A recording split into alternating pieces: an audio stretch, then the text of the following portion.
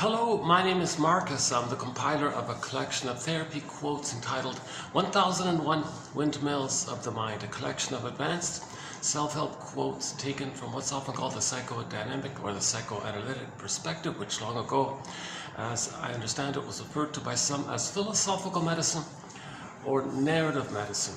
For the love of narrative medicine, to borrow a line from the singer Steve Perry, who has a song entitled For the Love of Strange Medicine.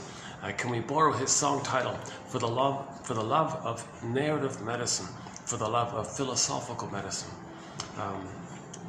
By the way,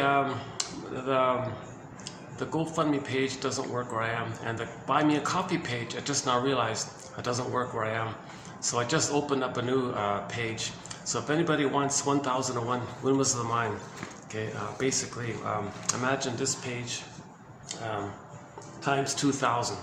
It's an encyclopedia of insights. They're clear, easy to understand, fun to follow, informative. They give you these little aha moments. Hard to find quotes as well. They're mostly written by the shrinks, so they're helping us. They're soul doctors, giving us this narrative medicine. So it's a virtual encyclopedia. We have over 10,000 quotes, plus another couple thousand honorable mention type of quotes. So these are it's nothing like it out there. So it's now available through Patreon. Let's see if that one works. So patreon.com/narrative medicine. Unfortunately, so I changed a little bit because psychoanalysis was used already. Although I used it as the intro psychoanalysis. But the website is patreon.com/narrative medicine. So if somebody joins for the price of a coffee, less than a coffee actually, for the price of half a coffee, a third of a coffee, a quarter of a coffee, it's a minimal admin fee really. Let's say a price of a coffee, let's say just on average. One can get this encyclopedia. They have a different setup there. You don't have to do monthly, you can just sign up, get the encyclopedia and then withdraw kind of thing. I'm confident you obviously can do that, obviously. So if one does want to support this work, yeah, they can do like a monthly thing, but it's up to each person kind of thing. I'm thrilled that, for myself, that these quotes are available. I felt like I wanted to learn about, how do we grieve and how do we heal? How do we get back our embodiment? How do we get back our, pleasure in life? And how do we get back our connection to ourselves? How do we have that sense of inner homeness like that? And they got a group next to me here. I might have to move a bit. Let's keep going. You might see me interrupted a few times. I've been doing these videos for the past 3 years. This is my third continent. I'm doing it all around the world. So when I find roughly, on average, when I find 10 quotes, depending on the length of them. So let's see today. So when I find on average 10 quotes, so today we'll be doing 2, 4, 6, 8, 10, 12, 14, 16. Yeah, okay. So we'll be doing 16 quotes. So my hope is that one out of each batch you'll like. That's sort of the target of it all. And that's a help. So we have 1,000 videos here. So roughly 10 quotes on average per video, 1,000 videos. So there's the 10,000. So actually the collection is more or less on the website, most of it. So one could, read through the quotes, click the more link, you'll see the quotes below, and pick out one for each time. So one, in effect, can create their own customized, personalized, unique for them, helping them to be their own detective, psychological detective, existential detective, unique for them collection of 1001 Windmills of the Mind. So it's a good basket, it's a good starting point, it's a basket of knowledge. But that basket of knowledge may lead to an egg. And in the egg is the firebird. And in the fairy tale, the protagonist hops on the back of the firebird, rides the firebird. That's the metaphor for the emotional knowing. So the insights first gives you kind of a sense of safety for your feelings to come back into you. That's what these quotes are about, to give us this basket. Okay, again, psychoanalysis looks for an egg in a basket that's missing. So the basket, the metaphor of the basket, it's the ego is damaged in trauma. The ego doesn't really want to know things too much in the present because it's bound up in the past, all the energy of the trauma, the ego is devoted to that old energy, And you're kind of stuck like that with the trauma. So you don't really see things properly in the present. The present is just like a new edition of the past, new facility of the past, or, you know, they call the present becomes the presenting past. So you transit the past to the present and distort the present to fit this problem in the past, and reenact and restage the problem in the past, hoping that since you're still in the past, maybe mother will change her ways, you'll get your needs met. Doesn't make sense, because there is time, but the brain, and when the baby's traumatized, that part of the brain doesn't know time, and it's repeating that cry for love endlessly. So we go through life with this cry for love, in one form, variation of another, direct or through identification with the aggressor with proxies, and then flip-flopping and fighting with your mother by using proxy. Like, there's different nuances to this issue of how we reenact and replay the melodrama, the psychodrama with the mother, with others in the present. So that's called transfers. And the big, you know, that's a key thing here, because you transfer the past and the present. Because it's considered unfinished business with the mother, and you're angry at her, and there's a struggle with her. It's unfinished business. You didn't get her love. You need her love to know yourself. You didn't get her love, so that's unfinished business. So you're still kind of stuck in this old place. And in trauma, you know, you see, it's hard to let go because the ego is needed to accept a loss. But the ego's damaged. That's the scarecrow image looking for a brain. So we got to give the scarecrow a brain kind of thing.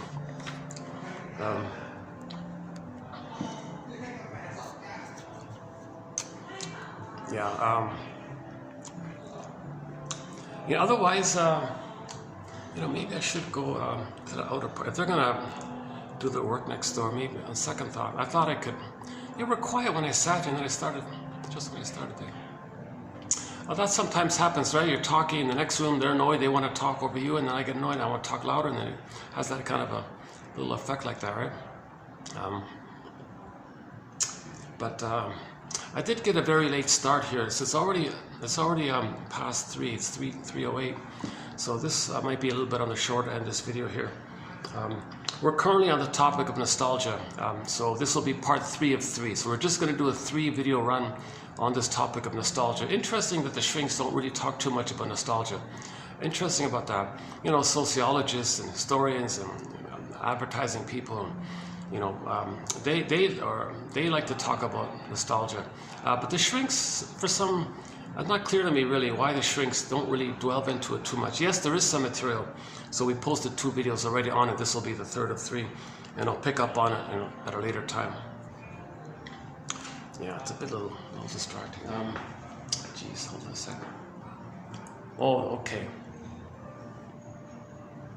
Oh, another guy came. Okay, maybe it'll wrap up soon. Maybe I'll just stay here longer.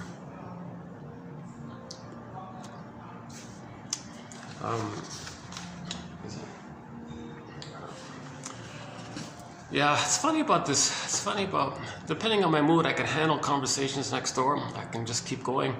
If my mood is a little, I don't know, whatever, different, I feel a little distracted. My mind, like I'm interrupted, like I was speaking, but there's a loud noise, like a noise there. I'm sorry to tell you this. You know, by the way, what I'm doing right now is a good example of why these quotes are about you, and the quotes, not about me. Like, I haven't been analyzed. I'm not a shrinker, professor, midwife, doula, nutritionist, gynecologist, shrink. I don't have a master's, never studied psychology. I'm the compiler of the quotes. I'm finding these clear quotes. Now, on the other hand, that's the benefit of this. Because if I get these quotes, you're going to get it pretty much. So I'm choosing quotes that are clear, that make sense, gives you a little aha moment. I only have a basic BA, keep that in mind. I have been analyzed, I haven't done this therapy process, I keep reading about it. If I had the funds, I'd be on this flight tonight. You know, let's play Dan McCafferty in the background here. That classic rock song, This Flight Tonight. When Dan McCafferty was the lead singer of the band before called Noteworthy. He passed away a few years ago. Written by Joni Mitchell, but made popular by Dan McCafferty and his band, right? So I'd be on this flight tonight, do the analysis. Are they still yapping? Oh, Jesus. Oh, I thought it was going to end or something. Okay, let me just try another spot.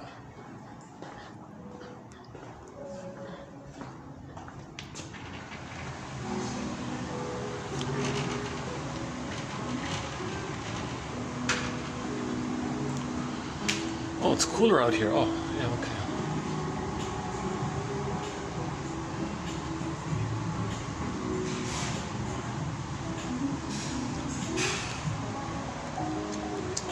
still haven't fully cooled off here yet.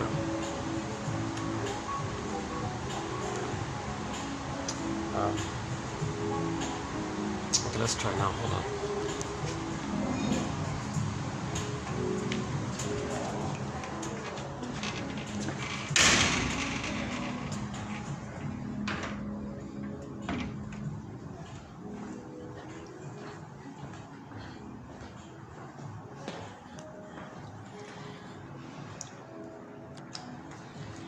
Okay.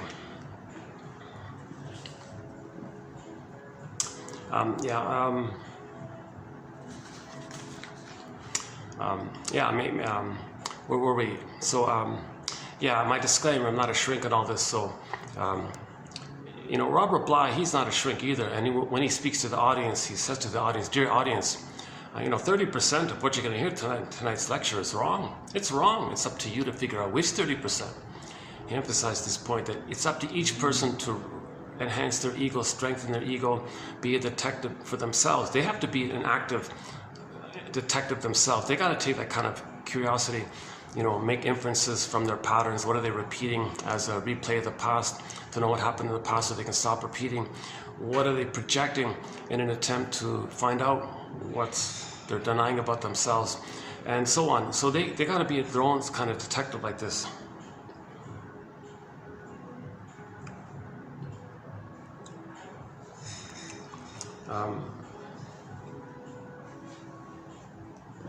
Yeah, okay, so for the love of narrative medicine. Okay, so the idea is that if we can find more of our story, understand why we're doing what we're doing, or what is our unconscious motivation, is our choices based on a conscious choice, or is it a defense against a pain that we don't want to be aware of? Is what we're doing some kind of defense against something, about our fear of acting from our authentic self? Or do we believe the false self is the authentic self and we're confused like that? Yikes. So we got to be a little detective like this.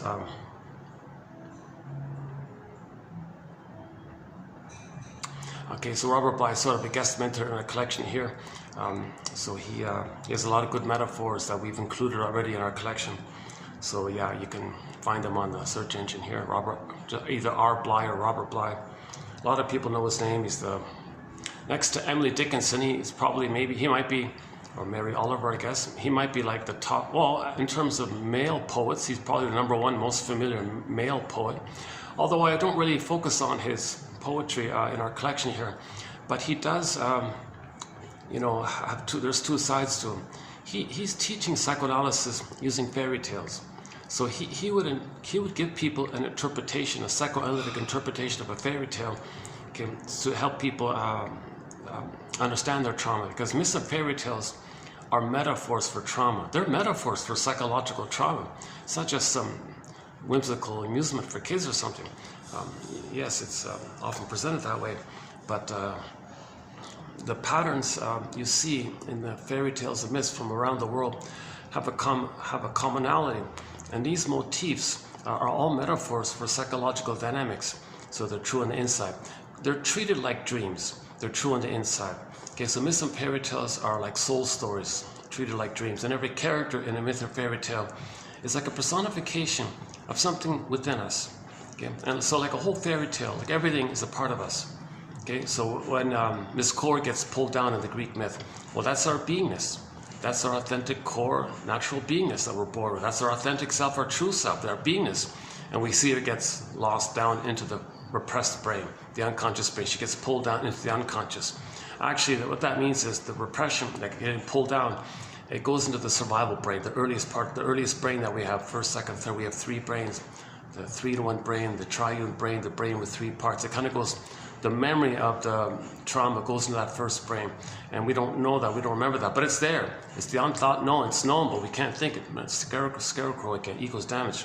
So it's there, and it's influencing us. And our energy is in this survival mode of the mother not meeting our needs. So we're going to go through life looking for this, or expressing our anger at it, or finding proxies to play us, which we shame and repeat, telling the world what our mother did to us. At the same time, treating others as the hurtful mother and wanting to control others, thinking we're controlling the mother. We're doing all these kind of things. you know, like, so when Miss Core gets pulled down, we see the emotion of shame, this burning, biting feeling. So the storytellers will describe a hell scene. Okay, it's not an actual place, it's a metaphor for an inner dynamic. Shame, the emotion, is an inner, something that goes on inside. It's a burning, biting feeling. It's a burning, biting feeling. So Miss Core gets pulled down into the underworld. We see the backdrop of shame. That means the person felt shame with the trauma because the person's identity was rejected by the mother. For whatever reason, mother didn't get him, misattuned, malattuned, not around, parentifies the baby, or you know, maybe she reenacts her trauma with the baby and uses the baby as part of her melodrama from her past. Baby's not being seen, and so that baby feels rejected. So that's related to his identity. The emotion related to the rejection of one's authentic identity is the shame. So that's why the hell scene refers to the emotion of shame, meaning the rejection of the identity, sense of identity. Now we see there's a character that pulls it down. So that means the baby has an image, some kind of image he makes up of what's going on here. So he's relating to the breast, okay, but he doesn't understand differentiation. So if he's enraged, the breast mother's enraged. If he's hungry, the breast mother's hungry. Okay, if he's like in a devouring mode now, then the mother's, if he's hungry like that, oral greed, the mother's oral greed. It's the same. So he'll project his rage and oral greed onto the mother and sees the mother as the giant, because she's the giant, mother's the giantess from the baby's perspective. So the baby has an image of the mother as a devouring monster that wants to eat him, like a hungry wolf, or like the Cyclops in the Odyssey, or the Boar Queen and White Bear King Valawan, all these wicked witches in the fairy tales that want, like in Hansel or Gretel. So that baby creates some kind of frightening kind of entity who's enraged, wants to eat him. No, the baby's enraged and wants to the baby's in what's called the oral phase. It's sort of taking in not just milk and stuff. He's taking in the experience of being held and soothed. He's recording in the wiring of the relationship with the mother. Human connections lead to neural connection. That's like an inner recording. That's included with the oral phase, like kind of taking in like that, interjecting, incorporating like this. So the baby's in that oral kind of phase. Now, there's no greed there. It's just has a basic need. It's met. Everything's good. Needs not met. He's enraged. Turns to greed. So he ends up with oral greed if the needs are not met. He's enraged like that. So it creates so in all these myths and fairy tales, you'll see some kind of frightening monster kind of character. Okay, that's not real. That's just the imago inside the baby's brain to kind of understand what's going on. He can't fully know himself that he's enraged and the mother's hurting him. He can't know it. He thinks the mother's like that. And then he separates that image in a mechanism known as splitting, puts that image in a psychic bin, so to speak, and then separates it, splitting, but it's there. It's based on the mother hurting him, but he widely exaggerates it. Okay, because that's primary mentation. It's not conscious logic. Like the cat says in Alice in Wonderland, it's mad in there. Okay, then he hallucinates a goddess to compensate in order to feel safe to take in the powder stuff or whatever he's being offered. And he's got to see the mother as safe, and he's got to have like a blissful kind of continuation with the mother. He can't feel scared of his mother, so he makes up a goddess mother. So now in his brain he's got goddess and demon kind of thing. That's the baby's a genius to figure out a way to kind of survive like this. If he were to know the truth that the mother's hurting him and then sees her as a monster, how is he going to survive?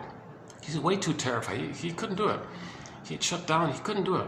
So he's got to deny that the mother, now a monster, the monster image is not the mother. The monster image is a composition that the baby, like an artist, like a Picasso, the baby's like a Picasso. Gee, let's take the image of my mother, it's a breast here, but let's infuse my elements of rage and oral greed onto this breast image. That's what we're talking about. So he's dealing with that now, not the reality of the mother just being misattuned or a little confused or in a bad mood or something. Baby can't have empathy like this with the mother. The baby needs like a paradise, a safety with the mother. He can't. So mother's in a bad mood. Oh no, he can't do that. He can't do that yet. If the baby's needs are not getting met, he thinks he's a goner. He thinks he's dealing with a monster. He can't do it. So he puts that, he buries that, so to speak. Somehow, it's a trick of the mind. He just separates it. So that's why in myths and fairy tales, you see them as separate characters, goddess and demon like that. And you see this like this constant interaction between the two. Because really what's going on ultimately is that the child's trying to find a way to forgive the mother, to understand her and to see the two sides of her, so that instead of those two unreal entities in his mind, that he can have a memory of a loving mother, an ordinary woman, a human mother who loves him, and he can handle the confusion and ambivalence with her. But if the mother's hurting him too much, he uses splitting all the time. And the baby, that's a problem. Now, in normal development, this may just be there briefly for a few weeks kind of thing. But it gets sorted out, a few weeks, months later. And that then the child gets understand, oh, okay. Oh, I get it now. Mother's loving and she's not perfect, but I can handle this confusion. I can handle this ambivalence. I can see the two sides. And the baby gets to the place where if he's angry at his mother, he recognizes he's hurting the one he loves. Oh, sorry, mother. Like he can have that kind of felt sense that the mother's in pain and he feels badly and wants to make reparation, make amends, and set things right. And so he's like mindful like that. So he can tolerate that kind of confusion and make amends if there's a mistake. So things are more complicated like that. But if the mother doesn't provide enough love for the child to get to that so-called quote-unquote depressive position, and he's in that earlier place that Klein calls the paranoid schizoid position, meaning the splitting, then things are just too simple. Things are, he doesn't, never sees the two sides of a story. He doesn't,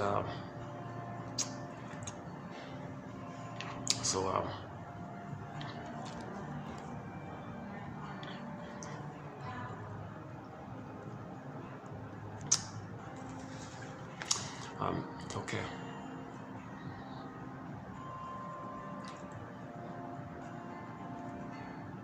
That wasn't about me, was that? Because they gave me permission to sit here. She said, fine. Then the manager comes in, they have a slightly heated discussion. I hope he didn't give her trouble for giving me. No, the other waitress said okay. She said okay, she said okay. So it's gotta be something. Okay. Just want to make sure. I want to stay in good terms. This is a new venue for me here, yeah. I'm kind of excited to find this place. It's got a little AC here. Not much, just a fan actually, to tell you the truth. Oh, I see, there's no AC, it's just a fan. Oh, that's why I'm drenched in sweat here. Yeah, they got the AC in the main room, but not in these.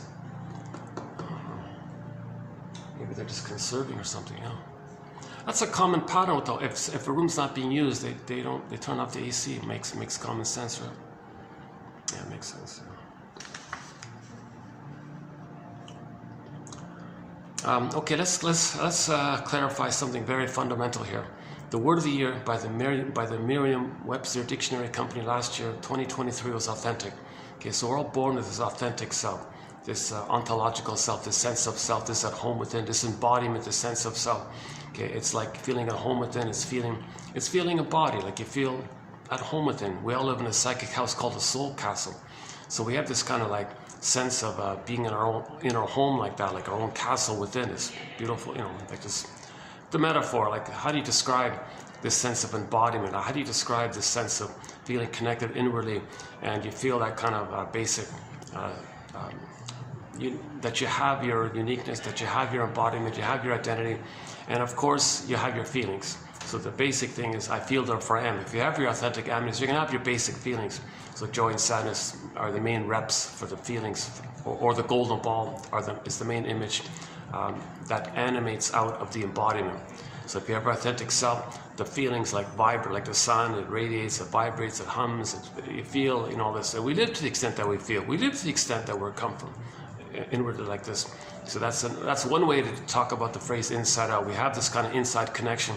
And then our outer doing is normal, because when you have your feelings, you're naturally caring and ethical and moral and kind and virtuous. You're naturally, your behavior is your temperament's warm and caring, and it's a natural thing. Believe it or not, humans are actually pretty warm and caring. Like, that's the natural. But with trauma, you see, that all gets frozen up. So this core gets pulled down. It's not available. Then you go back to the primitive brain with the fear and anger. It flares up. The survival brain flares up. You don't want to live by the survival brain all the time.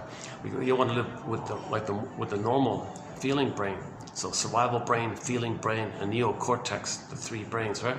Survival brain, feeling brain, neocortex, like the thinking cap or something like that. So the first two represent, in the Disney film, they show us the two groupings of feelings or emotions from the first two. So the first one, if that's fear and anger, the stress response, it just cares about survival. So the nickname for that first part of the brain, a lot of people have their pet nicknames for it. Janoff calls it the salamander brain.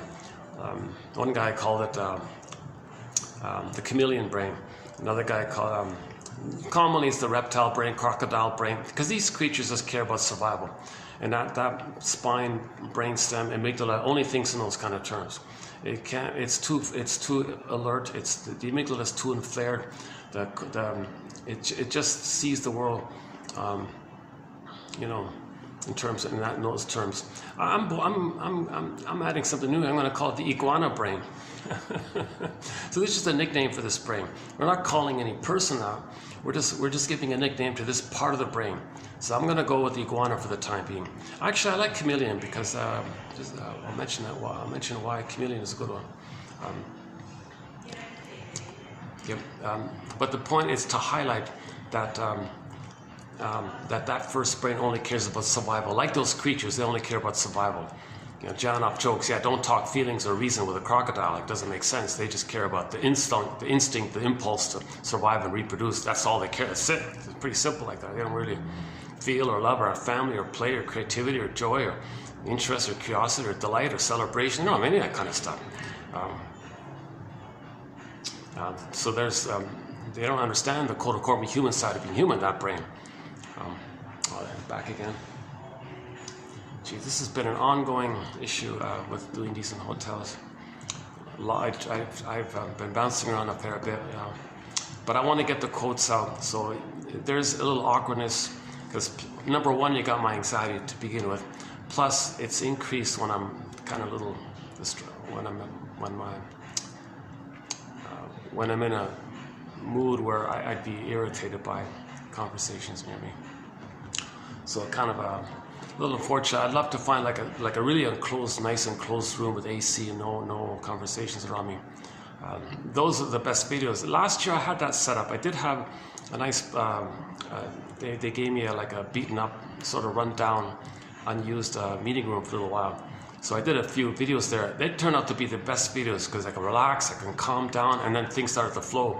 Oh my God, I watched them back myself. I liked it. Those are some of the best videos. But nevertheless,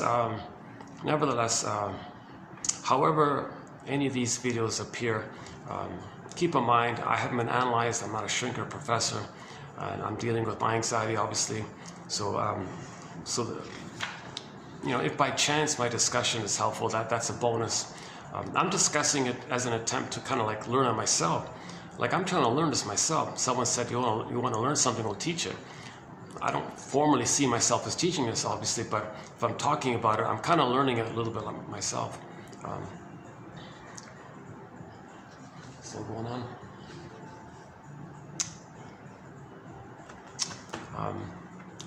You know, if I do cool off, I'll go up to the 32nd floor. They got a little balcony there. I can show you a bit of a view.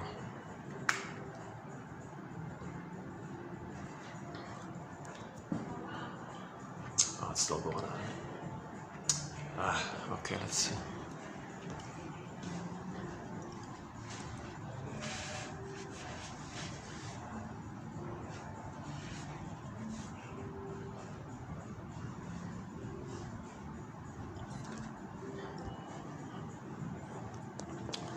Maybe I should just do a straight move. Maybe I should just do a straight move across.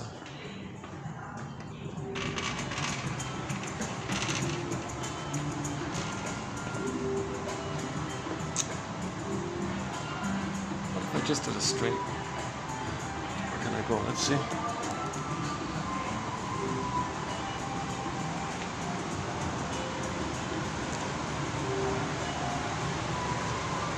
What about just right here?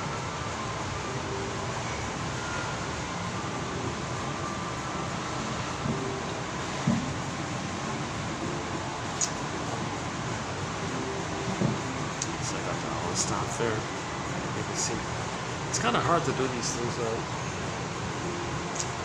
It's very rare to get like an angle where like I got stopped. I don't know if I do this.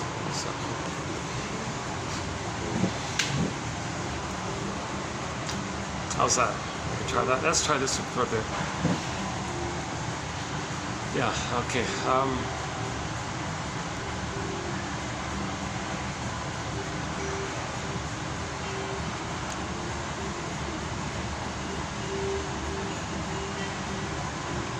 Oh my God, the trailer, the advertisements for the Disney film Inside Out 2 are now available on the trains.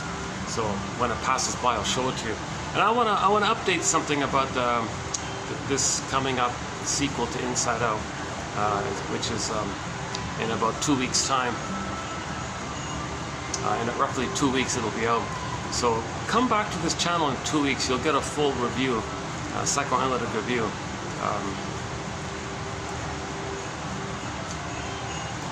Or at least points made that I doubt others are going to mention. Put it that way. It's in reference to nostalgia. Yeah, we're on topic. So back to the word of the year, 2023, authentic. So, jeepers, you know, if the baby's traumatized, so we're using Emily Dickinson's phrase, the old cunning tale. If there's some kind of old cunning tale on the mother's end, whereby she's misattuned, malattuned, doesn't understand the baby's signals, isn't emotionally available, or doesn't want to, maybe the timing is off, or maybe she thinks she's going to use the baby to help her find herself, quote unquote, I made you to find me, says a poem by Anne Sexton. There's a poem by the poet Anne Sexton, 1960. A woman apologized to her daughter. I'm sorry, daughter. I wasn't there for you when you were a baby.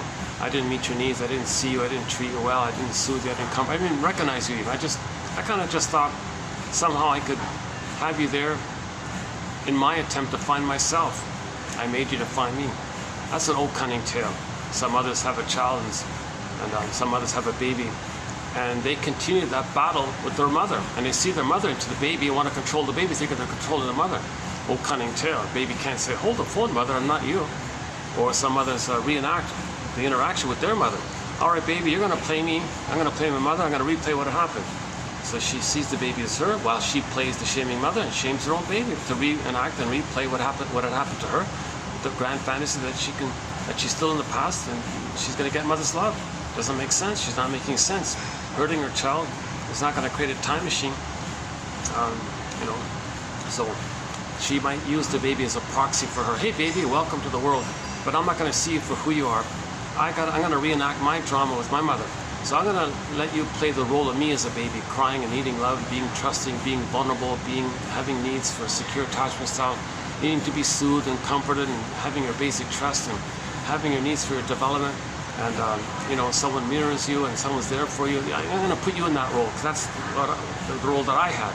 So you're going to play me, wanting love. Okay? Now I'm going to play the mother who hurt me at that time. So I'm going to reenact the thing now because we're still in the past. Okay? And I want to repeat it, but I don't want to play myself. So I want you to play me, and I'm going to play the mother. So she shames her own child to reenact how the mother shamed her. Okay, that's the proxy phenomenon. Then part B, all right, baby, thanks for playing me. Now I want you to play my mother, and I'll play me. And now I'm older. Now I have more resources. Now I'm going to control you. Okay, but I see you as my mother. You see, baby, when I was a baby, I was too passive to try to control my mother because I thought in my anger that maybe if I control my mother, maybe she'd do what she's supposed to do or something. So I had no chance in that area. So I'm going to continue this. So baby, you play my mother now. Now that I'm older, I'm going to control you, thinking I have a better chance to control my mother, and you're playing my mother. The poor baby is, what's the old cunning tale here? What the poor baby can't say to the phone. The poor baby can't say to the mother, hold the phone, mother. I'm neither you nor your mother back in the nursery. But she only sees the past. She transfers the past to the present, reenacts her past in the present, because she still has that relentless search for mother's love. She can't love life in the present. She can't feel in the present. She can't be in the present if she didn't get that mother's love experience. So the confusion is she's still trying to get it in the repetition compulsion. But in many cases, she can't do it directly. She can't play herself. So she says to the baby, baby, you play me in the reenactment. I won't play myself. You play me. I play the mother. And then at the same time, she's loyal to the mother by imitating her and doing to herself what her mother did to her. So she does to herself what her mother did to her, but to avoid the pain of it, she finds a proxy to play her, and that distracts her of the pain of her hurting herself, being loyal to the mother who had hurt her. So she hurts herself but distracts herself from the pain of it when she distracts the proxy. So thank you, baby. Thank you for playing me. That distracted me from the pain of replaying that interaction with the mother. Now, I'm going to see you, baby, as my mother, and I'm going to play me, and I want to control you, baby, because I think you're my mother. This is an old cunning tale for the child. What does the child do in these situations? You know, and there's a whole long list of old cunning tales. You know, some others just maybe simply say, oh, hey, baby, like the Anne Sexton poem, you know, maybe you can comfort me and be my mother for me and soothe me and take care of me and be there for me and respect me and do what I say and you know, baby, this oneness that we have here, you know, I'm going to indulge in this. You know, like, it's meant for the baby to be in the paradise with the mother. The mother functions as a symbiotic object, a self-object for the baby. So the baby feels in paradise with the mother. The mother's not supposed to flip it around. Mother says, yeah, you know, I can flip this around. I'll make you like the mother, and I'll be in paradise with you, mother, baby. And then the baby might have self-initiative. Wait a minute, I gotta be myself. Oh no, you're with me or against me. She might say that. She terrorizes the baby. If the baby has his own initiative, her own thoughts or his own thoughts, mother says, all right, bye-bye, I'll separate you. She threatens to abandon her baby emotionally if the child has initiative. Baby freaks out, he can't make it on his own. So, oh no, mother, I'll give myself up so you can enjoy the blissful oneness. Because we're all supposed to have an extended blissful oneness. The mother missed it, so she's searching for that old blissful oneness that was missing in the present with her baby. Okay. All babies supposed to get like an extended blissful oneness, so that mother may not have received it. So when she gets the baby, she's trying to get back that blissful oneness. So the baby says, all right, mother, you need a blissful oneness. You need me to be the mother for you. Fine, I'll give myself up. I'll freeze my soul and stay in that oneness for you that you need. You feel young and you feel happy, and maybe you can resume development thinking I'm your mother. Oh, baby, good. And she rewards this. She rewards this regression, but withdraws her love if the child has initiative. That's the message in Alice in Wonderland, where Alice had to fight for the right to have her own thoughts, meaning like that. The baby couldn't have their own thoughts because the mother didn't want to be separated. Ironic, right? The mother's afraid of separation anxiety. So she says, well, you're going to leave me? No, I'll leave you first. And then that scares the child to stay in. Then she doesn't feel abandoned because the child is in a trauma bond and you can't leave her. So she did it by threatening to abandon the baby because she was afraid to be alone. So that's like one of the tricks. That's an old cunning tale like that. And there's a whole long list of old cunning tales. We ran through them in recent videos.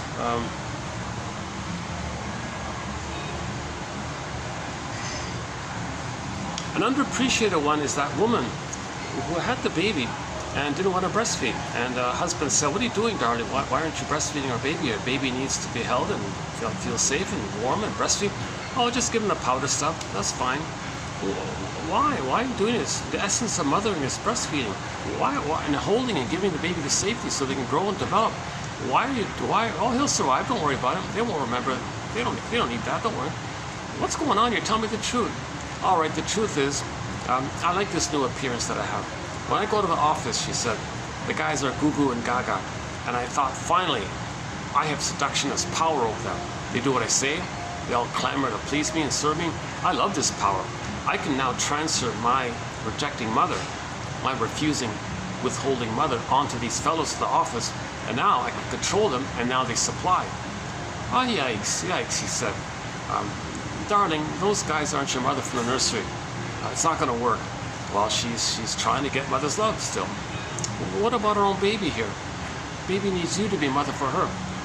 And then she makes some rationalization, some excuse. Well, the magazine says the powder stuff will keep, it's fine. So she just makes some excuse, some rationalization to hide the deeper agenda. I remember that quote. The guy said he sunk inside, he died inside, thinking he had no idea what a rotten mother his wife would be. And that was the beginning of the end of their marriage, he said, because things got worse after that, he said. So he was surprised to see how greedy and cold and ambitious, not ambitious, it's just the mother doesn't, she's not conscious. She's not aware that she's still looking, that she's still in this issue of where she wasn't mother, so she wanted to control the breast mother originally. She couldn't, but found some way with the sexy appearance to control the fellows. And now she thinks she can control everyone at the office. And that's like the metaphor of, so she projects the mother onto the fellows in the office and all this, and she controls the whole thing over there. So that's like a power, and she feels Now this is a trick. It doesn't change the wiring in her brain. It doesn't take her back in the nursery and where she gets the proper neural networking laid in. So it doesn't work like that. And she can have 20 lifetimes controlling everybody. It doesn't change that trauma that took place originally on. See, post age 3, Geahchan describes it as we're constantly engaged in this kind of symbolic facility or synthetic images of mother, thinking we can get that mother experience. Post-trauma, he says, we have the unconscious hope for the fulfillment of old unfulfilled needs. That's a huge topic. We did 26 videos on the work of Arthur Geahchan, 2745 to 70, excellent batch of quotes. That's a good 101 to psychology. If you want a good 101 to psychology, I think that's it right there. 2745 to 70, done this year, 2024. Because Geahchan himself synthesized psychology in a psychoanalytic, both in many ways. He kind of synthesized many things. I thought he did a great job in his 16 books. Out of those books which I was able to access, I plucked out the top best 300 of his quotes, and that set of 300 quotes I think are an exciting, good introduction to psychoanalysis. So right here on this channel. Yeah, so back to Patreon. Patreon, it's a brand new, just started this morning. Patreon.com/narrative medicine. You can get the whole encyclopedia, or you can click through the channel, the thing here. But nevertheless, the best introduction to psychoanalysis is the comic psychoanalysis. In 1955, a comic came out called Psychoanalysis. Every 3 months during that year, they put out a new issue, one issue. So it ran for 1 year. So there are 4 issues. Now those original issues are out of print, impossible to find. At that time it was only 10 cents, right? I think I saw one time $1,000 for a copy of it. So you can't get it, forget it. But luckily 4 years ago, it got digitized and reissued in a hardback. So February 26, 2000, it got redigitized. That's the best introduction to psychoanalysis. That comic, it's 12 therapy sessions throughout the whole thing. Like the whole book publishes, the complete run is in that one hardback book. Also the digitized version of it. And there are 3 clients. Mark has 5 sessions. Ellen has 3 and Freddie has 4, I think. So there are 12 sessions with 3 clients, and they use that as a format to teach psychoanalysis. It's educational. It's part of the mental hygiene movement back then. It's funny because this phrase "mental hygiene" that was the people were okay with it for a long time. It was meant to be like a continuation of the physical hygiene. So long ago, people didn't know much about physical hygiene. Then when people understood the importance of keeping things clean around, you gotta have like a regular physical hygiene. Then they just carry that over to emotional, psychological hygiene. So you gotta regularly, self-reflect, and that's mental hygiene. People didn't like that, so they said mental health. And people didn't like that because it's too static. But hygiene implies like continuous, something you do every day. Like what Robert Bly said. You read psychology every day. That's the hygiene. Like you brush your teeth every day. You read psychology/psychoanalysis. Reuben Fine clarifies it. Reuben Fine recently in a quote said, "The heart and soul of psychology is psychoanalysis." So don't just look for this pop psychology stuff. Find the psychology that leads to the psychoanalysis, the psychoanalytic, psychodynamic. That fancy jargon just means know yourself. When we say know thyself, know the child within and the quote-unquote adult you become. Your authentic self, okay, your actual self, it's traumatized, and the so-called adaptive self or idealized self or made-up self. You have the mask, the persona. So you got the real self and the true self. You got the 2 basically like that. You got to know the 2 like that.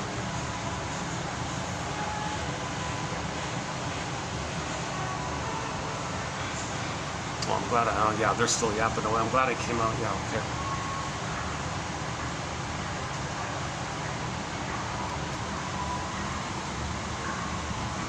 Let's see when that train, when that Sky train comes across, I'll show you I want to show you the Inside Out ad. Yeah, I'm going to promote it, yeah. Oh yeah, remind me to do an update on the trailer. So the trailer for the film is out, and I've talked about it a few times already. And I want to add one more point to it, so let's get to it. So what is the... And there are other old cunning tales. There's a whole long list of old cunning tales. Some others just blow off steam. They just feel, they make some excuse. They're angry, they're tense, they take it on the baby. They just you know, displace their anger at the husband on the baby, for example. Or their frustration, take it on, or they want to have power of the babies, they control the babies. They have a narcissistic need or something to feel important, so they traumatize the baby to make her dependent on her, so they always go to her. She feels important, needed. She has a need to be like, she has this need to have someone look up to her so she can feel kind of important, and the child is in a down place, meaning she doesn't feel that she was shamed. If she can see her child is shamed, it distracts her from feeling how she had been shamed. So she creates this as in the process known as identification with the aggressor. Key concept, very important key concept. Along with splitting, another key concept, identification with the aggressor. Okay? If the baby's looking for love, a mother's misattuned, malattuned, old cunning tale, one of those old cunning tales. Okay, and there are more old cunning tales. Okay, sidebar here. Emily Dickinson, her poem on trauma. The baby, about the baby. A great hope fell. The baby had a great hope for his secure attachment stuff. Her reverie, her attunement, her sweetness, her holding, her safety, her nourishment, her emotional feeding, her like womb-like blissful oneness time. He has a great hope, a natural hope. He had no idea that he'd be betrayed or traumatized or rejected. He had no understanding of preparation. He had a total basic trust, a great natural hope like this. It fell. A great hope fell. He heard no noise. The wreckage was within. O cunning tale that let no witness in. That's the scarecrow. Now the wreckage, okay, let's do the wreckage part. What does the baby do when the mother's hurting him? He can't make it on his own. He can't run away. The baby must attach to her. If he doesn't have a mother, he's a goner. We know that. No baby can make it on their own. You can't take a baby out, put him on the field, and he'd make it. Unless there's some, you know, nice wolf mother who takes care of him. Who knows? I don't know. But usually speaking, no baby can make it on their own, right? Yeah, even see they couldn't make it. They couldn't make it without the wolf, like, or the monkey or whatever, whoever nurses it.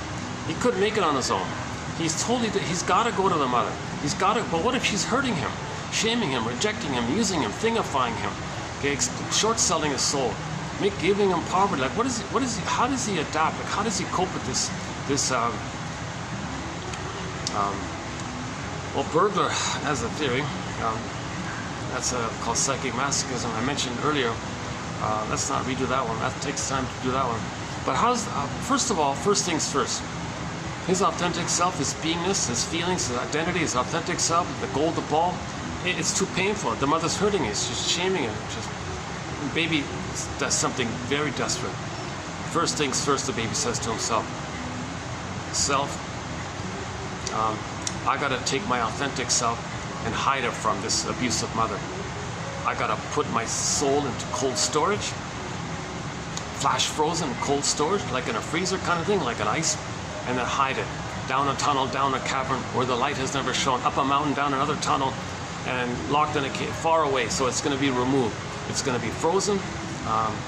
So that's called emotional hypothermia, emotional catatonia, okay, affect phobia, emotional illiteracy, athymolexia, no words for feelings, alexithymia. You won't have words for your feelings because of athymolexia, no feelings for your words because everything's frozen. So the beingness is frozen. Obviously the feeling part is lost. That's the gold. The ball goes down the well. So the beingness of the person is either turns to a statue, petrifies, turns to ice, turns to stone. Okay, the most familiar image for this trauma is the Snow White character. Okay, so again, myths and fairy tales are metaphors for inner life. So the shrinks say, some shrinks say that Snow White is a personification of our beingness. No, that's not a word. It's a sky train. Is a personification of our beingness. So imagine that. Imagine that image. Okay? Imagine that your beingness is in a coma, in a deep sleep, or hibernating, conserving itself somehow. So it's not really like connecting to you, it's just hiding from you, and there's a barrier there, it's in a glass box. So you can't touch it, you can see it through the glass there, but you can't connect with it. So you can't connect with your beingness. You can't connect with your beingness anymore because it's in conservation mode, in a coma like that, and it's in a glass box, so it's very detached like that. And that glass box is deep in the forest, meaning the unconscious. So it's not even, you gotta search for it. And it might be, you gotta go through a labyrinth. There might be memories of your monster mother. You gotta identify that, go around it kind of thing. The maze. So you got the whole hero's journey, the second journey. One fairy tale is entitled, Go I know not whither, and bring back I know not what. We don't remember having this authentic self. So we don't even know that we're looking for that.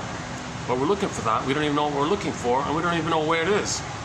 Go I know not whither, and bring back I know not what. Okay, that's the hero's journey of midlife. That's the second journey of midlife. The shrinks call it adult development, because at midlife we get this hunch that we're not feeling embodied. Kristen Wilson says, if you're not in your body, if you don't feel this embodiment, okay, you don't feel your beingness, you don't feel the serene, inexhaustible fullness of your beingness. Okay, if you're not in your body, you don't have your sense of self. She says, Kristen Wilson, then you're not making sense anymore, literally, because what you're doing is grasping on the outside for symbolic mother, thinking you're back in the nursery and that's mother who's going to give you, who's going to erase the trauma or undo the trauma, and so you can get back your embodiment. You're not making sense because the present isn't the past, but you're looking for something in the present as if you're in the past. So that's why you're not making sense. If you're not in your body, you're not making sense literally. And then it's disembodied discourse with each other. Robert Black calls it sibling society. That causes all these confusions and problems because everybody's transferring their unfinished business with the mother or the siblings or the first caretakers outwardly, and they're angry at them, wanting too much from them. So we're not making sense. You're not seeing people for who they are in the present. You're not even having basic empathy because you don't have empathy for yourself. You got to have empathy for yourself first, and then you got to have empathy for others. You got to find your own humanness. So, okay, Michael Jackson, Man in the Mirror, look in the mirror, start there like that. So we want to get that. We want to get back that inside-out quality. Because then things are normal. Then things are normal. Woodman refers to it as if the feminine element, the feminine principle, okay, the beingness. Oh, this morning I heard a song called Midnight. Someone talked about a song, Midnight Blue, by Lou Gramm. His first big hit as a soloist, Lou Gramm, Midnight Blue. So in the song he says that he learned that there's kind of two things going on in the world. You got the cherry red and the midnight blue. Okay, well that's close enough. Okay, the cherry red, that's the vibrancy of doing and the excitement, the red, cherry red, and the midnight blue, the resting, the beingness. Okay, it's kind of like the yin-yang symbol, the beingness, okay, and the doingness. Okay, the beingness is the midnight blue from that song, and the cherry red is kind of like the active, like the sun, the radiance. So midnight, like the moon and sun. So the cherry red's like the sun. Yeah, put it that way. You can think of it like that. So that's like the doingness, okay, like the day and the night. Okay, so that's called the masculine and the feminine. Another jargon for it. So we want to get that midnight blue. We want to get that being as the yin, okay, the yin, the feminine element. So Woodman says, if this feminine element is wounded, then you're doing, okay, your so-called masculine doing is all distorted. So you gotta fix inside. You gotta come from the inside up. Oh, that's the blank one. There's a SkyTrain with a blank ad. No, I gotta change it now. It's beginning today. Whenever I see that SkyTrain now with no ad on it, it's gonna say, let's imagine it says fantasy here, that it says, connect with yourself. Find yourself and reconnect with yourself. Reconnect with your authentic self. Reconnect with your authentic self. Get back your feeling self. Be reunited with yourself. Know yourself. For the love of narrative medicine, be your own story. I'm still searching for the right hypothetical ad. Okay.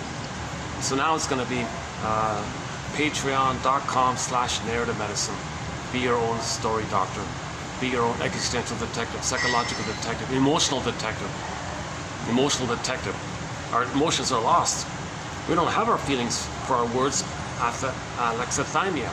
And we got to be detective. What are the words for our feelings if we don't even know what our feelings are? Alexithymia, no words for feelings. Due to athemolexia, no feelings for your words. You got to be detective. Where are the feelings? Yikes, the golden ball's down the well. Because Snow White's in a coma.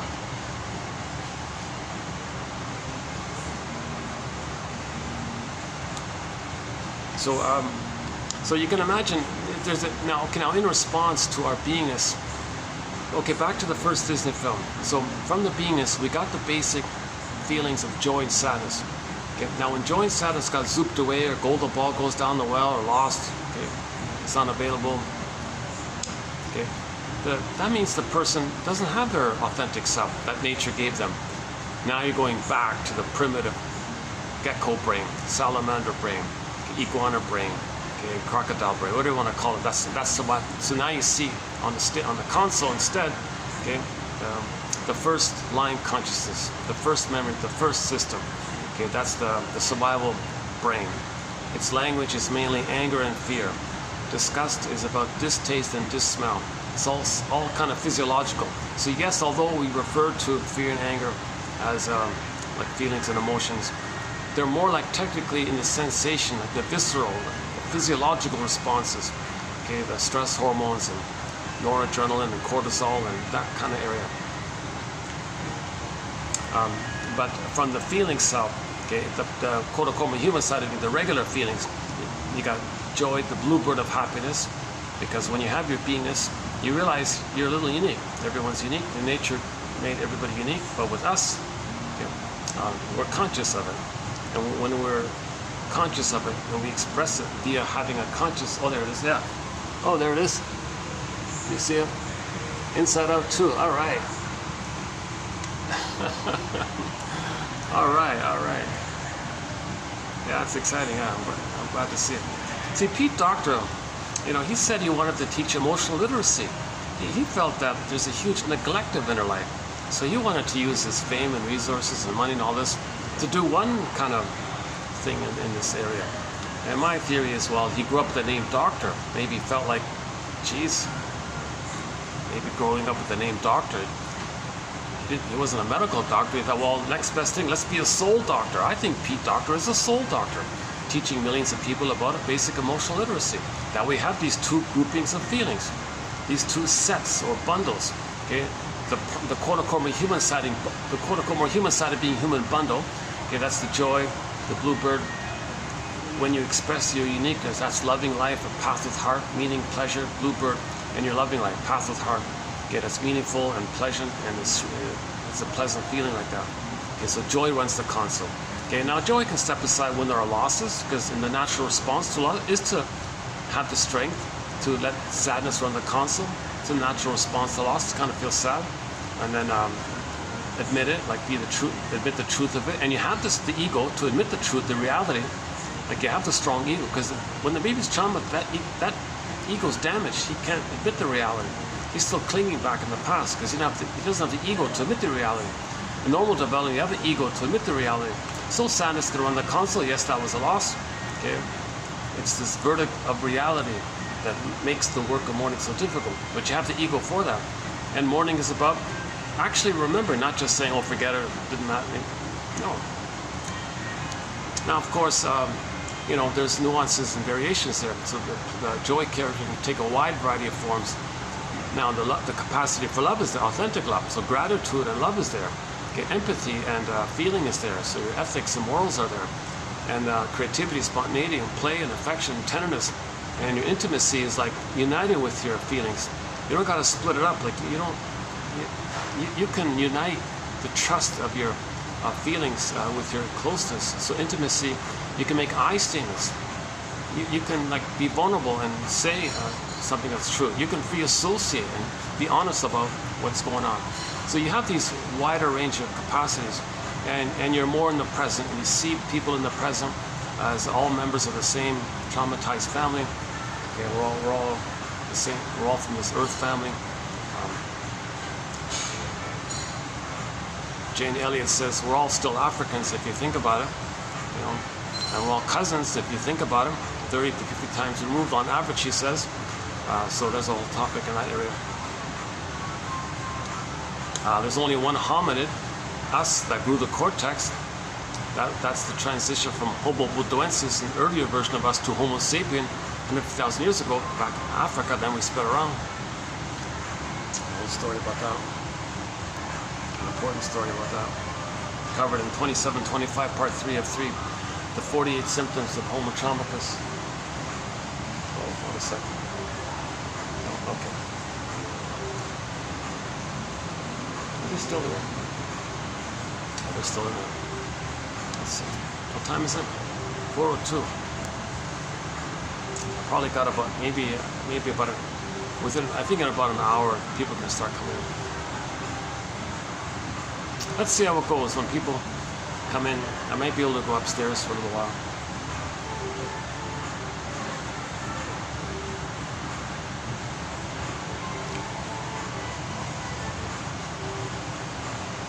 This is a newer place. I think they're living a little flexible with letting me use this. It's open. It's officially open, and I bought a ridiculously expensive coffee here. Actually, these guys are the most expensive in terms of coffee types. Yeah.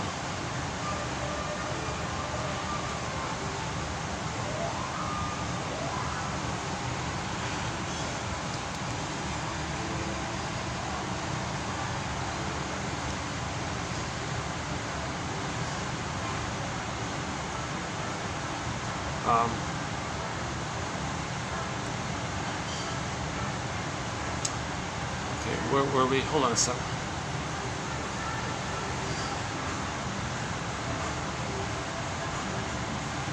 Okay, so the common metaphor for what the baby does with his beingness is to freeze it up. So one image is the frozen woolly mammoth in that block of ice up in Siberia somewhere, or the Arctic tundra, or wherever that poor woolly mammoth is. I don't know if it's true or not, but someone said that they found, more or less preserved, a woolly mammoth in a block of ice, and he's been like that for the past 30,000 years. It's kind of preserved like that. Like, whoa. So the article I read said, well, that's a good metaphor for how we feel. Another one is the petrification. I've been borrowing from the sitcom The Many Loves of Dobie Gillis. One of the characters there, a guy named Maynard Krebs, had this odd, strange hobby of collecting petrified frogs. Like, whoa, that's very strange. So he'd like hold up this petrified frog as if to say, help, I feel like this. Oh, what's this? Oh, there's the blank one. Okay, patreon.com/narrative medicine.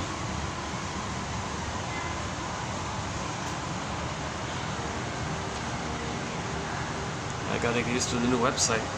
Yeah, hopefully it works. My goodness. You know, I knew it from the beginning, but I didn't like the idea that people gotta like do it like a monthly thing. So I tried the GoFundMe. It worked for a little while. And then I tried the coffee page. It worked briefly, just very. No, it doesn't work. They want. Like my phone number doesn't match. Like these websites, they want you to prove that you're in the country where they function. You can't be somewhere else, right? So I think Patreon doesn't care about that. So let's see if that works. Yes, you got to verify your ID and all this, which I did. So yeah, so everything's set up.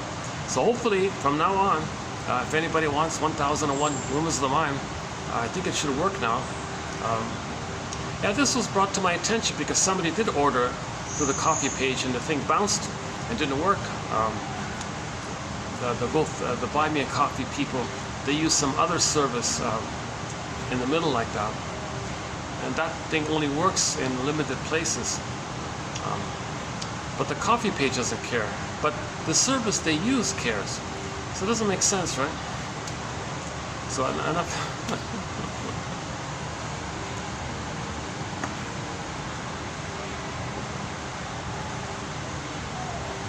Yeah, so I'm looking for. I hope it works. I hope it works. And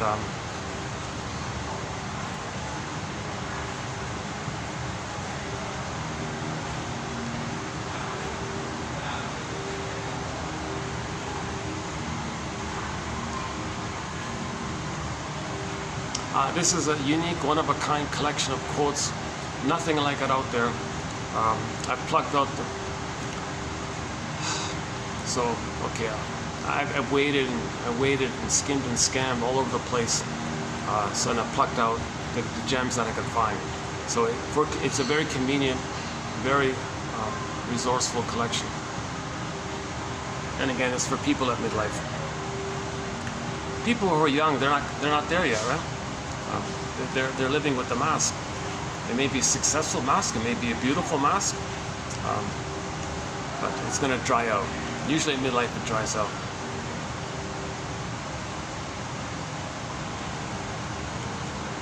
Okay, so the beingness could be like petrified, like the petrified frog metaphor. It can be frozen like the woolly mammoth in the ice metaphor.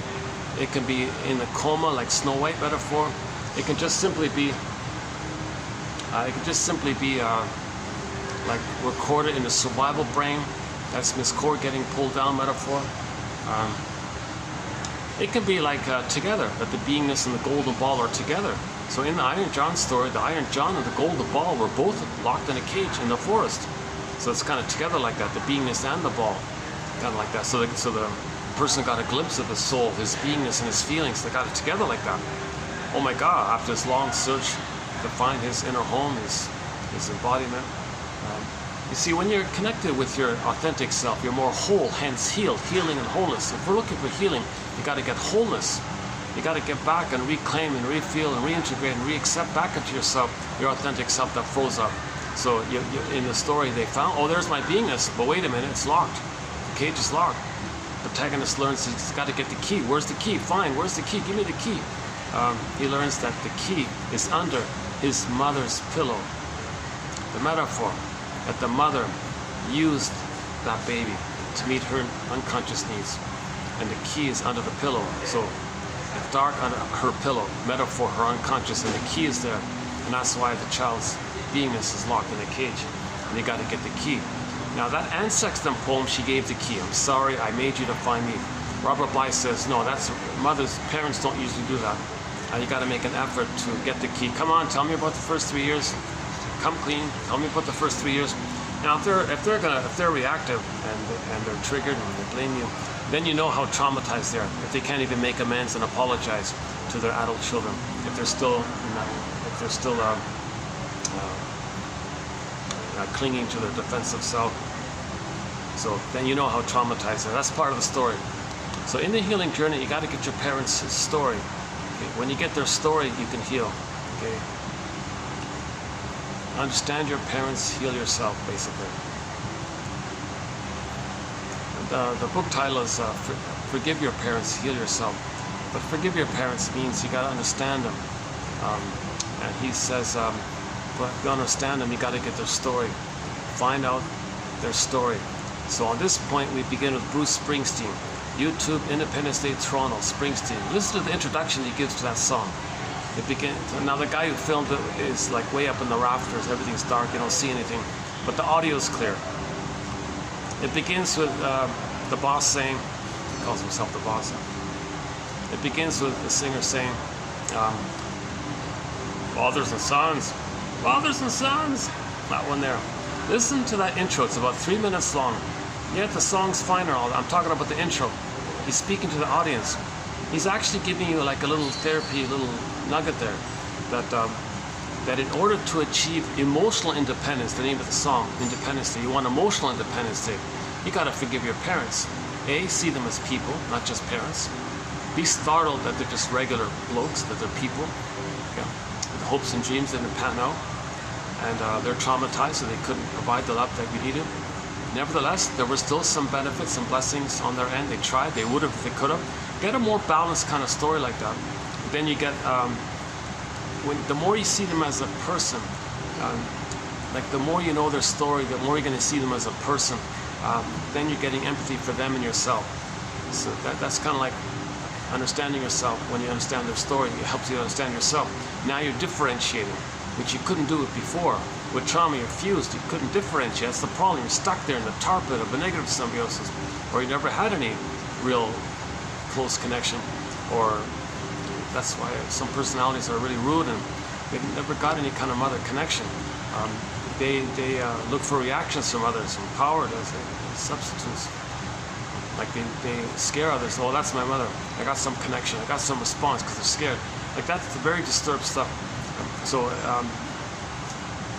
anyways, they didn't even have any kind of negative connection, right? But generally speaking, you want to differentiate from the mother. When the child's safe and loved, you want to differentiate. Now you're healing, because then when you differentiate, now you have a sense of self, your authentic self. Then sadness can appear. Sadness is a floor to stand on. Now you can admit the loss. Okay? When you accept the reality,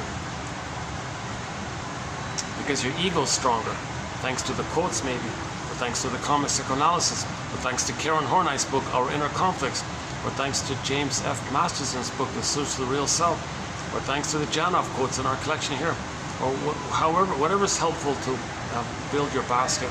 Okay? You're getting a level of safety to accept the reality of the loss. Lowell's metaphors, you want to capture the event in the past, give it a kind of time and a place, because in trauma everything's timeless, so you want to capture it, give it a time and a place, lay the ghost to rest. Your life force is free for the present. That's called laying the ghost to rest. He calls the ghost becomes like an ancestor, and the past can kind of even serve you a little bit. There's something there for you. Because when you see them as people, you have some memory there that way. But if you see them as a monster or a goddess, you can't differentiate. They're still there. They're still there.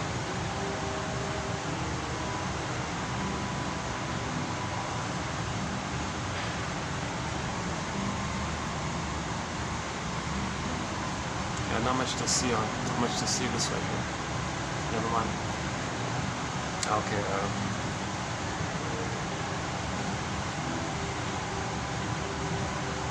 Okay. There are more metaphors to symbolize our beingness being frozen or petrified or turned to stone. Like Echo becomes a statue, Faithful John becomes a statue. Things don't flow anymore. The Velveteen Rabbit doesn't feel real. Okay, the wooden one doesn't even like alive. The metaphor means with trauma we don't feel fully real and alive. I want to get another Inside Out ad on the train.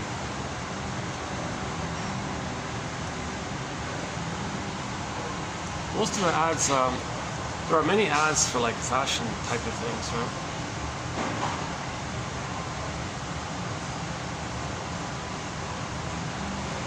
The occasional car ad, the occasional cat food ad.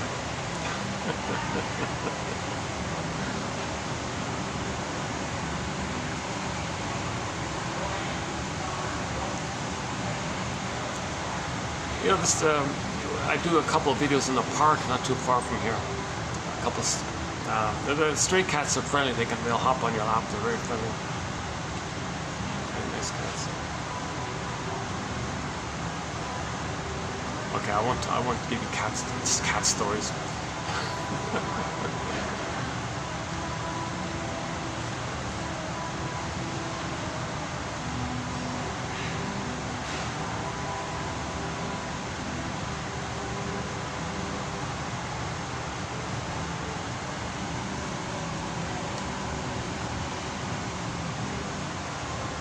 Okay, yeah, just take a little daydream break there.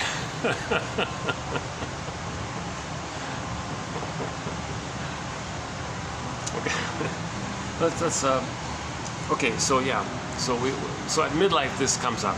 So post the trauma of our authentic self, okay, then the mind creates a scaffolding of defense mechanisms, okay, like projective identification with the aggressor, little devices in the mind, reaction formation, okay, the BPD amalgam, okay. You know, you bunch them up kind of thing, and you create some kind of persona, something in the mind that you can go by. That's the false self, the unreal self, the famous persona or mask. So we can live with this quote-unquote mask in our life. And with this mask, we can drive a car, get 10 PhDs, get 10 medals, write 10 hit songs. So you can still be successful and do things and all that. So you can still function in reality like that. But there's a split between your physical development and your cognitive development. Okay, you can lift 100, you can bench press 1,000 pounds or whatever it is, 100 kg or whatever it is. 1,000 pounds, oh my God. And you can still get 10 PhDs and all this. But we live to the extent that something's missing. Something's missing. So at midlife, this comes up. This issue comes up. This facing ourselves comes up in midlife. Because in midlife, people start sensing something. It's a hunch. They might say, gee, I got 10 medals. Why am I not happy? Where's the bluebird of happiness? Where's joy? They see things like, gee, seen one tree, seen them all. It doesn't mean much. Like they're flat, they're numb. Like they don't feel joy. Although they're successful, they thought the false self would do it for them. It didn't work, right? We live to the extent that we feel. Or the person might say, gee, they experienced a major loss in their life, and why aren't they mourning? Aren't they supposed to mourn? Something's wrong here. They're acting like nothing happened. That doesn't make sense. So they get a hunch like that. Or the hunch takes the form of, gee, I feel like I'm living the unlived life, the provisional life. When does life begin? I feel like life is passing me by, those kind of things. A common one is you're talking to somebody and you say some blurb, some Freudian slip.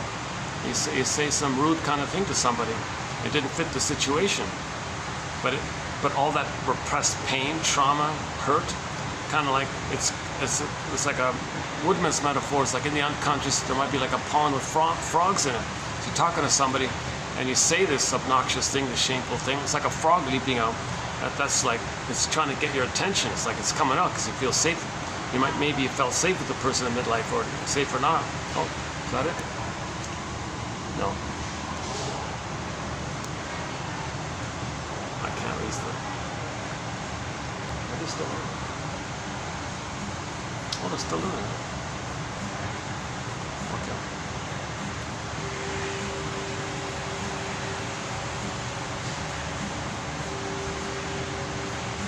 Okay, this is working out okay, right? Okay, good for now. Well, the last video was okay. Yeah, the last video turned out okay. It was partly done in a park, and partly done in a mall, part of the mall. That was okay. Yeah. That was part 2 on nostalgia. Yeah, we talked about nostalgia. Okay, back to that midlife point. Okay. The hero's journey, the second journey. So you get this kind of quote-unquote call, like initiation, like something's reaching up to you, like your soul is coming to you. Hey, find me. You know, like your embodiment, like Snow White saying, I want to wake up here. I want to be with you, kind of. Miss Core in the underworld says, I want to come up to consciousness. You know? I want you to connect with your beingness. This is kind of coming up like this. So it comes up in some angry, disturbed way by the root thing you're saying called the Freudian slip. Okay. Or a common one is the symptoms. A person in midlife may get some kind of psychosomatic symptom. That's like a body. That's like a Freudian slip through the body almost. But more correctly, let's say.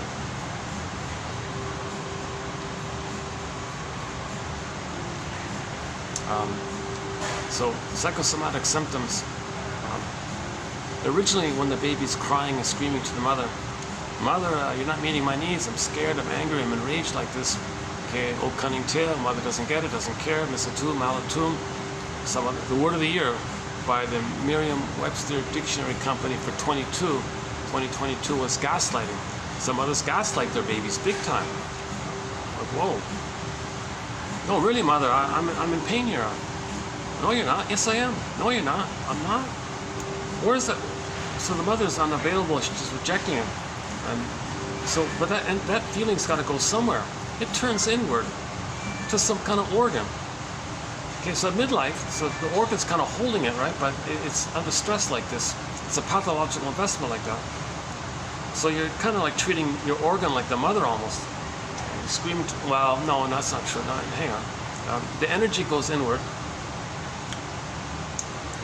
It gets into some kind of organ system. At some point, it's going to go kaput. That's called a psychosomatic symptom.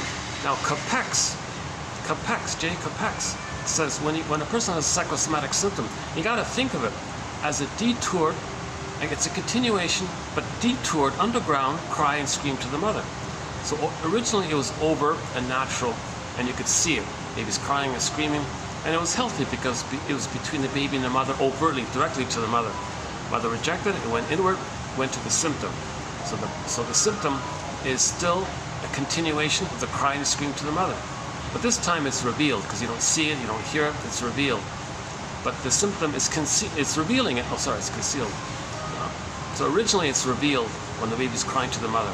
But when it gets blocked in the symptom, you don't hear it like that, so it's concealed. But the symptom means it's revealing it. So symptoms reveal and conceal, okay, this cry and scream to the mother like this. Okay. So you got to think in those terms. So if the person in midlife has a psychosomatic symptom, that means, geez, you mean as a baby I was crying and screaming, mother didn't get it, Mr. Toon, oh cunning, did one of these oh cunning tales on me? Yikes, I'm angry. That's like a message like that. So it's coming through somehow. So if it can't come out with your hunch, if you ignored the hunch, if you ignored the Freudian slips, if you ignored this felt sense that something's off or missing or whatever, and then it might go to the body like that, and you ignore that, geez. Now, depending on the person's resources, like for example, if the person's wealthy, they can just entertain themselves in an amusement by just going shopping their whole life or something. Just get more and more and more, and travel, play. Like they can kind of always find some way to. Is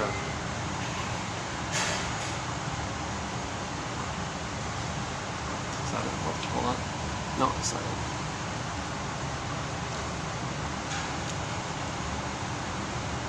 So they can just stay manic or just buy more vineyards or whatever it is. Or maybe this vineyard will do it, or maybe that vineyard will do it.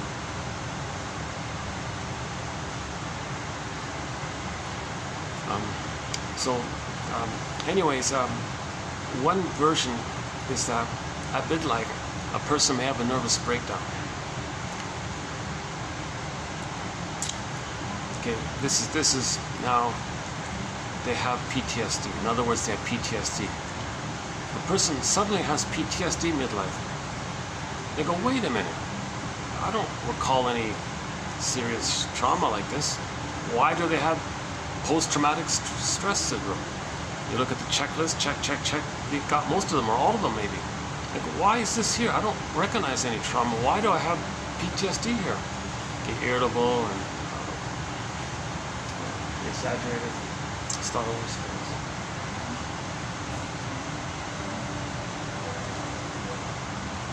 Okay, now they're pretty busy in there. I don't want to go back in there if that meeting's still going on.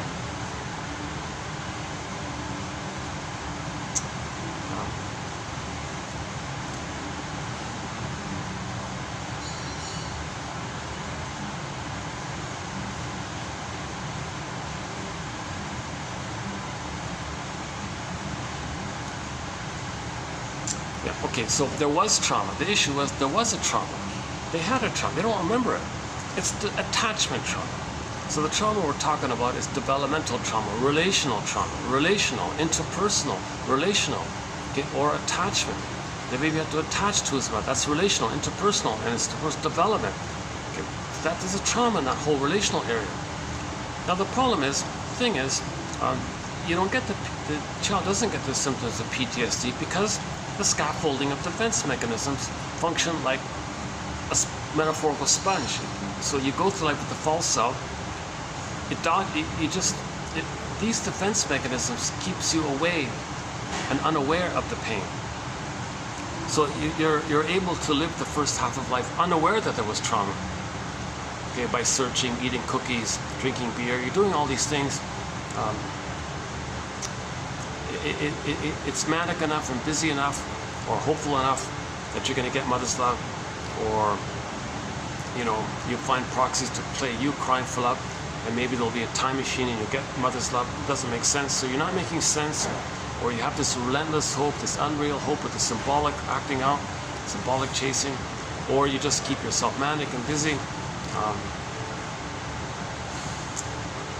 So this activity manages to keep on putting down or making you unaware of the pain of the trauma. So Bergler refers to it as a kind of sponge, so it's absorbing it so you don't feel it, you're not aware of it. But he says the sponge dries out at midlife. And then maybe if the sponge dries out at midlife, in some cases there can be full-blown PTSD now.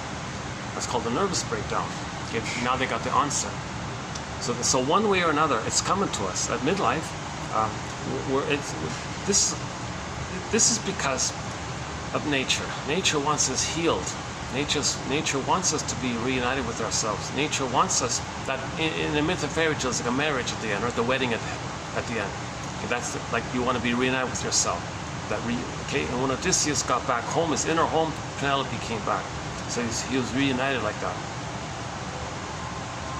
The Odyssey is not an outer story. The Odyssey, okay, it's like a whole one long kind of dream like that. So Odysseus wants to get back his inner home called Ithaca. He kept saying, I want to find home, I want to get home, I want to be home. So he's looking for home like that, his inner home. Okay, and when he finally got there, a little delay there, and then got back his feelings, Penelope, like this.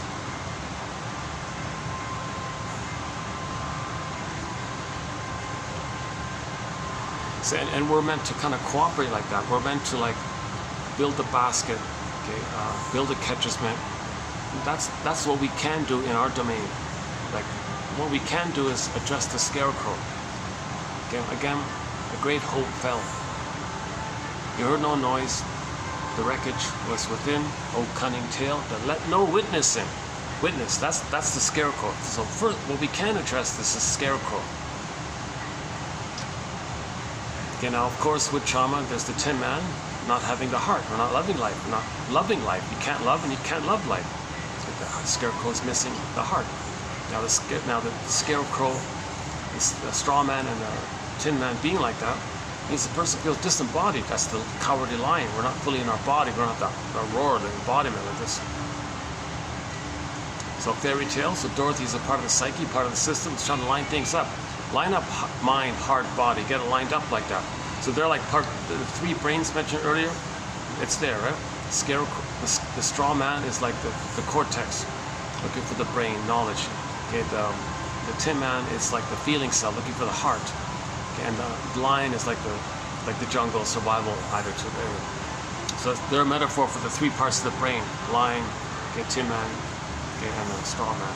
See, the straw man, Tin Man, they're like man, right? And the other one's the lion. That's the more primitive one. That's the idea. So, or we can kind of say, be like Dorothy. Be like Dorothy, and recognize that if a person feels disembodied, like the cowardly lion, and they're not loving life. Okay, the bluebird of happiness. Where's the bluebird? Not loving life. Oh, is that it? No. Okay.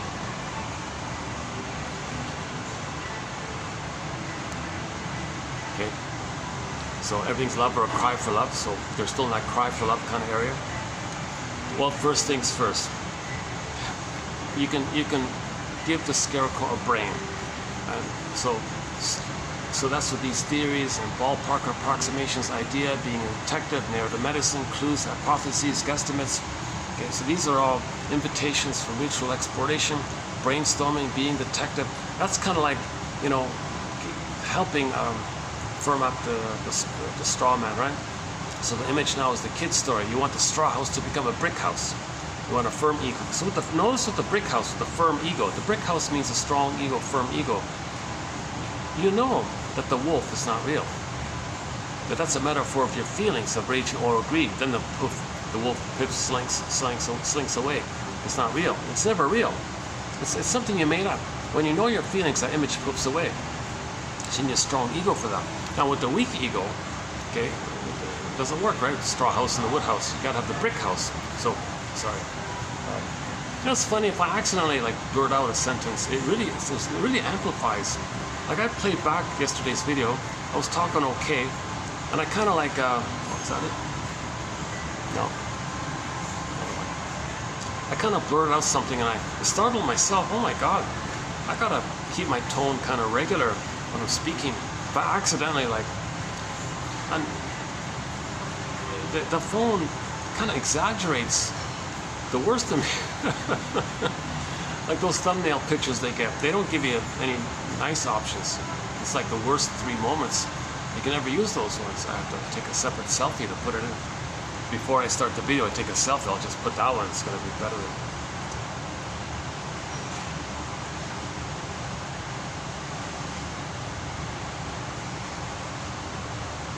If I were watching a video, listening to a video, and a guy, blurted out a little bit, gee, he's too tense or something, I don't listen to this. Fair enough, I get it.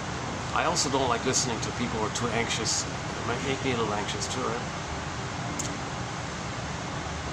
So that, again, my disclaimer, I'm not a shrink. See, the shrink is comfortable with his feelings. He has his golden ball. He can feel his feelings. He feels he's embodied. He's got his feelings.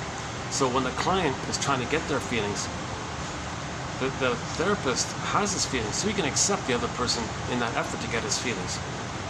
The shrink, being embodied, kind of pulls it up for the other person. Like his presence helps the other person get his feelings. Plus the shrink doesn't shame you or in negative triggered reactivity to your attempt to find your feelings, because he's got his feelings. So he just validates what you're going through. He says things like, you must have a very good reason for saying this. Oh, okay. It makes it safe for you to get your feelings.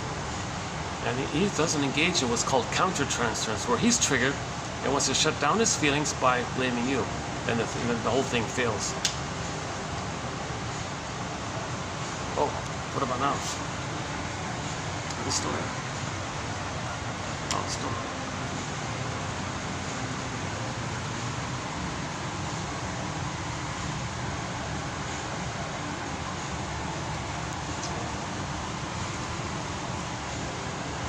Well, I'm grateful this part is open. That's okay.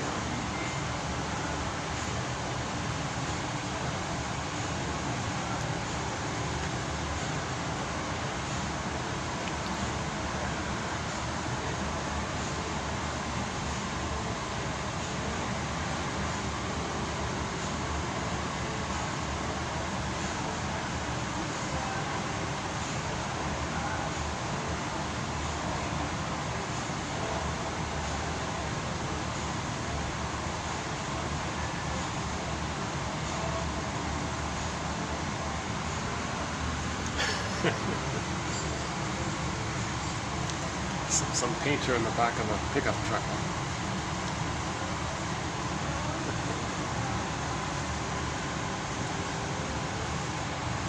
Freelance painter, maybe.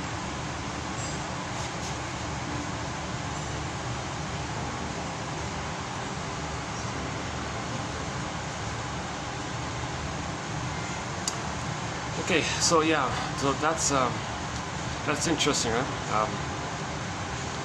So that's what Joseph Campbell means by the phrase hero's journey.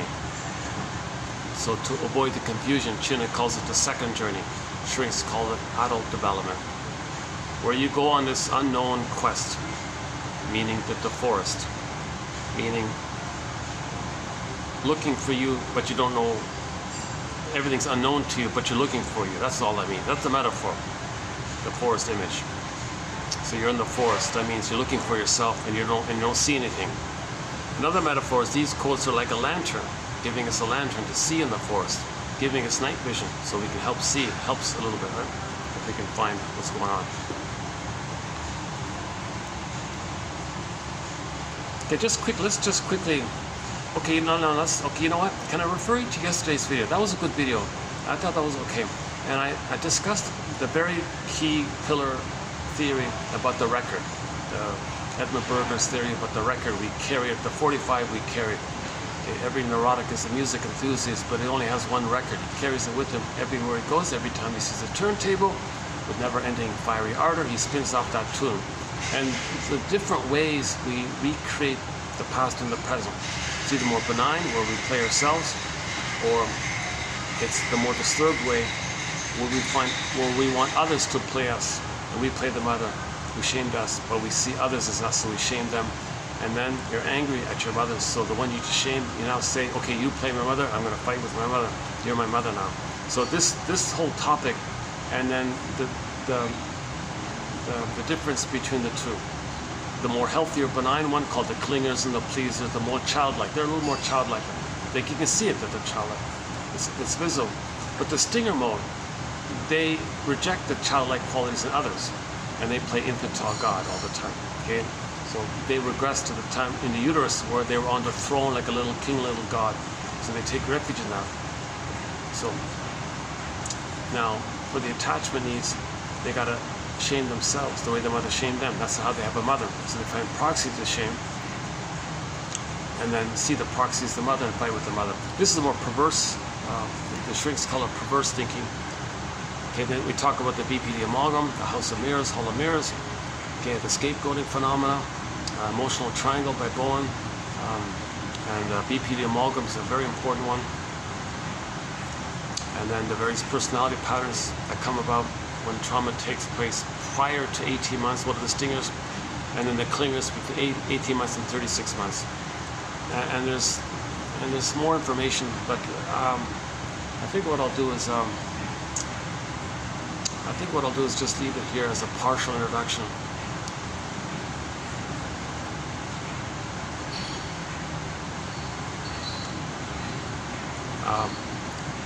Or go to Paul Libby Russell, 2119, about repetition compulsion, and then Morton Keeson, 2291 and 2, about dysfunction, being loyal to the mother and all this. That's a help. On the lighter side, go to our Route 66 quotes from the classic TV show Route 66, $25.99. Some of the best quotes are right there, actually, from that classic show. Oh yeah, in the last video, I thought I did a not bad job giving an interpretation for a Happy Days episode entitled The Spirit is Willing. Season 11, episode 14, okay, about the fawns going through an acute phase of nostalgia, our current topic. So I recommend that part. We talked about, yeah, it's in the second half in the park play. When I arrived at the park, I think I did it there. So I recommend that episode, Happy Days, the classic TV show Happy Days, okay, starring Henry Winkler, right, as the Fonz. The season 11, the final season, season 11, episode 14, The Spirit is Willing. Okay, watch that and then listen to my comment and check out my comments on it.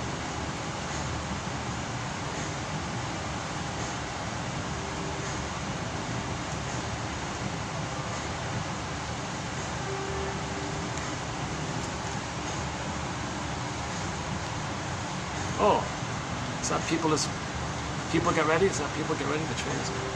People get ready. You don't need no ticket. Sometimes these melodies, they resemble familiar songs, but then you realize they're not in it. Let's see, what about now?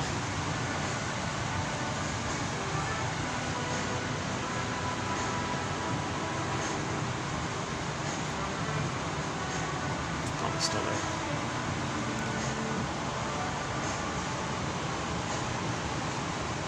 Yeah, he's just sitting alone in there. So maybe I can briefly go back.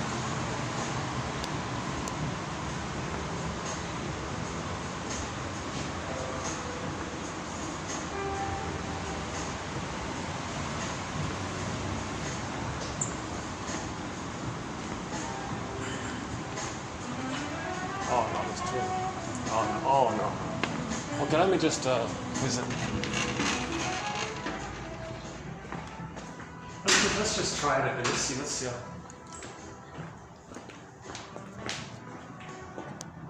So once again, for the price of half a cup of coffee,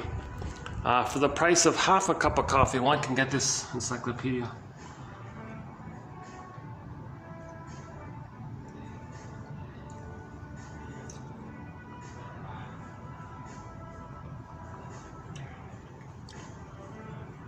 Or depending on where you are, it might be, yeah, the price of one coffee. Yeah, okay.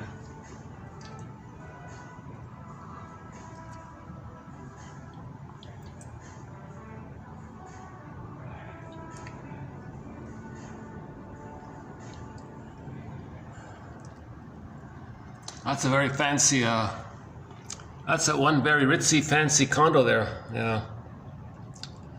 Very expensive one.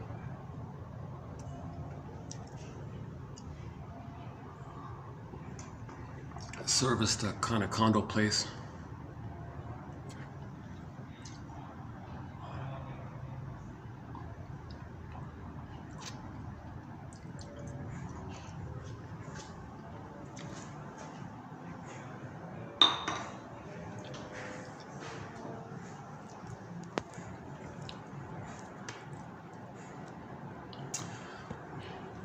Let's try this for a bit.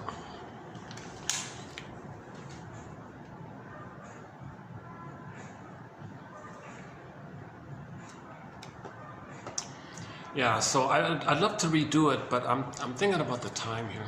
What is it? 4:43. Okay, can I just refer you to the previous video, 28:33, or if you randomly click any of the recent videos, there's a good chance you'll get a good overview of the stingers and the clingers and the scapegoat hunger and the BPD amalgam, and that's important stuff. Didn't quite get to it in this introduction. Okay, let's do part 3 of nostalgia. Okay, so again, in the last video we did the Happy Days episode, season 11, episode 14. The spirit is willing. So that's a good example of the issue of nostalgia. I want to preface it with a little update. I'm looking for the Inside Out. Next time I see it. Okay, so we know that in 2015, the Disney film Inside Out came out 9 years ago. Pete Docter, the Soul Doctor, gave us this excellent film. Okay, and as discussed before, we see the two main groupings of feelings. When the needs are not met, the pleasant feelings zoop away. You go back to the survival brain, the lizard brain, okay, and that flares up the fear and anger. And you can see fear and anger only cares about impulsive, reactive, doesn't care, just use, if it's good for survival, fine. If not, who cares? They're just angry all the time, and they're just in reactivity, constantly angry. And now their sense of pleasure is schadenfreude, because when they see others in a negative place, that's the loyalty to the mother who gave them the negative place. So they feel the blissful feeling with the mother. That's a very important point about the narcissistic plot. Okay, in the last video, I recommend that about the white flower, the narcissist flower, the white flower. So when anger says he's a no good, with their dark humor, shaming humor, put down humor, cynical humor, sadistic humor, okay, he's addicted because he's in a blissful state with the mother. He is the mother, shaming himself. He just finds proxies to distract himself of the pain of mother hurting him, and he keeps the blissful part. So he's addicted to shaming others. He's addicted to hate, greed, envy, spite, addicted in the schadenfreude, grievance collecting. Bergler calls it injustice collecting. Now again, in the survival brain, forget about mourning. There's no, good timing, because a couple just sat. They're just sitting right behind me here. Yeah, young couple there.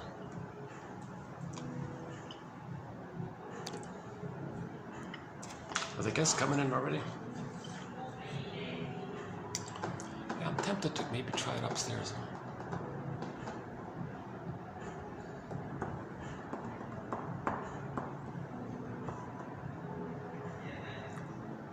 Okay, let's keep going for a bit.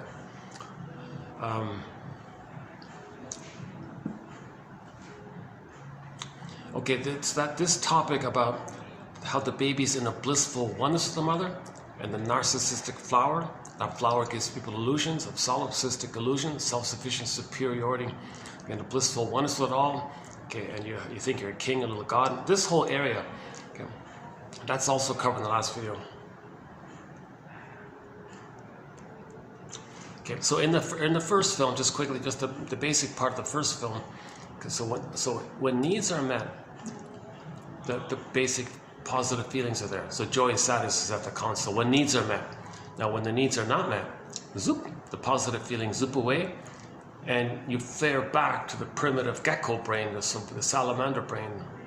Okay, and that's sensations: fear, anger, and disgust or shame mainly. Anxiety, of course, comes from there, obviously. Now imagine that's a pitiful situation for any child to live, always in fear, anger mode. Jeez. Trust, love, tenderness, friendship. Now the friendship is utilitarian, like the friendship is, there's no trust or love or care, like they're in a painful kind of place. So that's why the anger. The anger is because you can't feel, there's tension. The tension is anger, you're blowing off steam all the time. That's not feeling. Blowing off steam is not feeling. Okay, Althea Horner says that in these self-help workshops, they get people beating the pillow. They don't know why they're beating the pillow. You got to link it to the feeling. If you don't link it to the feeling, then you're just blowing off steam. That's a negative reaction or a disturbed reaction. It's not like a healing thing. You're just blowing off steam, feel better for the moment, maybe, maybe not. The steam might just get more steam. It doesn't work. That's a pitiful situation. So you can see joy and sadness, they want to come back up. So, so at the end of the film, yes, joy and sadness came back to the console. And the main message was that first it had to be sadness coming up, then joy. Because you could see in the first film, the ego of the person, played by Joy as well, kind of tolerated sadness and all this, but always wanted to stay aside. Yeah, you stay here, sad. I'm going to draw you a circle. You just stand in there and push your toe there. You keep it to yourself like that. It doesn't work like that. See, so finally she learned. Oh my God, you mean to get back to the console, sadness has got to run things here? Okay, sadness, I give up. You help the person. We'll let you exist, kind of thing. And then the weeping takes place, and then sadness can step aside, and then joy can on the console again. So everything's normal, everything's good, everything's okay, right? So you get to when joy and sadness come up to the console, first it's going to be the sadness part. Then you get your identity, and then joy comes back.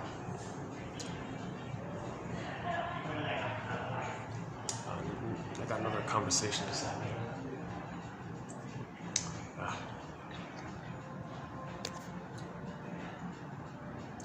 Why couldn't I sit somewhere else?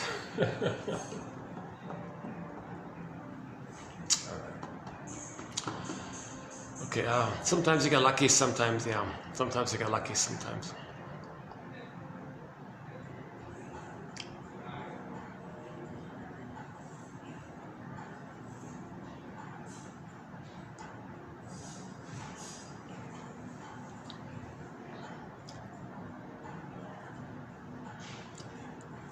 Okay, now in the trailer for so 9 years later, now we're going to get the sequel, Inside Out 2. So based on the trailer, we saw that when Joy was introducing everybody, kind of thing, Joy looked to Sadness and say, "Hey everybody, all right, Sadness is in the house," and you can see her jumping up and down, doing jumping jacks or whatever. Not jumping jacks, waving her hands around, kind of thing. So she's celebrating the delight and the acceptance. So in the first film, she kind of didn't want to accept her, tolerate her, but didn't want to accept her. But in the second film, it was a delight. It was all right. Sadness is in the house. Okay, sometimes the ego, the metaphor is like a house. So in the ego house, mind, you gotta have sadness there. The ability to admit a loss is sadness. It's not a pain. It's not painful to admit a loss. The pain is when you can't admit the loss. Then there's the pain. So you need the sadness so you don't feel pain. if you don't have authentic sadness, you get things like pathological nostalgia, complicated grief. Those are painful, those kinds of things. But natural mourning, so it's the difference between mourning and melancholia, or mourning and pathological nostalgia. So if you have sadness at the console in the house, then you can do natural mourning, normal grieving, healthy, normal admitting. Because your identity is there. So that implies if sadness is in the house, then the person's embodied. Okay. So in the trailer,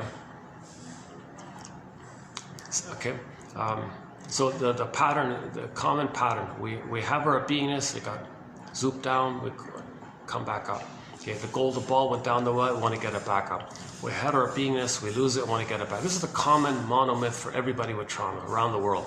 Okay, so you'll see the same pattern again. So in the first film, joy and sadness went down, they came back, everything's good. Okay, second film, same thing. Joy and sadness are going to get zooped down into the... Now this time it's more clear, they put it in a glass bottle. Interesting. They put joy and sadness in a glass bottle, similar to the Snow White idea of being in a glass box like that. So it's more familiar that way. Is that it? No. Well, that's the pet ad. Oh, that's a shampoo ad. Okay, so in the second film, we're going to see joy and sadness goes into the glass bottle like in the first film, and the journey is for them to come back up, get back our soul. Okay. Joy and sadness is like code for our soul in effect, because it's the expression of the soul, so it implies the soul is there if you have your feelings. If the golden ball is there, the soul is there. If the soul is there, you're gonna have your golden ball. They're linked like that. I feel therefore I am. The two parts there. So in the second film, okay, so we see in the trailer that the joy and sadness get zooped down into the glass bottle. Okay, now the unique thing in this second film is that anger, fear, and disgust also get zooped down in the bottle. So in the first film, we had 5 emotions, right? Joy and sadness got zooped down, and fear, anger, disgust were at the console. So 5 there. So in the first film, anger ran the console. Hypervigilant, rude, aggressive, crude, doesn't care, no feeling, just typical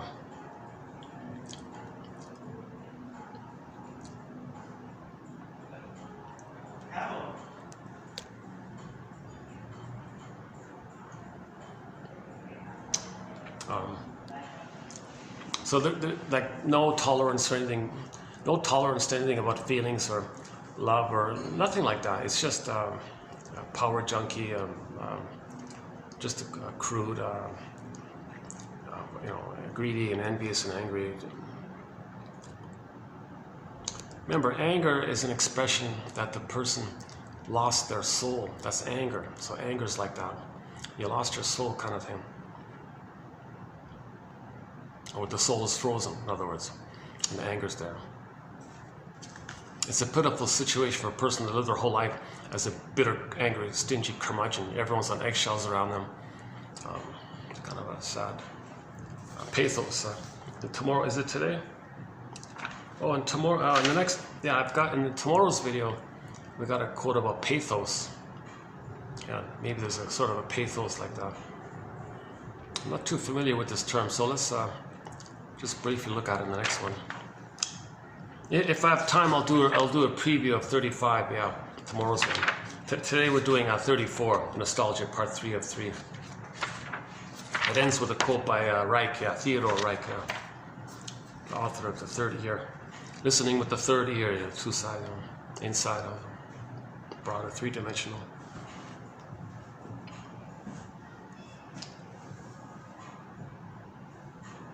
Yeah, Theodore Reich says, the nostalgic emotion is akin to the yearning for a lost and distant object, or to the longing for the satisfaction missed. Vanachel considers nostalgia as a desire for that oceanic feeling of union with the omnipotent mother for which depressed persons are longing. A newer theory presented especially by Nandor Fodor traces nostalgia back to longing for the happy state of prenatal existence. There is no doubt that all our wants were satisfied in the intrauterine situation. Okay, so we'll get there, hang on.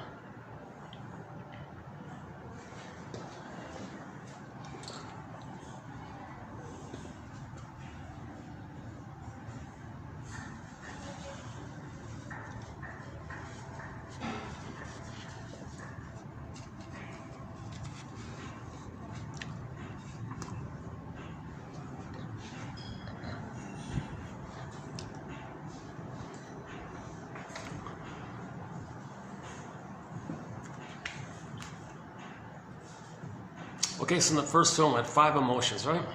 The basic, quote-unquote, human side of being human from the feeling self, but it's missing. But they came back. Okay, and then the survival brain, fear, anger, okay, and disgust. Disgust was mainly the physiology of distaste and dismell. But disgust actually can also double for shame as well. Because at the end of the film, when the person felt shame and rage at what the mother did, then sadness and joy came back. So you saw that scene at the end. The person had to feel the disgust or shame and rage at what had happened to them. If you can do that, because you got the story, you got the truth, and you felt safe with somebody, then you get back your golden ball. Joy, sadness comes back. Then you're good, you're healed, you're good like that, right? Miss Court comes up, Persephone. Odysseus gets home, reunited with Penelope. Okay, the key released, you get back, so on. Okay, so in the second film, all 5 of the first 5 I get in the glass bottle. So joy, sadness we get, that's the basic primary feelings of our soul. So we get that part. This is the common motif in every film is going to be joy, sadness get zooped down. Okay, they're the perfect reps for the quote-unquote human side of the feeling self. It's mainly joy, and sadness is a necessary part of. It's a basic primary thing that there are losses, so we gotta feel sadness. That's a basic kind of thing like that. Okay, so in the trailer we see the unique thing that anger gets zooped in the bottle. Hold the phone here. Wait a minute, anger's gonna get repressed? Because maybe she's in school now, grade 13, junior high, middle school, whatever. It may be that at that stage in the puberty time, you gotta. Maybe there's a fear of showing any kind of anger. Teacher might punish you. So she suppresses or buries anger. So she won't really show anger. Fear is in a bottle. Whoa. Maybe same thing. Maybe later on people feel it's not safe to show vulnerability of being scared or something. So she wants to hide, bury, suppress the fear. And disgust can be also viewed as shame, so she hides the shame. So all 5 are in the bottle. So what's left for the person? If the basic feelings are zooped down and the survival feelings are kind of like pressed down, yikes, what are we going to see at the console? Well, they show us in the trailer that they're going to be, okay, that the main one is going to be anxiety. Excellent choice. Excellent choice. Because anxiety is going to be the outer representation of fear being in the bottle. Now, the baby had direct fears with the mother, immense persecutory fears of the mother. Baby thought he was fighting with a monster. Remember? Huge fears like that. Okay, so now, when you get older, you can't show this. But you don't remember this. Anxiety means you're afraid and you don't know why. You don't know why because you don't remember it. Okay. Now, in the trailer, anxiety says, I prepare for the future. We prepare for the future. Okay, what anxiety means is that originally as a baby, she was helpless with the mother. Okay, so now when you get a little older, okay, you're gonna go through life into this world, but the world reminds you of the mother world. The first world for the baby was the breast mother. So when you go through the world, you're reminded of the first world, the template. So since you're going through the world, being always reminded of the mother world, now you think to yourself, all right, those old fears are going to be triggered up. I'm going to be more ready now. I'm going to be more guarded, hypervigilant, more prepared. So that's all the anxiety. Okay, the language is physiological. So you're a little tense, you're a little more alert. Okay, so that's anxiety like that. And you're scared. Of course, you're scared. You want to prepare yourself, and you're scared, and you're hypervigilant. So anxiety runs now. Anxiety is going to be at the console because all the old fears. Okay, so anxiety means that you're facing the old fears, the old infantile fears are coming up. They're triggered up as you go forward in the future. You're preparing for that future, but really it's the past coming up as you go in the future. So anxiety is in that kind of area. Now think about it. What are these? Let's go back for a sec. What are these basic terrorizing fears of the baby? Okay. So do we have any clues in this area? Okay, yes. When you see the anxiety character, you see this, the cartoonist drew this wide gaping mouth. Okay. that's to highlight that there's an oral trauma, okay, the breastfeeding trauma, the nursing time trauma. So this image of anxiety having this like exaggerated cartoon wide mouth, right? They're trying to say there's like an oral issue, there's an oral trauma. Okay. The second part of it is the baby teeth.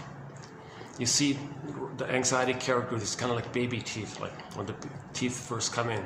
So you don't see anxiety as like a 13-year-old. That implies that the trauma took place when the teeth were just starting to come in. So that's another clue.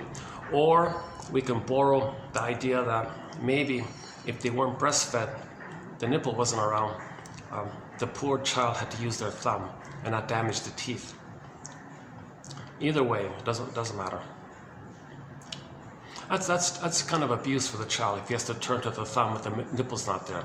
He's got to soothe himself thinking his own thumb is the mother's nipple. Yikes, what a disaster.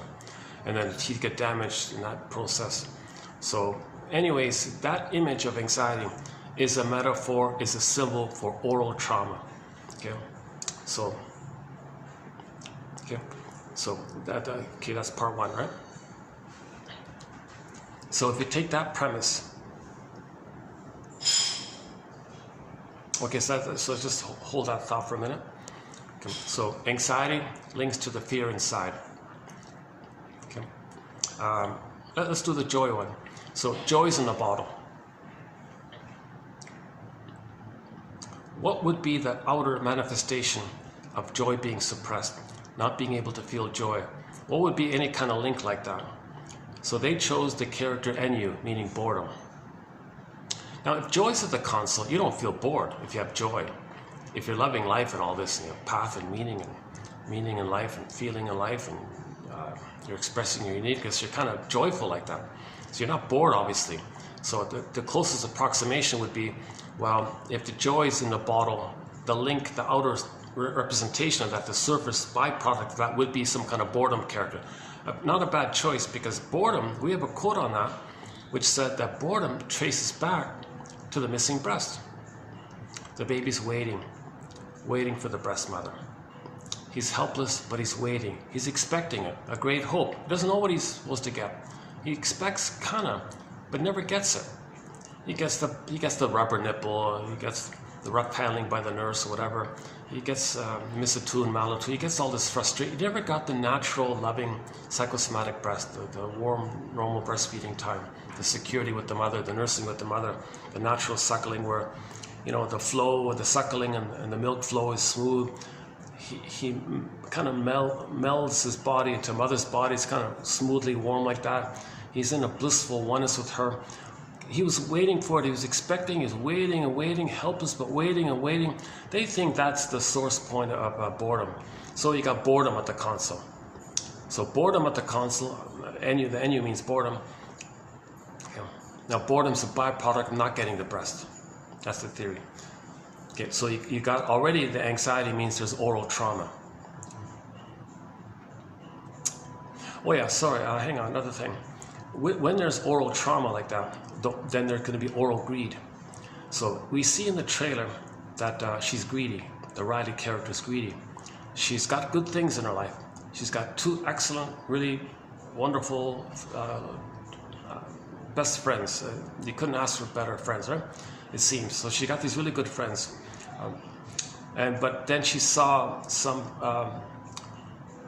I think she's in grade 7, then she saw some kids who were a little older in grade 9 or something, and she thought there was more status. She thought she might get more benefits or something if she could hang out with them instead.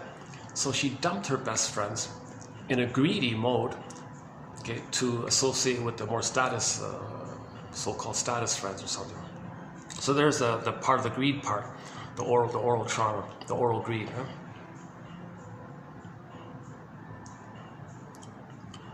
Okay, so you got anxiety, oral trauma, greed. Okay, there's voracious, hungry wolf greed. So she dumps her friend. Notice there's no gratitude. So gratitude hasn't entered the psychological picture because you're in the survival mode of greeting, grasping for more. So there's the more status friends. You got more better friends, quote unquote better friends. So she dumps her already good friends. Not enough. I want more. So she's greedy like that because of the oral trauma. Okay. So we know, okay, we know that NU means she wasn't breastfed. Theory here, that's a iffy one, but anyway, that's just for the time being. Now, since the good breast wasn't there, the alternative is the envy breast, what they call the envy breast, okay, where the mother rejected his goodness, okay, her goodness. So in trauma like that, she identifies with the aggressor. So if the baby thinks mother hated his goodness and he's got to become the envy breast, to have the envy breast mother, to have a mother, he's got to be loyal to her and act like her. Now what did she do? She hated his goodness. That means envy, hatred of the good. So in order to have a mother, he's got to hate goodness. So envy's at the console. So we got anxiety, okay. We got boredom. Now we got envy at the console. Excellent choice to represent oral trauma, and not being breastfed by the boredom character emphasizes the oral trauma. And the oral trauma we see with the gaping mouth and the baby teeth and the thumb sucking maybe. So that means the breast wasn't there. Envy's there. So envy's at the console. Now she's only 13, so they show envy as a small character because it's just beginning, let's say. So there's already the beginning of envy, hatred of the good. Now in the trailer, they might be doing what's called reaction formation. The trailer doesn't show Riley as hating something good. It's counterphobia. She does hate it, but she flips it, how amazing it is. So in the trailer, envy would say, oh, wow, look how amazing this is. Oh, it's so good. But that's like a link to the reverse. She needs it, but hates it. So the greed means she needs it, but she hates it. So the envy, sometimes the envy, if she can't admit the envy because the need's so great, then they do what they call reaction formation, like counterphobia. She's too afraid to feel the envy because she needs so much, so she flips it. So the flipping keeps you in touch with the envy. So the over-idealization is the flip of the envy underneath. So that maybe they might be doing that, or just simply that she's just young and envy isn't developed. So they're just showing you the preliminary step to envy, where you over-idealize something in preparation to hate it, or something like that. Okay, so that's the 4 like that. Okay, now the disgust, we can now place double duty, distaste and dismell, but also shame. So shame is in the glass bottle. So what would be the surface manifestation of the shame? So if they put embarrassment. So if the person in life is going to be reminded that they didn't save the mother, they're defective, they're not perfect, they might be embarrassed easily. So you see the embarrassment character, sweaty hands, slouching, shy like this, embarrassment. So embarrassment is sort of like the physiological triggering up of the buried shame. So the embarrassment is there. That fits quite well, right? So you got anxiety with the fear. NU for the joy. Okay, envy for the anger. Hatred of the good, anger. So anger is in a bottle, they got envy there. By the way, that link continues. You got envy, anger, but the real deeper issue in the unconscious, they show you a scene called sarcasm. So underneath the anger, deep below the anger, there's a greater anger called a really contemptuous, hateful thing called sarcasm. This is like crude, ugly hate. Like this is so it's a real. There's a real deeper issue going on. Like so. By the way, it's a sad state of affairs that envy's at the console. That means there's trauma. Envy is an aberration. Envy should never be at anybody's. Envy should never be there. Now notice it's not jealousy. See, jealousy, you gotta have self-esteem for jealousy. Okay, jealousy just simply means you feel badly, you twinge of pain because you had something, you lost a little ouch like that, but you're okay. It doesn't question your identity. Envy is about your identity. It's a more deeper, crude issue. It's a more basic, raw issue. Envy about your identity. So-called two-person thing. Okay, baby and the mother. Envy is sourced from there. But jealousy is like you have your identity. It's about a possession which you lost to someone else. You're a little jealous like that. So jealousy is mild. Envy is the serious one, the more serious one. So you can see the seriousness of envy and then trace to envy linked to the anger in the bottle. But under the anger in the bottle is the sarcasm. And you saw in the trailer the really hateful quality of the contemptuous. Even anger made a comment at the sarcasm. Geez, oh my God, he's even worse than me. So that shows you like that. Now, by the way, those 3, envy, anger, and contempt, sarcasm, that's code for the Wicked Witch. See Snow White? See, joy and sadness. in the glass bottle, you got the Wicked Witch. So there's the Wicked Witch, but they don't want to show you as a fairy tale. They want to put words. They want to give you emotional literacy. Kind of an advancement here. That's why I like this, because we're interpreting a fairy tale basically. So this is the Wicked Witch, but you don't see it as a Wicked Witch. You see the qualities of the Wicked Witch: envy, anger, and the real contemptuous, vindictive quality of the Wicked Witch, right?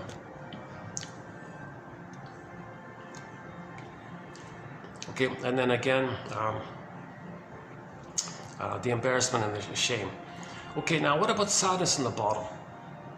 Now, originally, so there's only 4, so you got only 4 for the 5. So what about the sadness? So what's the surface manifestation of sadness? Now, when I first saw the trailer, I just assumed, well, she can't feel sad. That's going to bring up the fear around the loss of the identity. So she can't mourn, because in order to mourn, you got to face the fear around losing your identity, your authentic self-identity. So anxiety is going to do double duty. Anxiety represents both fear and sadness in the console. So I thought like that. But somebody reported that in that film, when it's released in 2 weeks, we're going to see nostalgia on the console. Oh, okay. So that would be the surface representation of sadness in the bottle. I don't know if that's right, or he just made it up, or one of those sales things, or wants to get views. I don't know if he just made it up, or I didn't know anyone had that kind of advanced insight of what's coming in the film. According to the trailer, there's only 4 there. But let's just say, for the sake of argument, that he's right, that there will be a nostalgic character appearing in that film, and they showed her as a little sweet old grandmother kind of character. So if Riley can't feel sadness, if there's a loss, she can't feel sadness, as a defense against the pain around not being able to feel sadness, as a defense against mourning, as a defense against this pain around not having your identity, feel sadness, because sadness is in the bottle. Okay, as what you can do as a defense, the surface representation is nostalgia. Just dream back to the past, this bittersweet pain of the past. Okay, nostalgia is the pain of no return. So you try to return, but there's a bittersweet pain like that. And you look to something in the past, like the sweet grandmother with the cookies and all that. And what you do is you filter out the negative, highlight the positive, amp up the positive, make the blissful positive, you being in that place, and then you imagine you're back in the time, in this blissful place, but you got to make it timeless, you got to make it perfect, you got to make it like the Garden of Eden, the paradise, prelapsarian merger. Like the Fonz, he's in a blissful union, living forever in 1955 with his dream girl, like this perfect kind of thing. So you nostalgia, you create something in the past. It's a fantasy, a romance fantasy of something that's perfect, it's blissful, and there's no time. You don't have, so you don't face the reality of the present. You regress back to the past. But when you do nostalgia, in pathological nostalgia, you're creating some kind of scene. You amp it upwards where you're safe and there's no problems and there's no decisions, there's no confusion. You're just, every day is a happy day, everything's a rock around the clock. You're just dancing, you're just playing, you're smiling, you're just in that happy kind of place. Now that's meant to be a fantasy return to the breast. Right? So nostalgia at the console is also a link to the trauma at the breastfeeding. So all those characters are code for trauma at the breastfeeding. Now, let's hold the phone here. Riley's mother did a very good job for the first 2 parts of the 5 parts of the secure attachment style. Riley's mother did an excellent job, way better than most mothers, on average, I think. Because in the first film, Riley's first memory out of the uterus, okay, we saw the golden ball twirl down that thing, the little tracks there.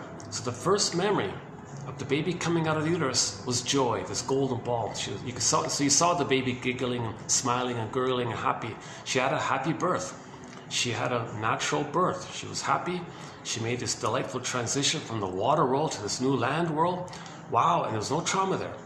So her first memory at birth was a happy memory.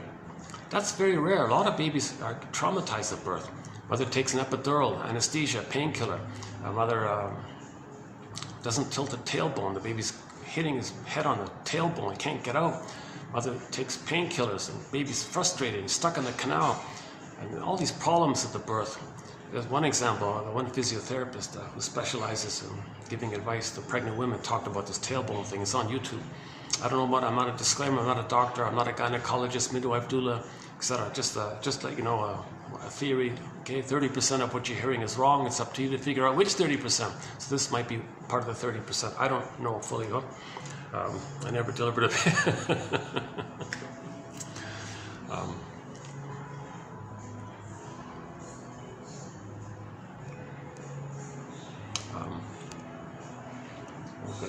Okay, let's just take care of that.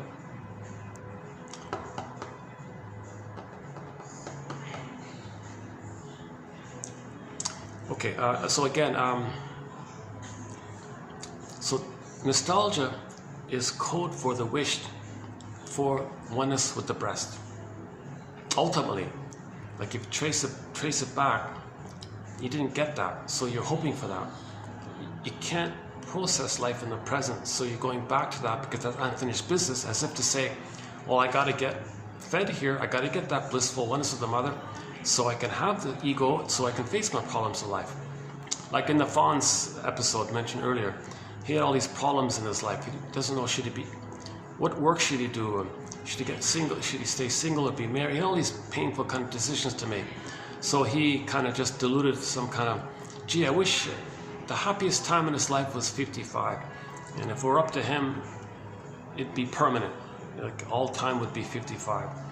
And he had no painful decisions, just happy time like that. So, so Nandor Fodor says, well, if as an extension, you might as well think about if there's no doubts or problems, there's no doubt that all of our needs were satisfied in the intrauterine situation. Now, the intrauterine situation, okay, there's two wombs. There's the actual physical womb life, but in the first 4 to 5 months, there's an extended social, interpersonal, extended womb. So we can talk about that. That's the breastfeeding time.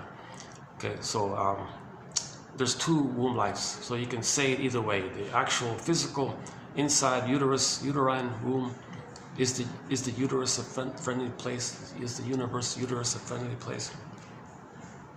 Or we can refer to the secure attachment style, feeding with the breast mother. But maybe there's so much trauma at birth, they want to go back in the womb. Hence that joke, we spend the first 9 months of life trying to get out of the womb, and the rest of our life trying to get back in. Nostalgia is an attempt to get back in our fantasy, so you keep some kind of fixed dreamy state where you're in a timeless place, and you don't face your problems. Or A or B, or the extended womb. In the extended social interpersonal womb-like condition, okay, it's a blissful oneness. The baby's in mother's arms, nursing properly, and he's in paradise like he was in the uterus. The first 4 to 5 months is just an extended paradise from the original paradise. The paradise continues. So the baby's nirvana, Shambhala, Shangri-La, Avalon, any kind of paradisical image. Okay? Babies have that in the uterus. They need an extended Shangri-La, an extended Shambhala, an extended Avalon, an extended Garden of Eden. Okay? They need that kind of blissful oneness. So if that's a problem there, when you go through life, you're going to face problems. So wait a minute, you weren't loved originally to have an ego to face your problems, because you're still stuck with that pain of the past, and you kind of always denied your problems and you make excuses and avoid it. But sometimes it's going to come up. Now you got all these problems facing you. Okay, go back to that place there, and what you want to do is go back to what you needed. So it's what you needed. Imagine you're now getting what you needed. It's more than a fantasy, because it's a painful, because at the same time you're feeling the pain that you didn't get it while you're creating a fantasy of what you needed. So there's a difference there. Okay, let's run through today's quotes, and let's see how it goes here. Is that it? No, that's not it. Oh, that Disney ad doesn't come very often, eh? I only saw it once, all this time, 2 hours, only once. Oh, I missed it, or maybe, let's see. Okay, let's begin. So let's begin 2835, part 3 of 3, nostalgia. Nostalgia as a substitute for mourning. Yeah, so because sadness is in the glass bottle, Riley's not going to mourn or properly grieve any kind of loss. Like I'm going to predict that when Riley dumps her friends, her good friends, for the greedy Valentina clique or whatever, okay, when she gets back her feelings, she's going to feel the regret and the sadness of what she did. So she's going to go back to her good friends and apologize and mourn. I'm so sorry, guys, I did that. I lost my mind, kind of thing. So I think I got a feeling she's going to mourn. Right?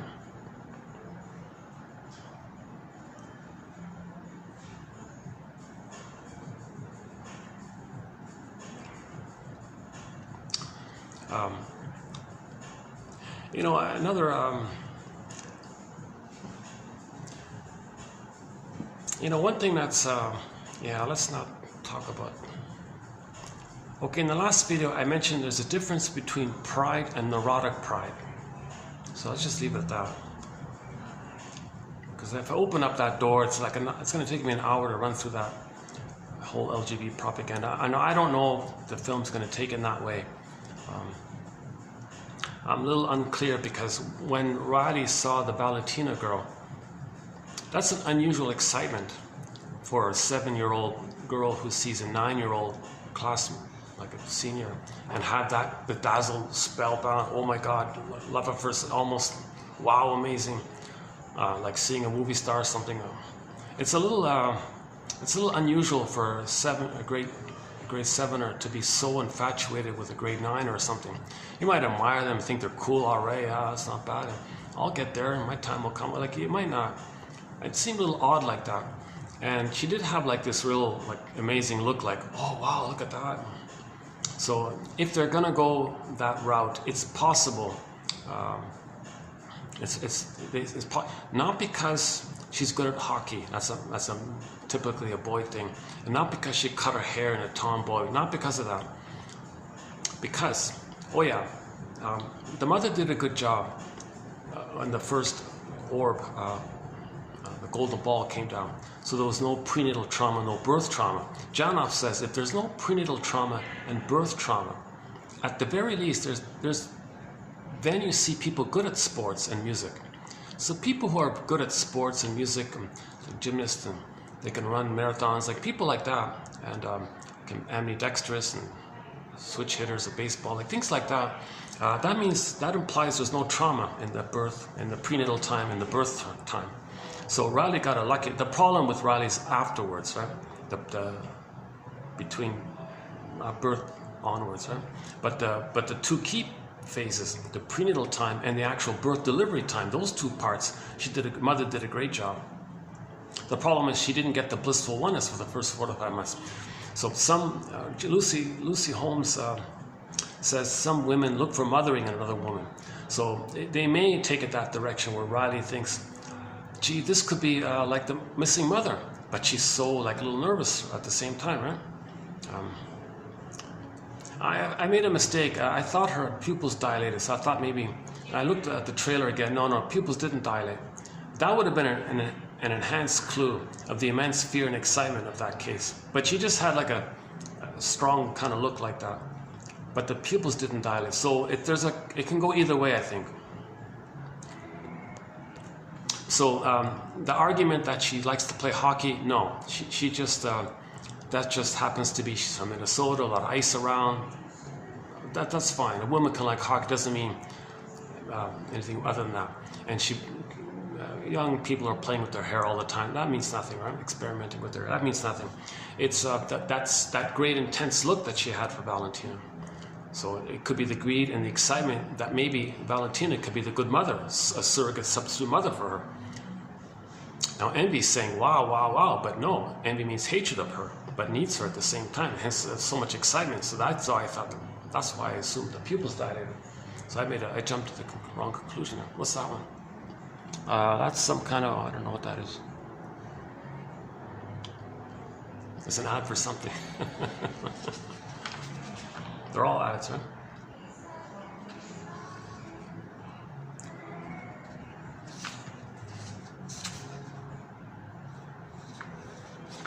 Yeah, let's just do today's batch, and I'll backtrack for the other two, and it'll tie in the loose ends here. Okay. So generally, we're mainly talking about not the benign nostalgia that's reflective. Like there's the harmless nostalgia where you just kind of reflect on the past, okay, and you learn from it, and you realize all the past, everything's changed and they're gone. Okay, I get it, and you accept the kind of continuity of time like that. That's like reflective, and it can actually help you to mourn. Like a positive nostalgia called reflective nostalgia can help you to mourn. So that's the normal, that's a healthy thing to do, to reflect back and realize something is lost, realize the mother's dead or whatever, you know. So you accept that kind of reality, and that can help you to mourn. Now, pathological nostalgia is, no, nothing bad happened. It's all fossilized, crystallized, perfect, static, blissful. You kind of dwell on that kind of thing. That's when nostalgia is being used as a substitute for mourning. That's called pathological nostalgia. It's a defense against mourning. It's a defense against the pain of not feeling, the pain of not having your identity, the pain of how to face your problems, the pain of not knowing who you are, or the pain that you're not getting your needs met, that you're not happy in life, those kinds of things. Okay, nostalgia as a substitute for mourning relates to the maintenance of the lost object in a nostalgic memory. Yeah, so you couldn't in nostalgia, when the child loses the breast mother, he can't admit that. So you don't let go of that. So you go back there, imagine it's still there, and you're dwelling there. Now there's a pain that is not there, so it's bittersweet, but you make it there, and you dwell like that. So you're not admitting the loss, you're not admitting the death. Now the Fonzie story was very good. Again, Happy Days, season 11, episode 14. At the end of that episode, is that it? No, that's not it. At the end of the episode, Fonz made a comment about this. He said, if there's anything I learned about nostalgia, is that if you're looking back, chances are they're all dead. Like he made it kind of blunt. Let's scrap this. Yeah, okay. Can I refer you to the last video? I'm the only one who's offered any kind of psychological interpretation of that episode. I think I'm the only one. You know, there's a lot of great things in this collection, like the Route 66 quotes. You know, quotes from Burglar, an excellent author that no one talks about. There's a lot of quotes from hard to find books, quotes from printed books which have been removed or withdrawn, topics that others don't want to talk about, like the Janov material. We got the best quotes from Masterson, you know, and like Ogden and Grotstein and Althea Horner, Dorothea MacArthur, Rinsley, Guntrip, Solani. We've got a lot of excellent authors here, and I'm finding the clearest, best quotes to put it in our collection here. So because you can't mourn, you're still holding on to the mother or the girlfriend or whatever in your nostalgic memory. Now this impedes an effective renunciation, which would permit a new love object to be libidinally invested. Yeah, so if all of your life force energy is stuck with the mother or whatever, or the first girlfriend or whatever, you're not gonna, and you can't let go of that to invest it to a new person. So you meet people in the present. Wait a minute, you're not the ideal, imagined, positive version that I need in the past, like the good mother that wasn't there. You're not that.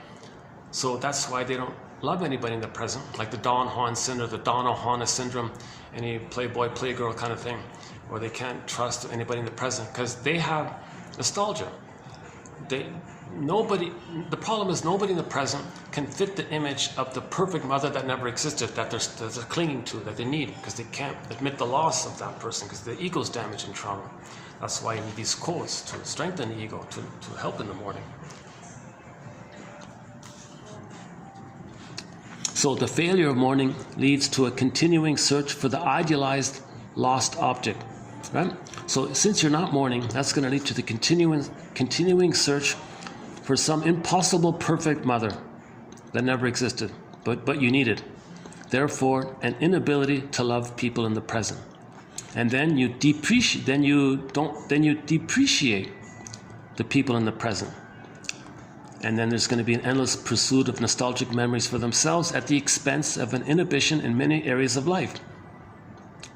Yeah, so you're dwelling in the past all the time, looking for this impossible version of a perfect mother that never existed, because you can't let go of her. So now you're in nostalgic memory, dwelling in the past, waiting for that. Noteworthy is the disappointment of these clients in new objects which are regularly found to fall short of their idealized representation. Okay, so these are the people that always find faults. This one's no good, this one's no good, this one's no good. This might be the woman who goes on 1,000 dates and rejects them all. And we see these clips on YouTube. Yeah, I went on 1,000 dates, everyone, there's a problem with them. You see? Because they got some nostalgic fantasy in their brain of what they're looking for. It's an impossible figure, and no one can measure up to that. She might have met hundreds of decent, kind, good enough characters and all this, but it didn't fit that one. That's what she's looking for. She can't love life in the present unless she gets that, but she'll never get that, so she rejects everybody in the present. So that's a key one there. Okay, that first one's a key one, I think. Okay, while fantasy seeks, so what, okay. All right, so what's the difference between just regular fantasy and sentimentality or something like that? Okay, so while fantasy seeks to fulfill a desire, nostalgia repetitively tends toward a fantasy that never takes place. So if you're just doing like a straightforward fantasy, you kind of indulge in it and it's finished kind of thing. But a nostalgia, you don't get there. In this way, the desire is, quote, fulfilled, unquote, by not being realized. And so the subject is safe from the loss of the object. Okay, this is a interesting sentence here. While fantasy creates to fulfill a desire, nostalgia repetitively tends toward a fantasy that never takes place. In this way, the desire is fulfilled by not being realized, and so the person is safe from the loss of the object. It's a kind of like a split thing, right? See, in a fantasy, it's fulfilled and it's finished. But in nostalgia, you don't finish it. It's never realized. But you go there with the nostalgia. Therefore, the person is still there. Okay, and the object is guarded by being kept in the nostalgic relationship. Nostalgic relationship. Outwardly, the subject appears to mourn the lost object. But intrapsychically, it is not actually given up. Perhaps this is because the nostalgic relationship corresponds to the subject's own ego ideal. Hence, the nostalgic relationship is sought and maintained.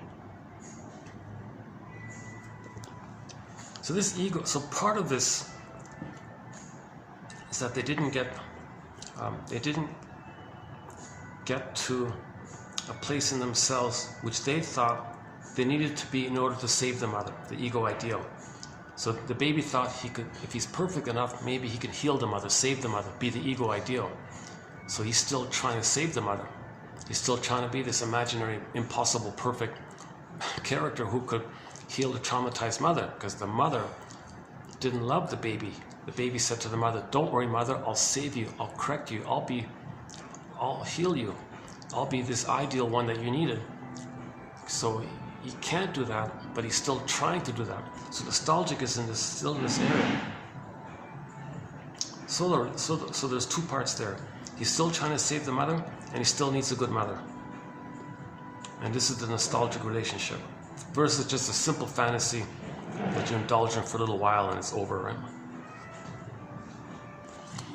Okay, Nawaz and Plot 65. Okay, so they have the idea of nostalgia can be viewed in a past-oriented way. And they see the nostalgic person as wishing to return to something in the past. Okay, that's the pathological one.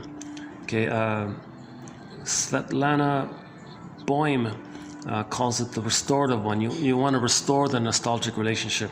So that's like a past-oriented view. That's the pathological one, right? Versus the present-oriented conception, or reflective or healthy nostalgia. Okay, this regards nostalgia as a reaction to an unsuccessful adaptation to the present environment. And oh, okay, hang on. Oh, sorry, I'll scratch that. Okay, we're getting overlapping concepts. Okay, sorry. Okay, let's back up a sec. So in the earlier quote, Miss Boehm said, when you do this nostalgic fantasy, you're restoring that relationship with that person. So there's bittersweet loyalty there. In reflective nostalgia, you admit the loss, mourn, that's like that. Okay. Pathological nostalgia versus benign nostalgia, or helpful nostalgia. Okay. And these guys have a different one. The past one is the pathological one. Okay, now they have another one here. The point that we engage in nostalgia if you're not happy in the present. So they're adding, okay, they're just another way of saying it. So if you're not happy in the present, you're an unsuccessful adaptation to the present. So you don't know, should I get married, should I get single, do this job, do that job, what should I do with my life? So if you don't feel meaning in your life, you feel bored in your life, you don't know who you are, it's unsuccessful in your life, so you can go back. So the present problem triggers going back. The past-oriented one means you want to go back to get the blissful oneness. Hang on. And in their view, which sees the nostalgic subject from suffering from a concern over or dread of the future, those then who emphasize futurity are not likely to fall victims to nostalgia.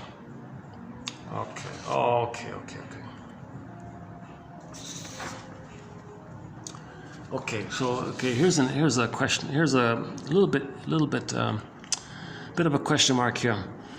Okay, this leads up to, so this confusing part leads up to this.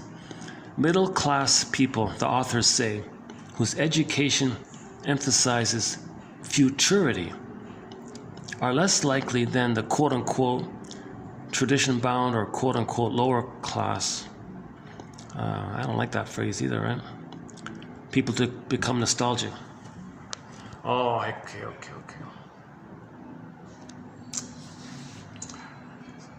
So people who are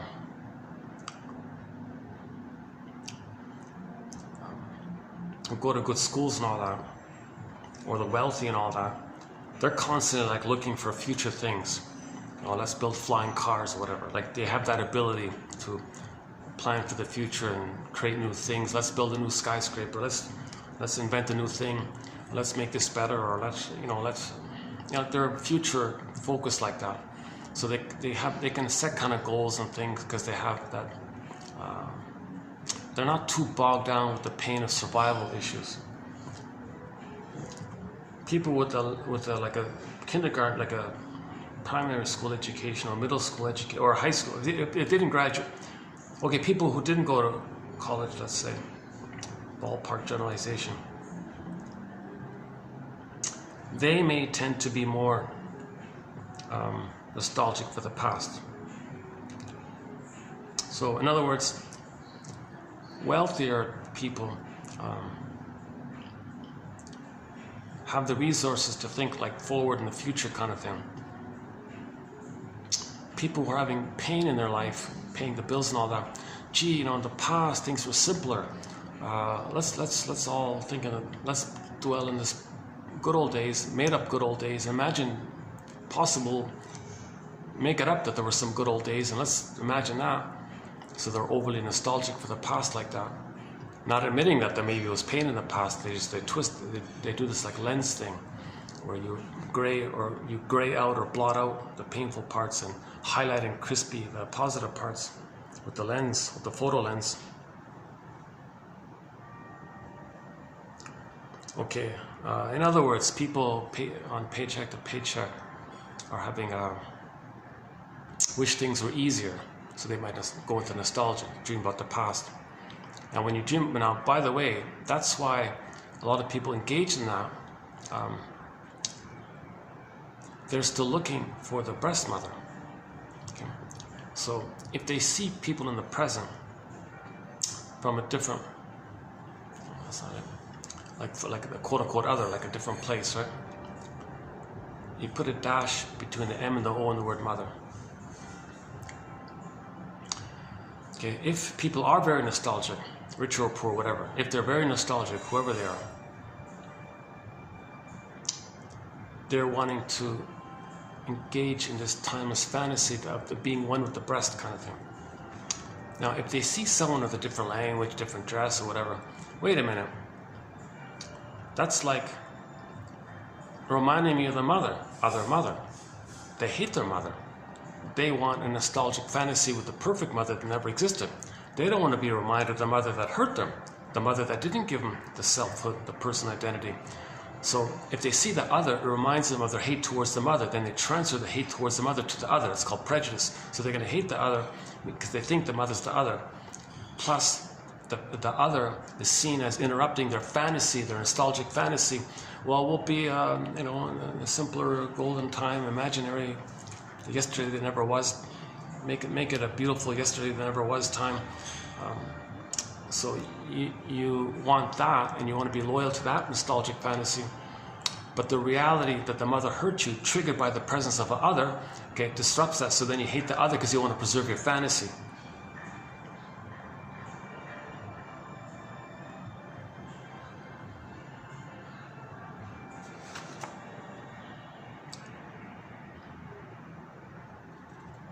Okay, the first part of this quote, I'm going to take out this first part of the quote here.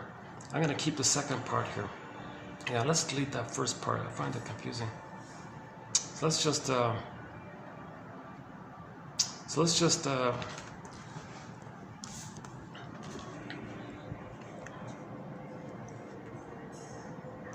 okay, where are we? Okay, here.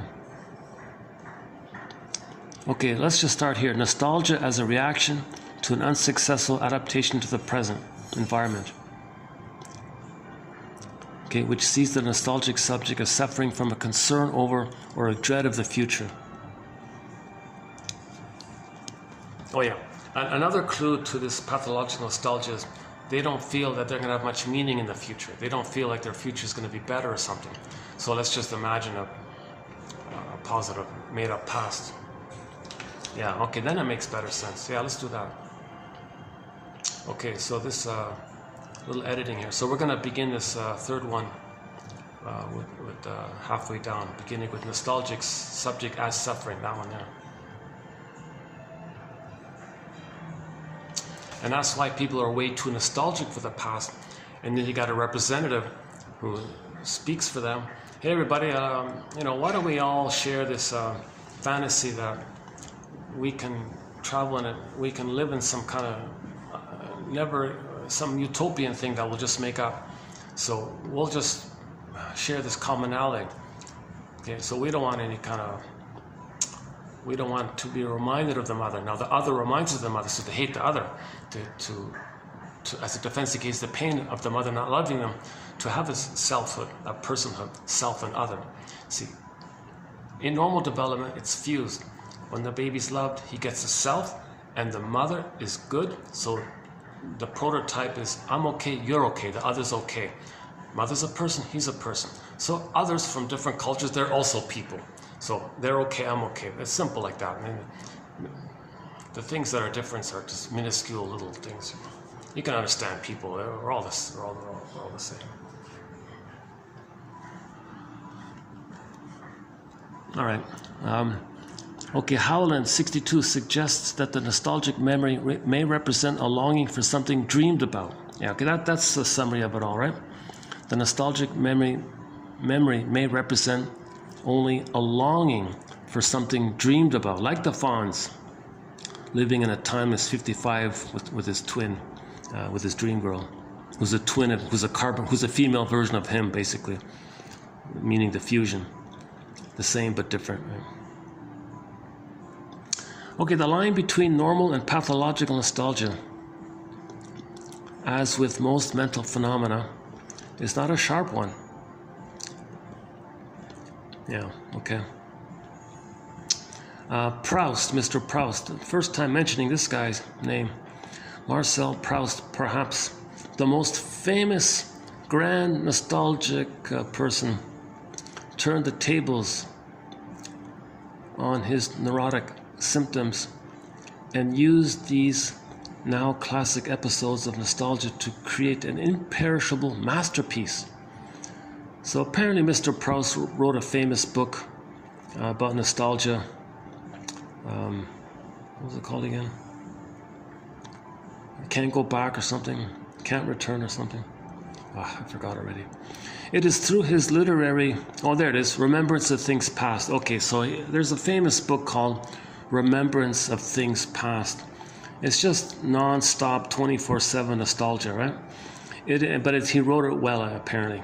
It is through his literary remembrance of things past, okay, more accurately, of time past, that he was able to hold on to the lost object, his mother. Okay, so he was stuck with the mother, while avoiding that working through of mourning, which might have enabled a reinvestment in a new love object, something neither he nor his protagonist was able to do.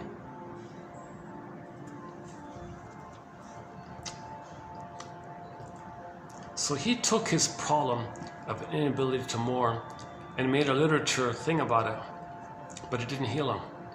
So he created a product that expressed his problem, and people like it, I guess. Some people like it. So neither he in real life nor the character, of meaning him, is that it? What's that one? Oh, some kind of cosmetic or something. Hey, where's the Disney? Oh my goodness.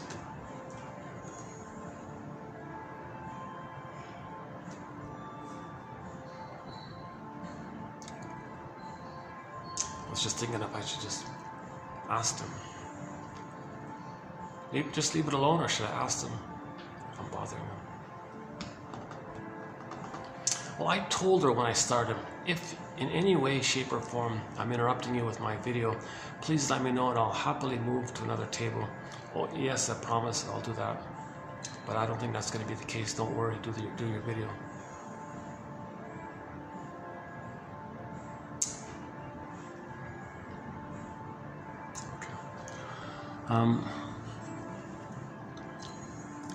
The experience of nostalgia is both ancient and widespread. There is scarcely a person who has never experienced it. And so that's one more thing we all have in common, right?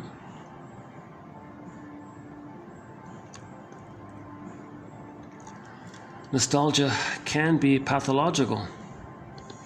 This is especially so when it becomes a substitute for mourning. Yeah. So if you don't want to mourn because sadness and joy are in the glass bottle, Snow White sleeping in the glass box, you can't mourn. So you engage in pathological nostalgia as a defense to deal with that pain. Okay, so when it seeks to idealize and displace the reality of a painful past, the pain of no return, and when it is used as a resistance or to distort rather than illuminate. Yeah, okay. So in healthy nostalgia, it illuminates and educates you, and you can mourn. It helps you. Nostalgia can also be used as to keep you in the dark, so to speak, to keep you stuck, waiting for the good mother, dreaming for the good mother that never existed, and needing, because you can't let go because the ego's too damaged with babyhood trauma. You don't have the ability to admit the loss. Now, as a baby, we couldn't admit it, and that's in our memory system. That's something you gotta face, because now we're older. Now we can admit it, but you gotta feel safe to do it. So you need safety with your knowledge and safety with the caring witness. Grief is healed when it's witnessed by a caring other, a feelingful other, a caring other, and you have the knowledge. Then you can admit, oh, now I can admit the loss. Oh my God, yikes. Now no baby can children can't mourn really, like young children can't mourn over losses, so they're clinging there in the pathological nostalgia. People do that their whole lives, right?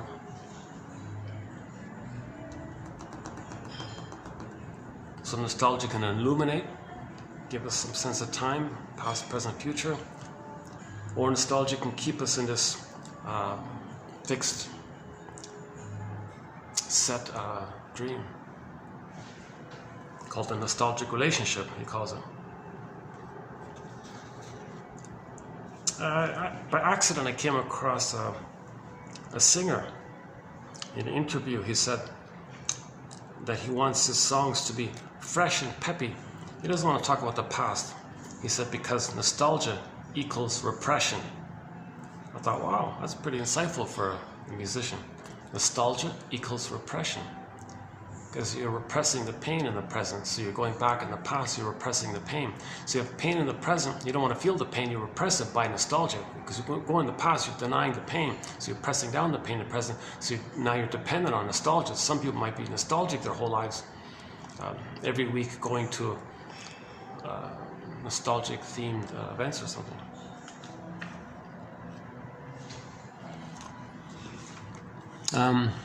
Okay, so what's the difference between sentimentality and nostalgia? Well, sentimentality, or even excessive sentimentality, the singer yearns for the irrecoverable.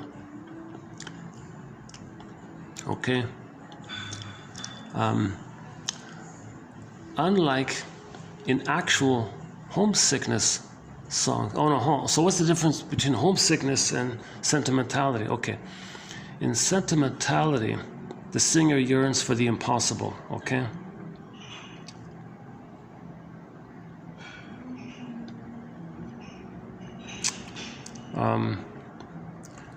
Unlike in homesickness songs, where there is always a good chance of going home, the tone here is one of stasis for whatever reason.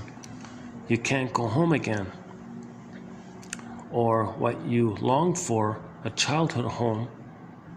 Okay, so what are you longing for? The childhood home, deceased spouse, divorced spouse, first girlfriend, boyfriend, mother, whatever, is no longer there to return to.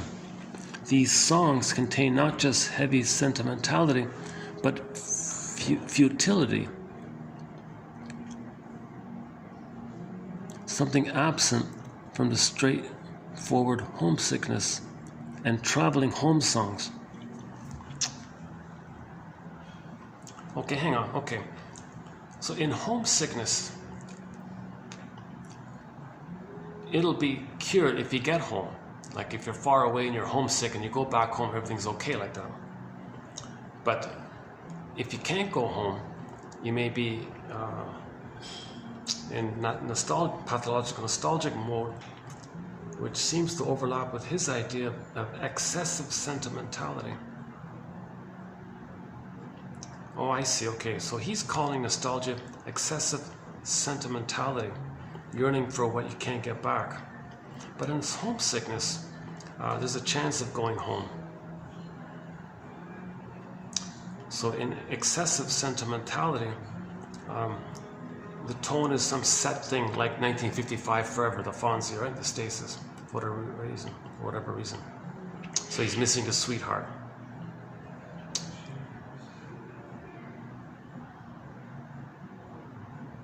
It's futile, yeah, it's useless. Heavy sentimentality, but it's useless. Actually, that's funny. In the next video,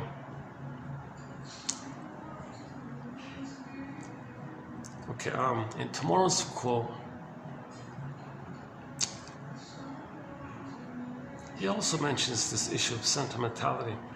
He says sentimentality is just this momentary little thing, which is nothing. But he calls it excessive sentimentality. All right. So the difference is in homesickness, maybe you can go home, everything's okay. But in pathological nostalgia, there is no home to go back to. That's it. All right. For him, for this person, nostalgia equals denial. Denial of the painful present. Yeah, so again, you don't want to face your present problems. Like the fawns, should I get married? Which job should I take? Where should I live? Should I live over this family's garage all the time? Painful present. The name of this denial is Golden Age thinking. The erroneous notion that a different time period is better than the one one's living in. So it may be that your present life actually is better than the one you're yearning for in the past. Okay, this quote comes from some kind of novel here. Okay, people turn to the past to escape in many ways.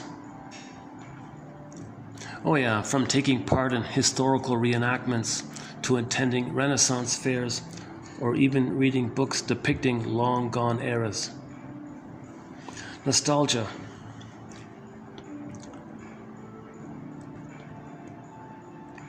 The pain of no return, the pain from an old wound. Nostalgia means history plus fashion, or history minus problems. Nostalgia equals the promise of the past. Nausea, the present failure of the dream. Oh, okay. That's not a bad one. Nostalgia equals the promise of the past. There's a good one. The promise of the past. The past, there was some kind of promise. It was unfulfilled. Oh, okay, let's go back there and imagine that promise. What if this, what if that? And imagine the promise fulfillment. So you have a sweetness in there, but a pain that because it's not true. The bittersweet part. And now you feel badly because that past didn't come true. Okay. Okay, the essence of nostalgia is that there should be some kind of immediate recognition and also a realization that the world or dream is one that is never likely to come again. The nostalgic emotion is akin to the yearning of a lost or distant object or the longing for a satisfaction missed. Okay. The longing for a satisfaction missed. Oh, that's a good one. Nostalgia is the longing for a satisfaction missed. So you go back to a potential time, the dream that you had, and you long for that missed opportunity. Gee, what if that opportunity came through? Oh, and you stay in that kind of blissful moment. Venetchel considers nostalgia as a desire for that oceanic feeling of union with an omnipotent mother. Yeah, so if you cut down, so shall I compare thee to an onion? If you layer it all down, it seems to be this. Okay, Otto Sander Ferenczi. Otto Venetchel considers nostalgia as a desire for that oceanic feeling. Okay, that's the prelapsarian merger. Okay, the paradise, the Garden of Eden, the Shambhala, the Shangri-La, right? This blissful oneness feeling, the unico mystica, with your mother, with the all-powerful, okay, from the baby's point of view, the mother's the world, the omnipotent breast. For the baby, the breast is the whole world. It's God to the, to the baby. It's everything for the baby, right? Omnipotent, all-powerful, all-giving, all-nurturing, all-good, omnipresent, all-powerful, all-giving, all-wonderful, unconditional, omnipotent mother, for which, okay, unhappy people are longing. Well, Sander Ferenczi takes it a step further. He says, well, it may be really for the womb, for the prenatal existence, because it's clear that in the womb, all of our needs were met. An old European proverb says, love is homesickness. Okay. Okay. In the next video, we got 3 more. The nostalgic regresses to wishes for reunification with the pre-Oedipal mother. Okay, that's what we're saying. So the root of it all, in pathological nostalgia, you want that blissful union. You want something that's timeless and blissful. All right. Nostalgic tendencies are seen as associated with an inability to mourn in later life. and later an unwillingness to do so. So as a child we couldn't mourn, and later I don't want to mourn. Only after the search for reunification with infantile objects is given up is the nostalgic able to accept meaningful substitutes. Only when you let go of the mother, then you can love somebody in the present for who they are. It is not correct to think of the nostalgic person as being merely sentimental. Oh, here it is, the sentimental. The sentimentalist exhibits an excess of emotion, overreacts to charged situations, and in general gives the impression of being simply immature. His emotions are short-lived, inappropriate, often shallow, and coincide with the immediate situation. Okay, he's saying here, sentimental, it just might be like a short-lived, childlike little thing and it's gone, poof. But today's one, he thinks there's like extreme sentimentality. He thinks that's pathological nostalgia. This one says maybe just the run-of-the-mill garden variety sentimentalist. Okay, that's just a temporary thing.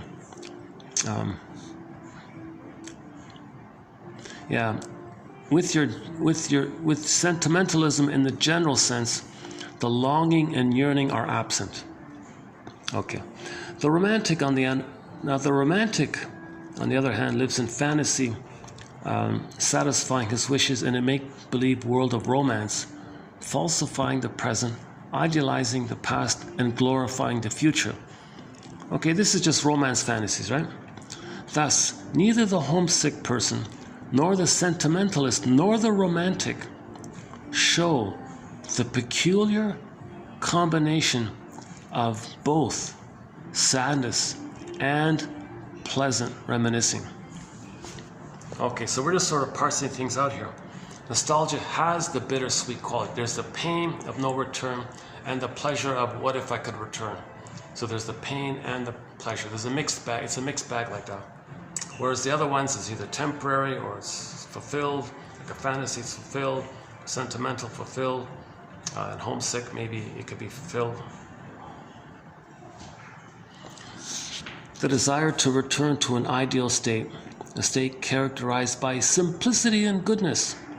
In short, by freedom from conflict, finds its ultimate hope for realization in a reunion with nature.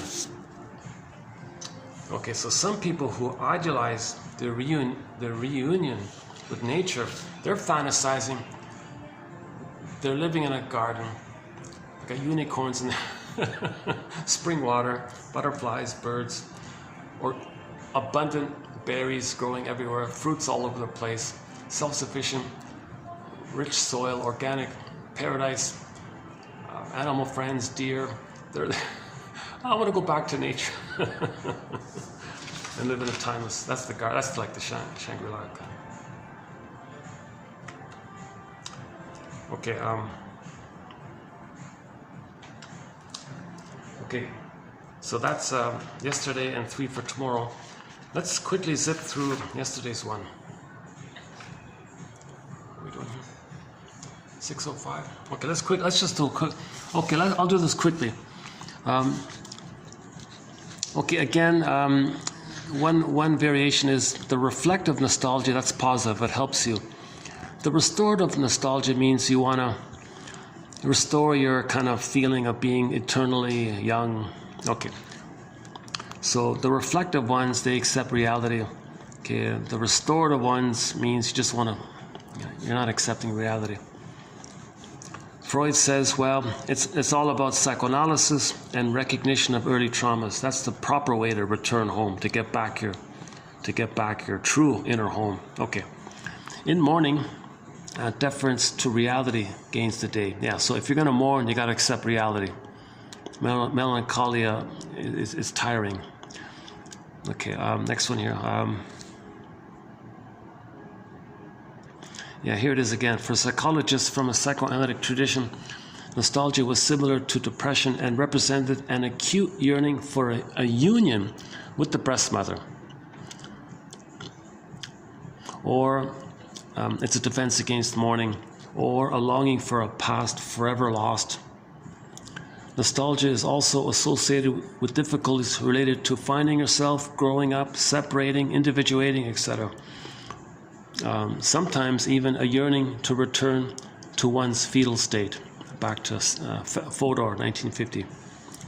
The concept of nostalgia has had an interesting journey from the late 1600s, when it was treated as a medical condition, to the late 1990s, where it is treated as a tool to sell people stuff. Okay, so nostalgia was, the term came about from a doctor in 1688, thinking it was something about hypochondria of the heart or too much heat in the brain, these like physical things. But nowadays we just say, well, they can sell us stuff. Nostalgia sells.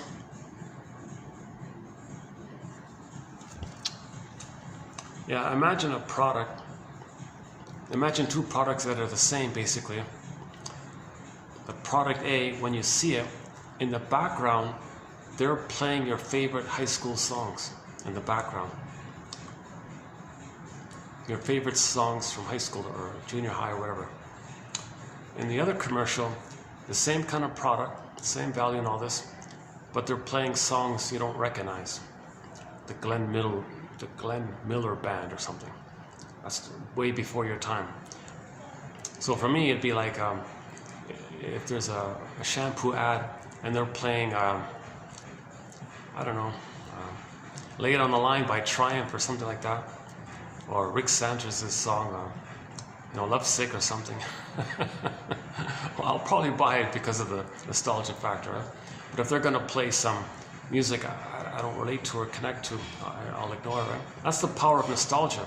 You can associate it with a product, and this nostalgia links to the fantasy that you're going to be reunited with the blissful paradise.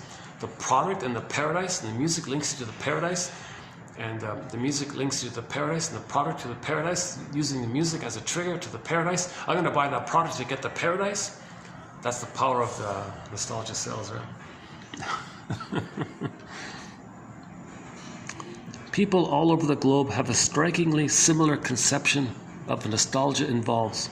Again, something that we all have in common here, right? It's what unites us, this commonality here. Nostalgia is triggered by psychological. Okay, so nostalgia is triggered by pain in the present, basically. All right, next one. If you're lonely, for example, nostalgia helps lonely people restore feelings of belongingness, provides people an opportunity to reassure themselves that they have had interpersonal successes and that they are loved and valued by others. Is nostalgia merely a psychological stopgap, a resource that temporarily mitigates the pain of thwarted belongingness? Rhetorical question, right? Or maybe on a positive, nostalgia can motivate us to connect with others. Yeah, they say. Yeah, so if you engage in nostalgia, it might, once you end the nostalgic romance fantasy, it might motivate you in the present to connect with people because you connected in the past. Oh, I belonged in the past, I connected in the past, I can do that again. So you restore that confidence and you might go out and connect with people after that. Maybe. Question mark. Nostalgia is potentially a positive, joyous emotion. And it can foster an appreciative attitude towards others. So there's a positive relationship between nostalgia and gratitude. So does nostalgia promote gratitude? In some cases, yes.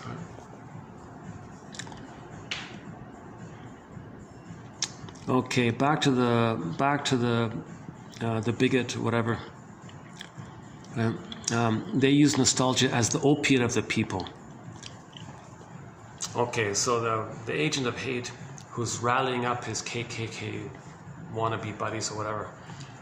Okay, the nostalgia fantasy, we can create some kind of blissful utopian thing that should exist. We can have that.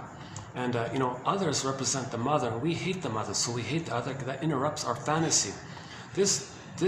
Doing this gets you to fantasize this blissful oneness, which is a blissful feeling. Robert Bly jokes, babies feel ecstasy. That's the opiate of the people, right? So when you regress to the time of timelessness, it's a blissful feeling. So the bigot on the soapbox, or whatever, he's selling this made-up utopian past that never existed, the yesterday that never was, right? Sells that by getting you to hate the other that reminds you, the mother that didn't love you, to accept yourself. So you didn't get yourself. So you're engaged in the quote-unquote addictive fantasy that you can be in a blissful place. So he calls nostalgia the opiate of the people, a kind of opiate of the people, right? So the bigot promoting hate and intolerance to others, that's actually addictive, because people can engage in some kind of fantasy of some past utopian that never existed.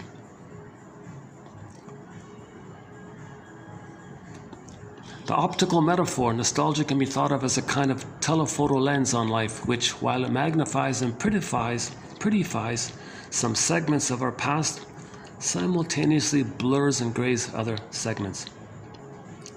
Nostalgia is that subjective state which harbors the largely unexamined belief that things were better, more beautiful, happier, more exciting than now.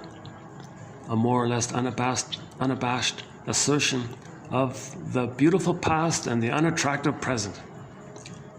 Nostalgia, now regarded as bittersweet.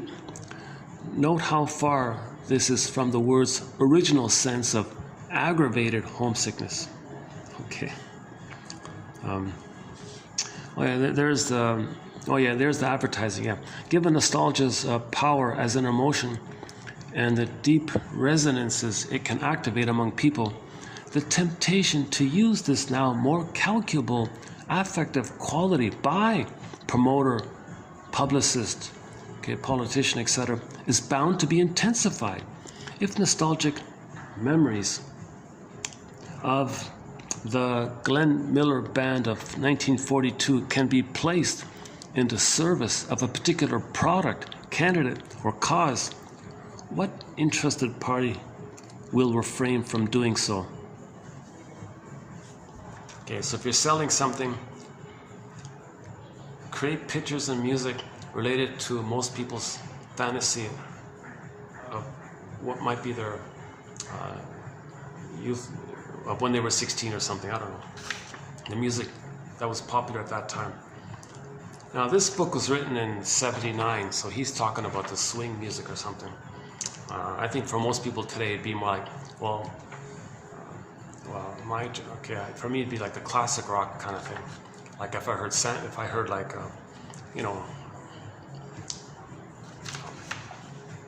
like Street Heart. If someone played Street Heart, if someone played Storyteller or Star, or What Kind of Love Is This, or even Hollywood, or like Kenny Shields, I would feel very drawn to that product if they associated, right? Oh my God, you're playing Storyteller, Star. And even the Disney film, they do that. They play Boston's More Than a Feeling, Journey's Any Way You Want It. I think Sweet Emotion is in there. Even that song, is that it? No. Even that song, Crazy Train, is on there. If they were trying to promote Inside Out using songs from the 20s, it wouldn't work. It wouldn't make sense, right?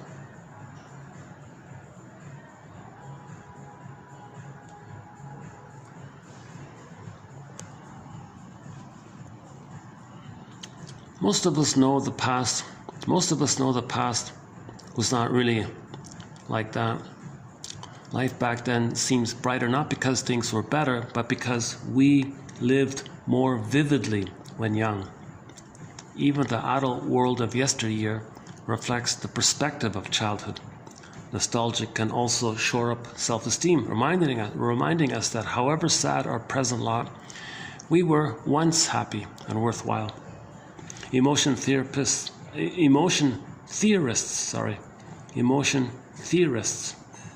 or therapists are unanimous in labeling nostalgia an emotion. Bit of a grammar issue here, right? Like nostalgic, feeling nostalgic. That's an adverb if it's nostalgic, right?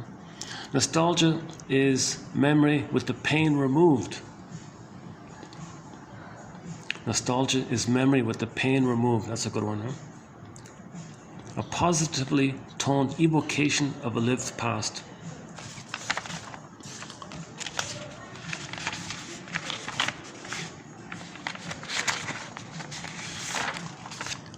Okay, and then part one, that was part two. And then part one, do we have time?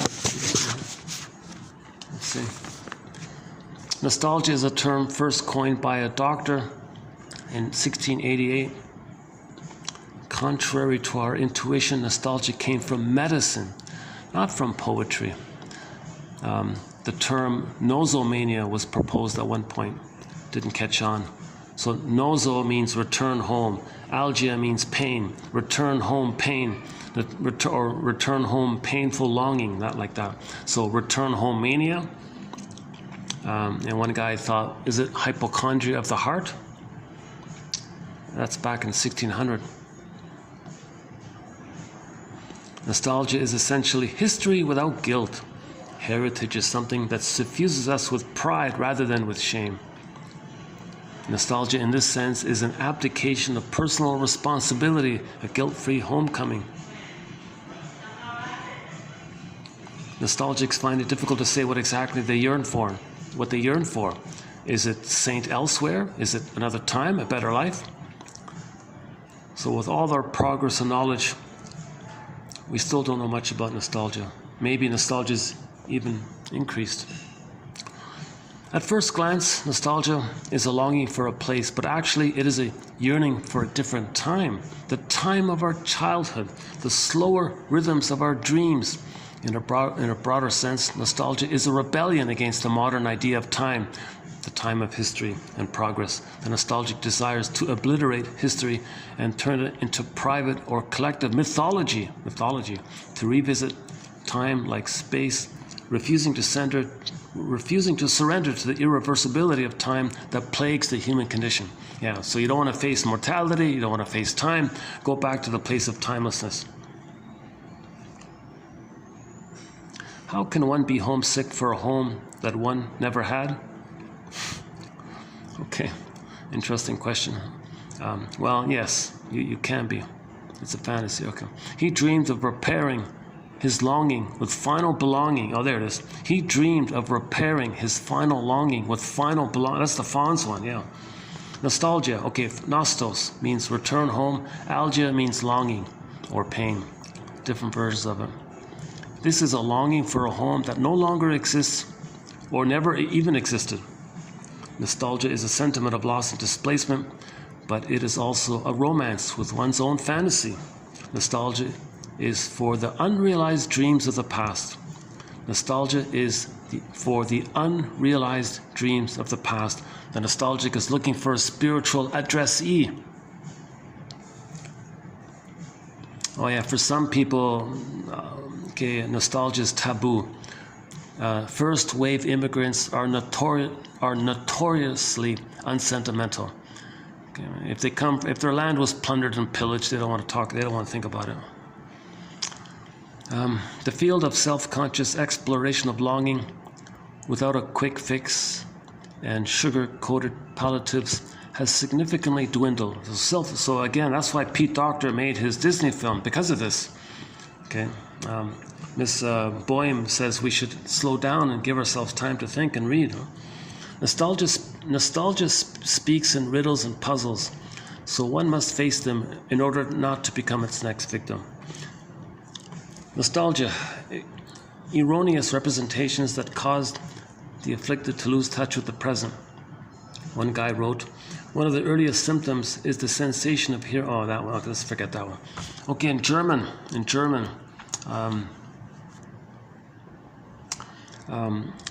Okay, so in terms of the variation called homesickness, in German it's called Heimweh.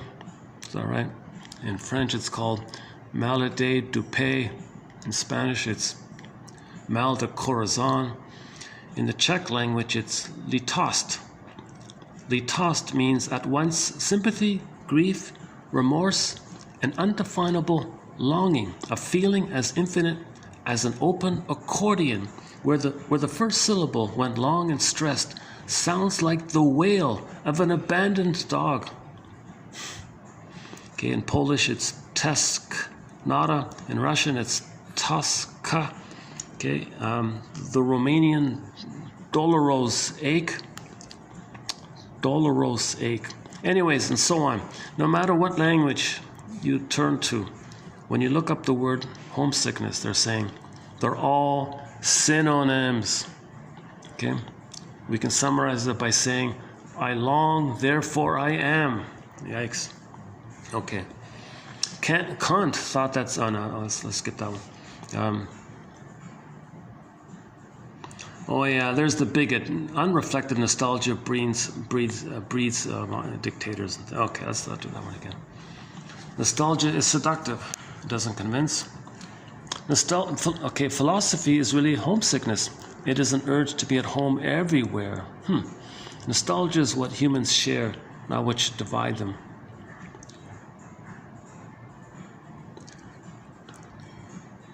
Philosophy is an urge to be at home everywhere. Oh. Homesickness is an urge to be... Okay, I'm a little confused about that one. All right, next one. The past nostalgic seeks has never existed except as a narrative, and hence always absent. That past continually threatens to reproduce itself as a felt lack. It works because we don't have closure, meaning we didn't mourn. Nostalgia works because we didn't mourn. That's called closure. We don't have closure, right? Nostalgia is a legitimate reaction to loss. But when it no longer leaves space for any future, okay, now we're stuck in this deadlock, right? Okay, the poem. The poet Heinrich Heine puts it this way. A spruce tree is standing lonely in the north on a barren height. The spruce tree drowses. Ice and snowflakes wrap him in a blanket of white. He dreams about a palm tree in a distant eastern land that languishes lonely and silent upon a scorching sand.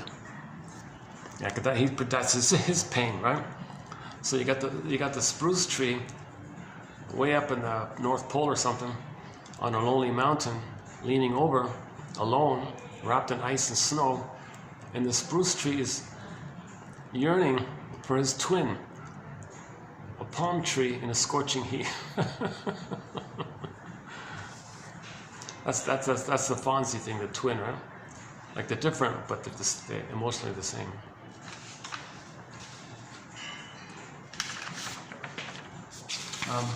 And we have a few miscellaneous ones here. Nostalgia is the pain of no return.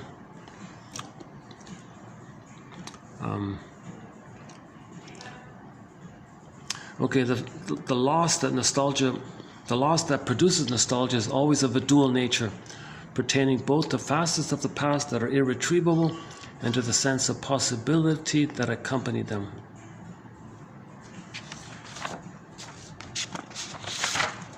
Nostalgia, longing for a past forever lost. Oh yeah, when you engage in nostalgia, that fuels your narcissism, because if you're in the timeless, blissful one, that increases your narcissism. So there's something nostalgic about narcissism. There's something narcissistic about nostalgia, by the way. Oh yeah. Manic nostalgia, a defense that forestalls forward movement and protects the client in times of grief. When things don't go well, nostalgia impedes mourning and becomes a defense against it. Pathological nostalgia, a resistance to maturation. Okay, I think this is the source point here by Mel Faber. So we're looking for unconditional love. In pathological nostalgia, we're still looking for unconditional love. Unconditional love translates psychoanalytically into the regressive return of the vibrational transformative object. Okay, that's a fancy way of saying the breast. Okay, so for the baby, he's transformed and he grows and he develops, he's transformed. The breast is warm and vibrates. And right? Kind of thing. Humming and helps them to grow and transform. That's the breast. Okay, again, unconditional love translates psychoanalytically into the regressive return to the vibrational, transformational object. The regressive return of dual unity in symbiotic fusion. Of affective attunement. Mother's attuned to you. She soothes you. She gets you.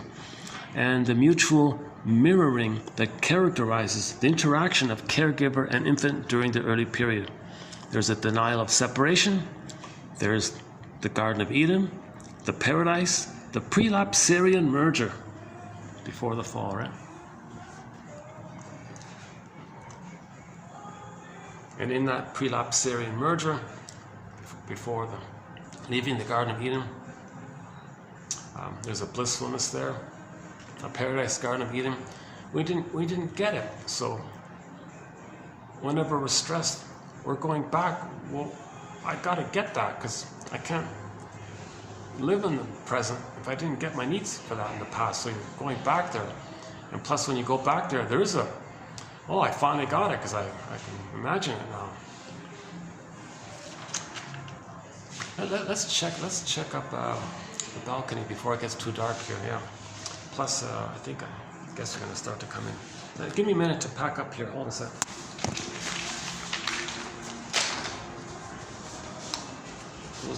Yeah, we did 34 today, right? Tomorrow we'll do 35, yeah.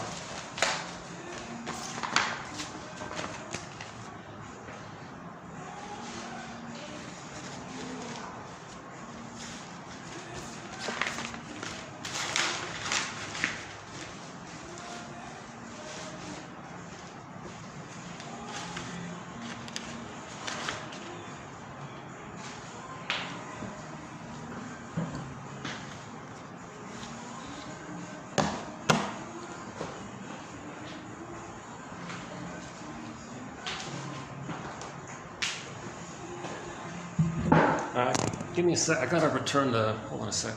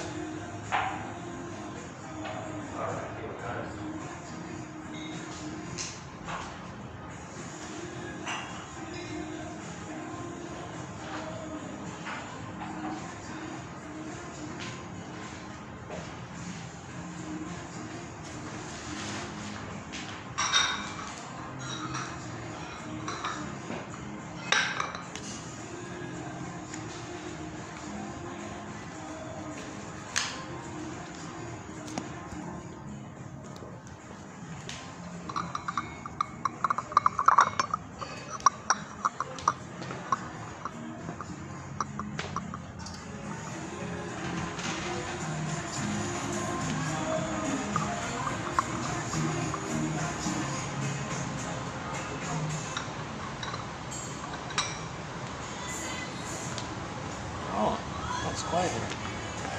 Thank you. See you. Thank you.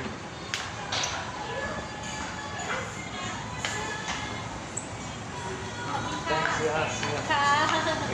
Have a good night. See you next week.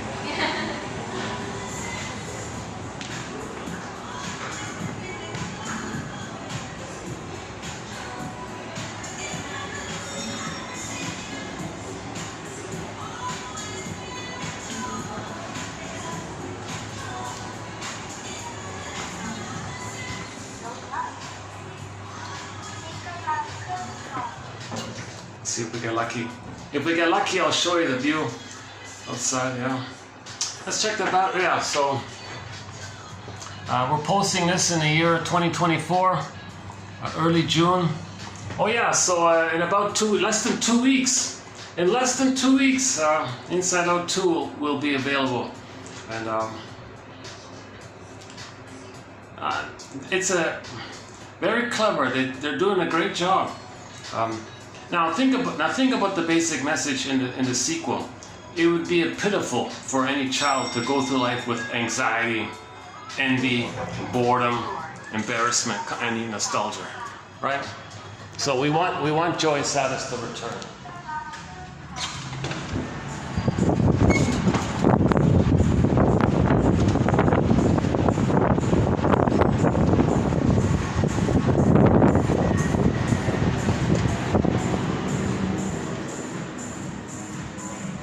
Everybody here? Okay. All right. Yeah. Okay. We can see it. Yeah, we got a different view. Oh, it's clearer this time. Yeah.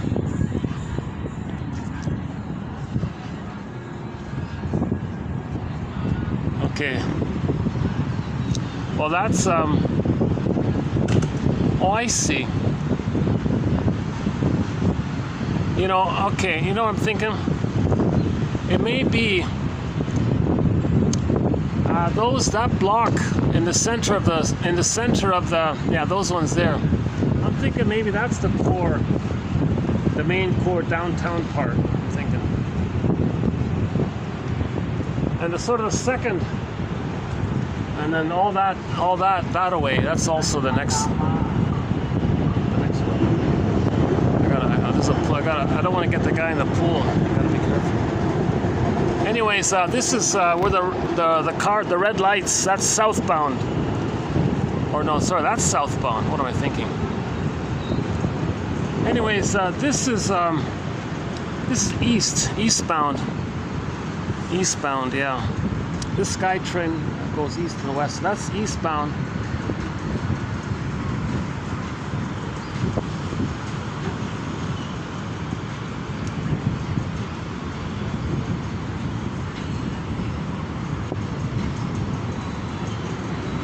Yeah, I don't really know too much. This is still kind of new for me, this little area here.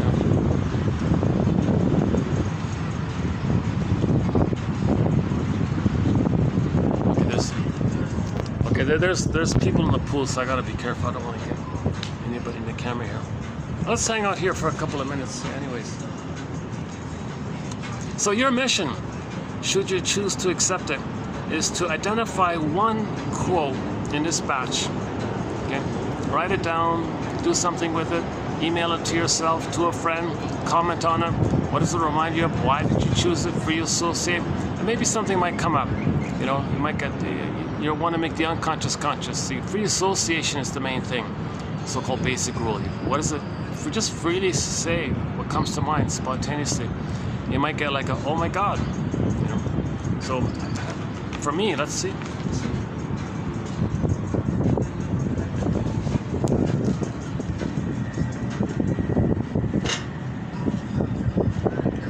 And what's my favorite for today? Let's see.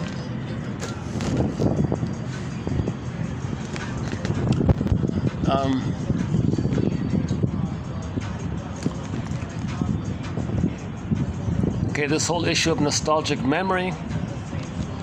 Yeah, this first one's a good key one. I think this first one's good.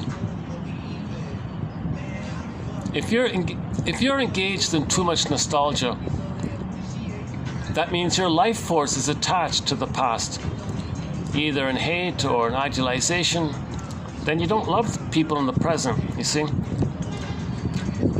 So maintenance of the lost object of nostalgic memory. This impedes effective renunciation. So you're not renouncing, you're not letting it go, you're not freeing it, like you're not getting the emotional independence state, Bruce Springsteen, which would permit a new object relations to be life force invested.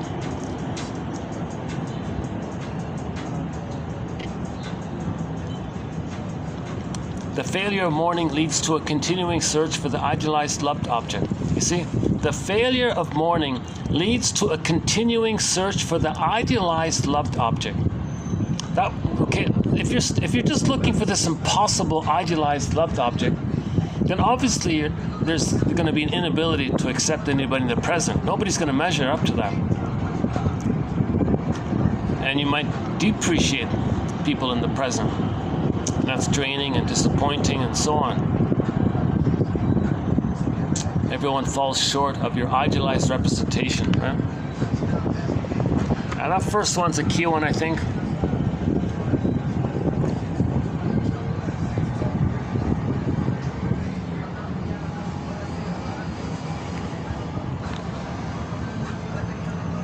Yeah, okay. The second one, okay, the second one's okay. Oh, this issue of people with a certain level of positive education and have a kind of a future mind and maybe some hope, like some experience that they can do things. They don't need to be nostalgic, maybe. Maybe they can kind of like, have plans for the future. But the more traumatized ones who become more tradition-bound, let's say, quote-unquote,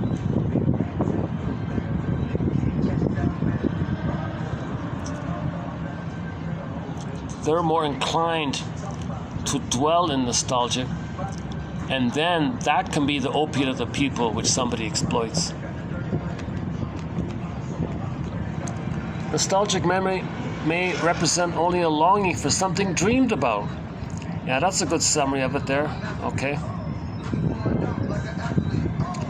Okay, so Mr. Proust was a master of nostalgia as a defense against mourning. Oh yeah, okay, so he's a good example of somebody who uses nostalgia as a defense against mourning. So Mr. Proust never mourned. Right? He never mourned. To avoid the pain of mourning, he wrote a masterpiece of nostalgia called Remembrance of Things Past.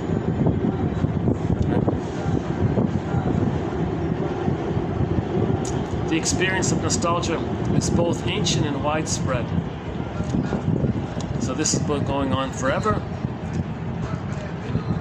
All these ancient poems from around the world, it's all the same stuff. I think even pop songs, you can take a pop song from any place, it's the same stuff.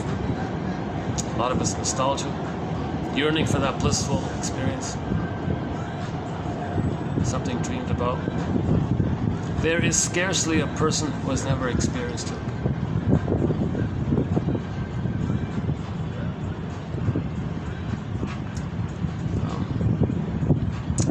Okay, for him, nostalgia equals denial.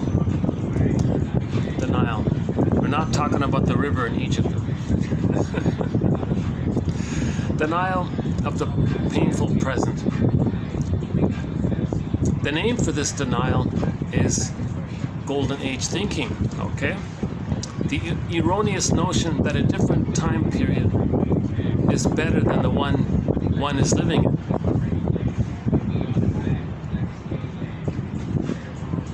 A quote from a novel. People turn to the past to escape in many ways. Oh yeah, so people who go to these Renaissance fairs and historical reenactments, or reading books depicting long-gone eras. Oh, I don't have it here but yeah, I didn't include it, but there was one quote that didn't make the cut. It was about I didn't fully understand it. About all these. The reason why a lot of people don't like Westerns, because it's too far removed from their experience. They never lived that time. So people watch them, it's an escapism or something, but then they forget about it. A lot of people say they don't like Westerns. I thought, wait a minute, that's just all this gruesome violence stuff.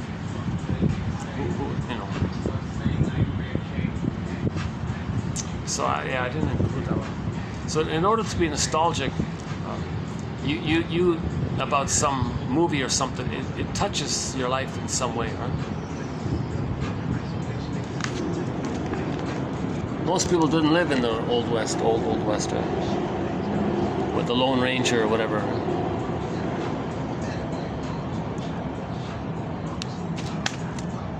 But see, in the Lone Ranger, the Fonz was a big fan of the Lone Ranger, right?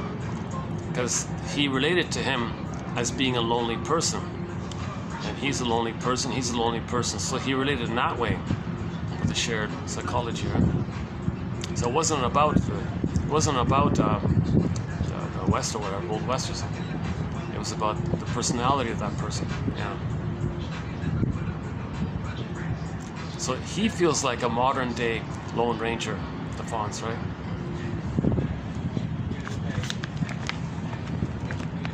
Otto Fenichel considers nostalgia as a desire for that oceanic feeling, that blissful oneness, that unico mystica of union with an omnipotent mother. Okay, for the baby, the mother is the world, the all-powerful, all-giving, unconditional, beautiful, blissful, all-knowing mother, for which lonely people are longing. Fodor takes it a step further. Maybe it's back to the uterus, even. Because maybe they were traumatized at birth. So the post-birth time was also painful. So then they want to go, so the only thing they have is the uterus time. Maybe he's right. For some people. I don't know. Nostalgia means the pain from an old wound. History plus fashion, or history minus politics. History equals, nostalgia equals the promise of the past. Nausea, the present failure of the dream, or unsatisfaction in your life, because it's the present failure of your old dream. And nostalgia equals the promise of that old dream.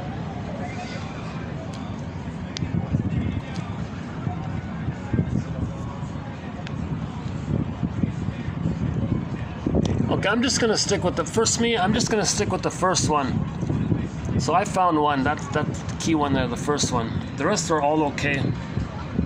So for me, it's the first one. Nostalgia as a substitute for mourning relates to the maintenance of the lost object and nostalgic memory. Now remember, this is, you might not be conscious of this, right? This impedes an effective renunciation, which would permit a new object to be libidinally invested.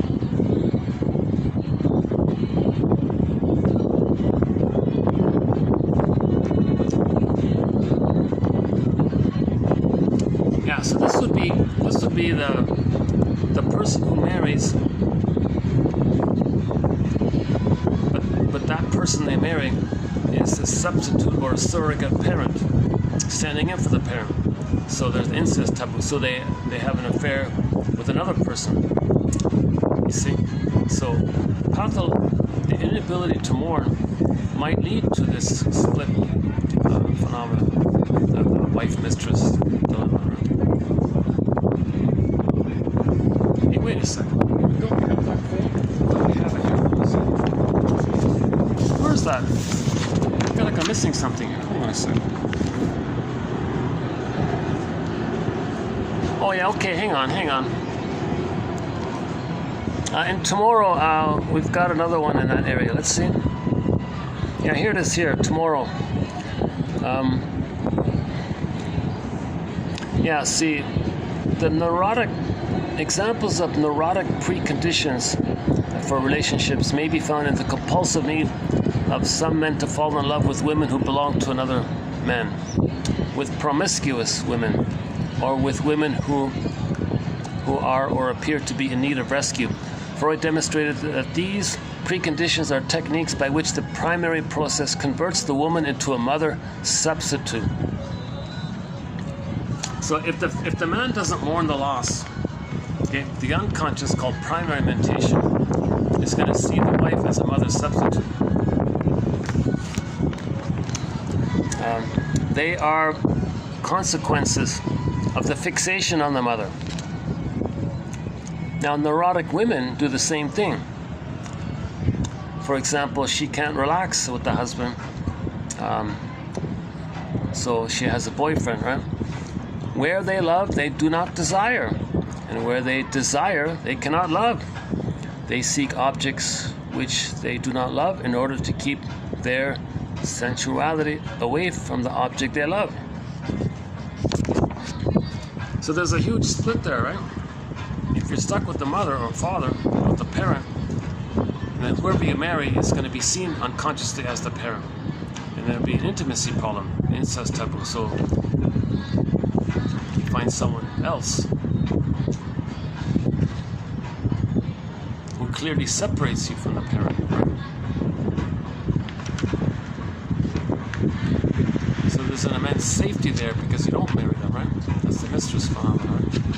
So if you have the immense safety that there's no responsibility, they're not emotionally important to you, and all of your emotional importance, quote unquote, love is the parent, then there's the famous split like that between the Madonna mistress complex, what do you want to call it? The mother mistress complex.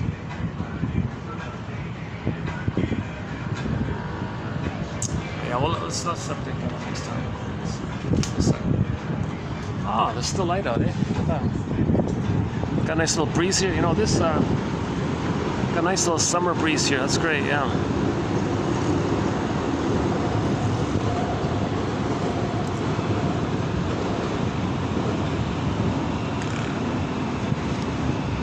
Well, on that SkyTrain, I imagine the ad that says, for the love of, be your own story doctor, heal yourself, patreon.com/narrative medicine. Or what about 1001 Windmills of the Mind, psychoanalytic psychotherapies is greatest hits, patreon.com/narrative medicine. New website, just started today, yeah.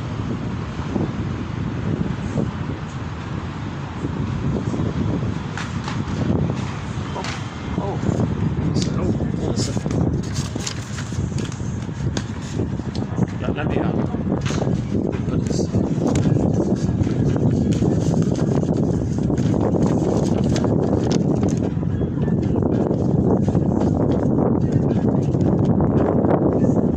Oh, the kids want to use the balcony. Oh, let's leave the balcony for 1 second.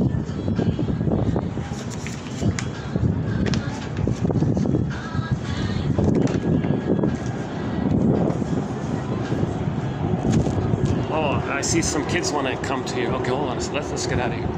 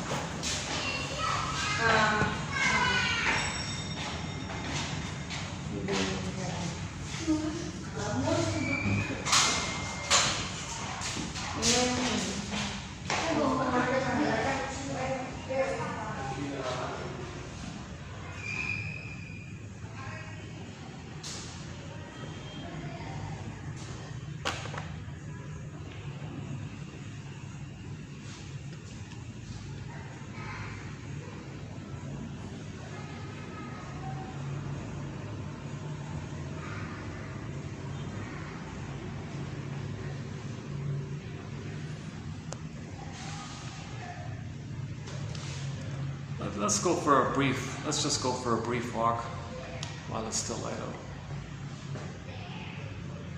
For the love of narrative medicine, eh?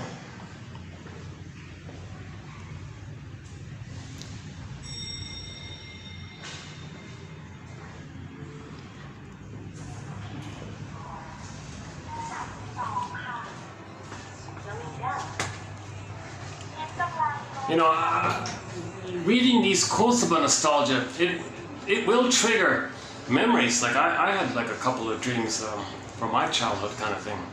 Just discussing. If you read the quotes in these 3 videos, you know, plus a couple from the previous ones, so we posted a good already, a solid 50 quotes already. 50 quotes. If you read these 50 quotes, there's a good chance it can be helpful, right? Because when you get a dream, it's like getting a letter from you to you, telling you it's like this in your soul today. It's a message from you to you, helping you to be more aware and to reconnect with you. So.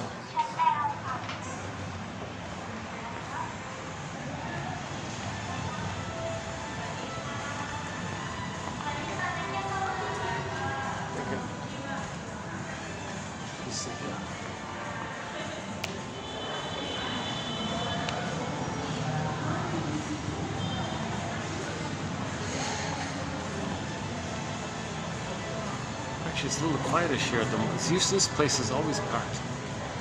Maybe I can just hang out here for a bit.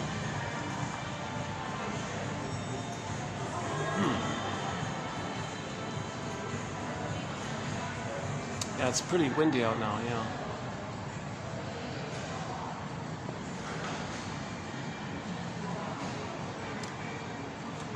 Let's give it a try anyways. Yeah.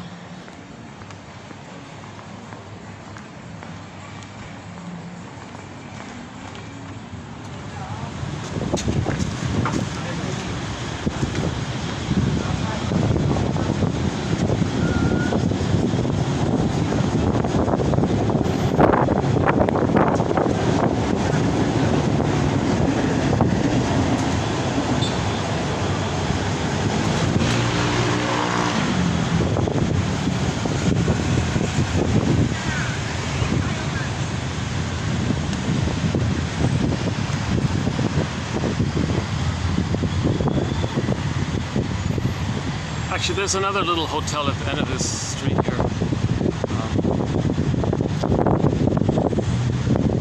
Well, any final thoughts here? Nostalgia, the pain of no return.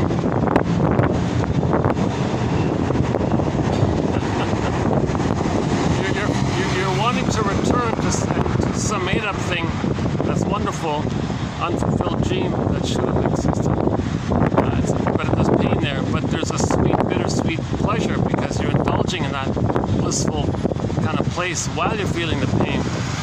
And this allows a person to not have to deal with whatever's going on in the present with their lives, right? But the analytic idea is that when you're doing this past dreamy thing, it's really, you're trying to trigger some kind of blissful, timeless place. Because sadness is in the glass bottle, inside out film. Sadness is in the glass bottle. So it'll be interesting if that was true.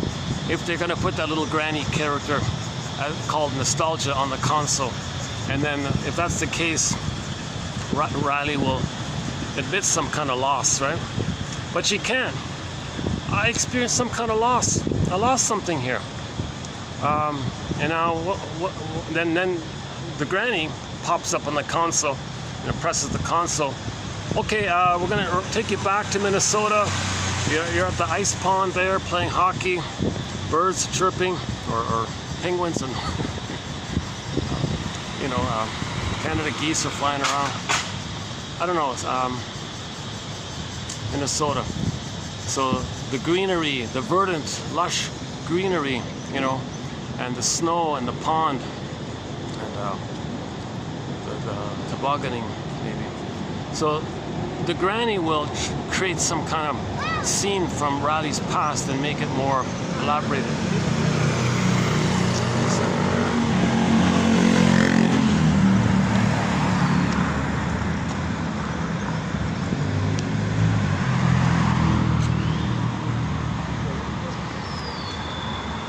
So there'll be cookies in the oven. A feeling that they're in a place of no nostalgia.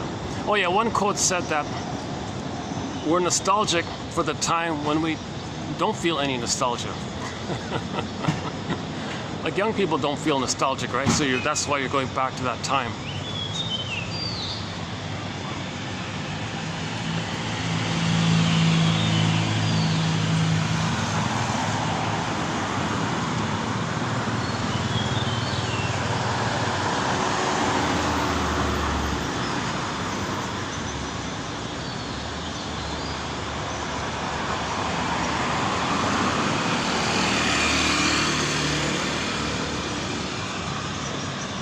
Oh, so these guys back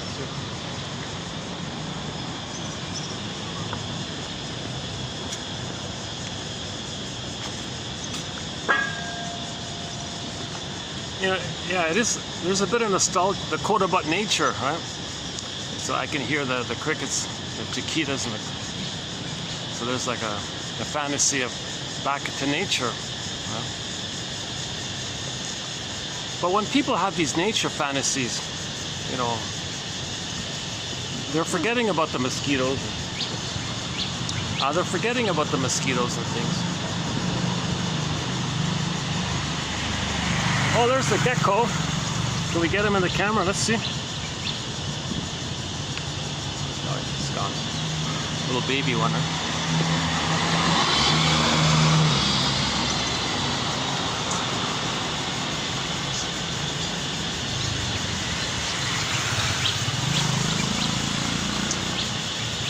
Just up ahead.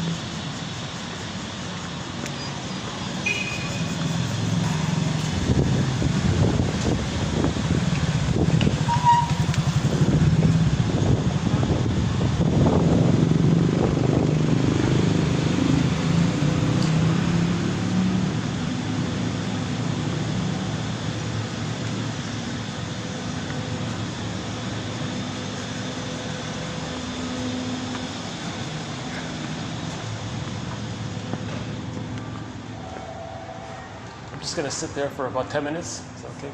5 minutes? 10 minutes?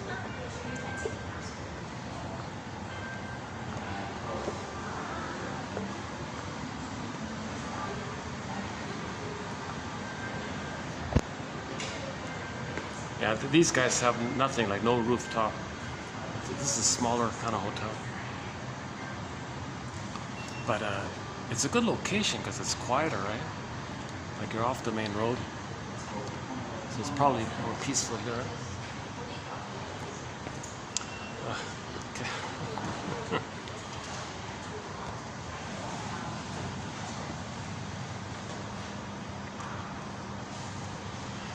Yeah, it's funny. This is a simpler hotel, but it has a cozy kind of relaxed feeling to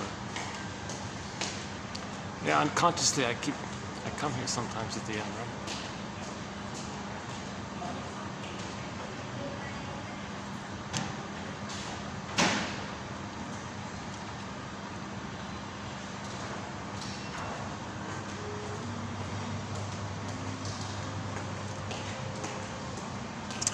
Okay, any final thoughts here?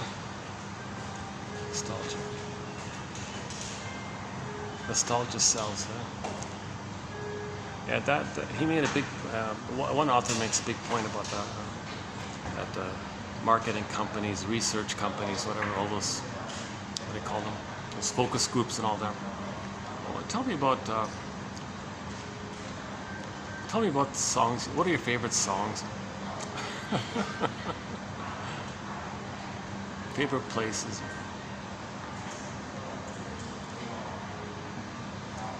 Like maybe for me as a child it might be Ontario Place or Centre Island back in Toronto, my hometown, Toronto. So I think the most nostalgic things for me would be those two places, Ontario Place and Centre Island. Centre Island. So in Toronto there's a nice little, my favorite park, I think the best park is called Centre Island. You got to take a ferry. So the main thing in Toronto is that the CN Tower, right? Just close to that tower, just like a 10-minute walk, there's a ferry terminal. It's about a 20-minute ferry ride to the Centre Island. It's a huge park. It's a very spacious, open kind of place.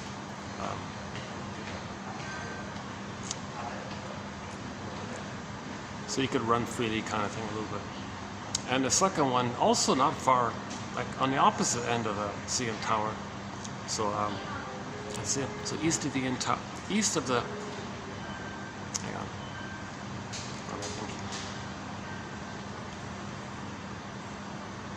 Yeah, east of the CN Tower, that's the terminal. But west of the CN Tower, also about now maybe 50 minutes, you got the Ontario Place linked with the CNE, like the fairground. called the C and E, the X.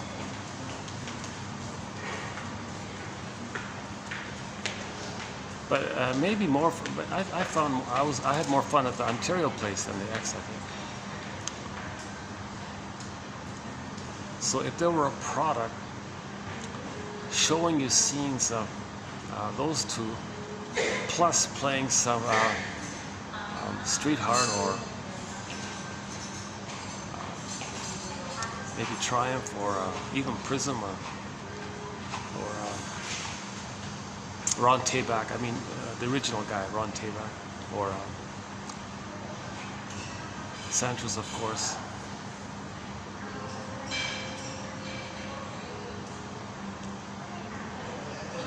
Yeah, but here's the scary thing. Now everything's customized for people, right? So if someone's going to sell you a product, the algorithms can customize a personal ad for each person, right? Jesus.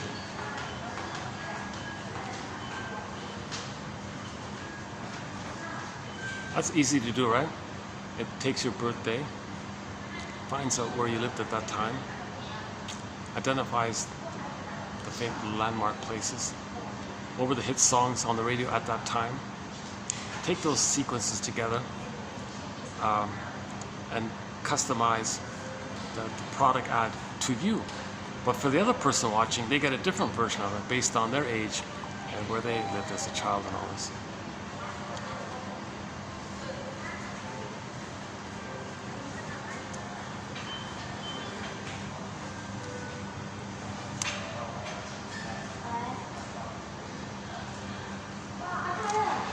Any final thoughts here?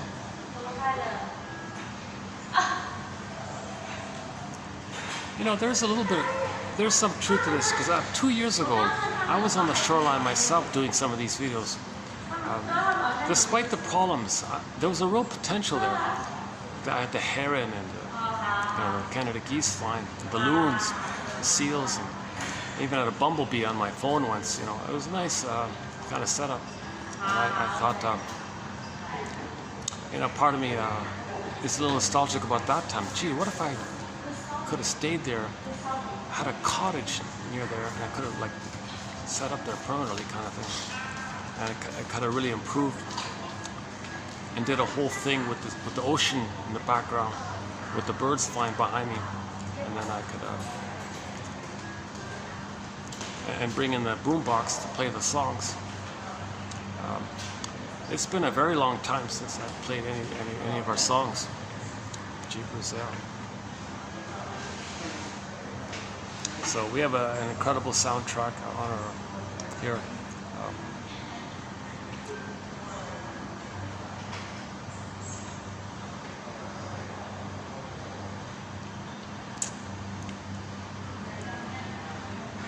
People passing by in front of me here.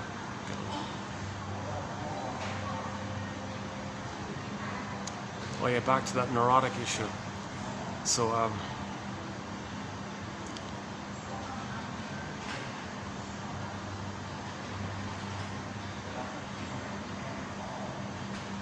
Bergler says everybody's on a spectrum. Either you're mildly neurotic, that's more normal, he says. Nobody's fully, perfectly healthy. Everybody's got some quirks or something. It's mildly neurotic. To all the way down to the highly neurotic. And then he thinks, he wrote a book called Curable and Incurable Neurotics. He thinks there's a percentage that in his opinion, based on the knowledge of when he wrote that book in the 40s or 50s, that he didn't know how to cure, with his knowledge, a small percentage of people. So he would call them incurable. Now, as a question, are they incurable, or is it just a case of a lack of knowledge? So mildly neurotic, moderate, highly, and then very highly, and then maybe the incurable.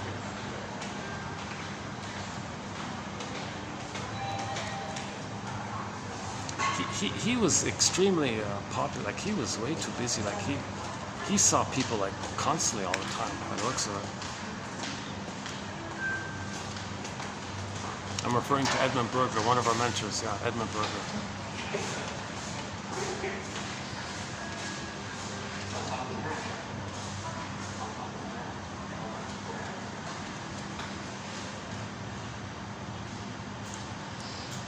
Maybe for shrinks, the name Edmund Berger is nostalgic. I don't know.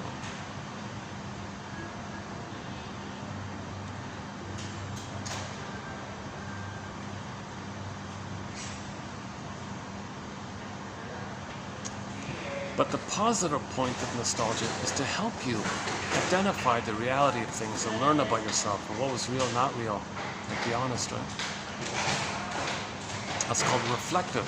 She called, Miss Boyne calls it reflective nostalgia.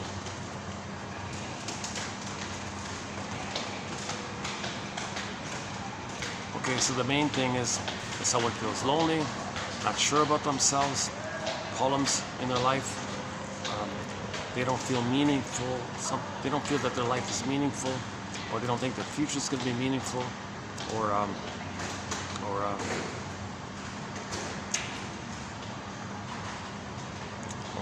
unhappy in some other way, that can trigger the person to look to something in the past, blot out the negative parts, don't see it, gray it out, blot it out.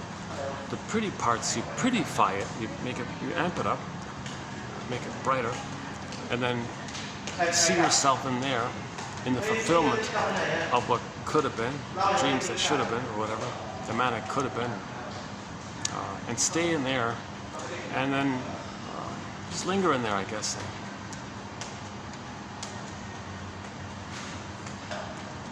But that is ultimately the manifest. What's underneath it, what that's code for, is the missing blissful union at the breastfeeding time. Okay. So either way, you're linking to the blissfulness of the timelessness, and that's a rebellion against the reality of time in your life, one of the quotes.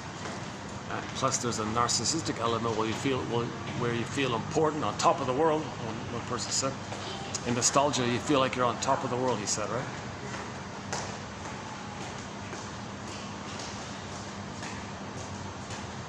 Prelapsarian merger, paradise, mother-infant dual unity, and there's an addictive quality to it because your brain releases serotonin because you feel safe. Because when you're one with the mother, you feel safe, you get serotonin, and maybe some oxytocin, you feel a connection now. Okay, so now people who engage in this a fair bit, okay, now in the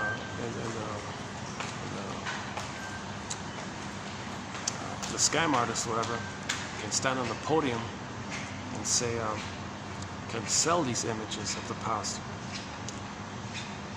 Now, what interrupts these fantasies are reminders of the mother that caused you the pain. So, other means mother means other. So, you unite. Let's preserve our fantasy by hating the other. The other interrupts the fantasy. In normal development, the mother loves the baby. They get a self and other representation of I'm okay, you're okay. Then you see an other, okay, well, I'm okay, you're okay. Some trivial things you don't know, you can learn easily. Oh, they didn't go to school because their country was plundered. Okay, let's have empathy there.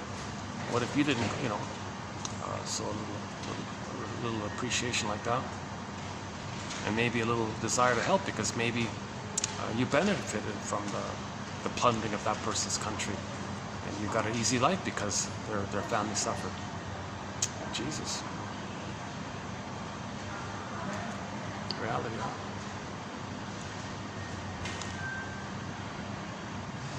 So that's why I think one contribution that we're making here in 1001 Windmills of the Mind is the thing called, what we have now, the 48 symptoms of Homo Traumacus, which needs to be updated. The most recent run, it's a very emotionally draining. It took me 7.5 hours to run through it. I tried to redo it in 2805, part 6 of 6. I was tired, I gave up. So there's like talk about nostalgia. There's that song from the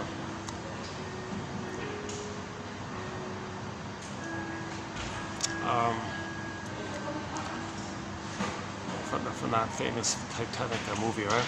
The famous song from the Titanic movie. Wherever you are. Sung by Celine Dion. Is that the one? Yeah, so maybe people who, yeah, maybe for some people, this song here from the Titanic movie, maybe they were in a youthful time when that film was on, right? Late 90s, maybe. So, when was that film? So maybe people now in their, say, 30s, 40s, I don't know. They might feel a real nostalgia feeling when they hear that music. So they associate the present place with the paradise triggering this song of wanting to return to that blissful place, which means the mother. So the place becomes the mother kind of thing. So I might like, so if I'm a guest at this hotel, I might leave this place with a positive memory, then be nostalgic. It's funny because I was being a little nostalgic with the Happy Days show, which is a show about nostalgia. I was being nostalgic about a show which was about nostalgia.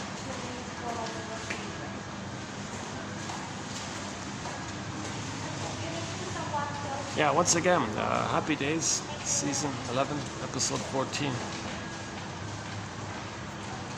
No, I don't want to redo it now.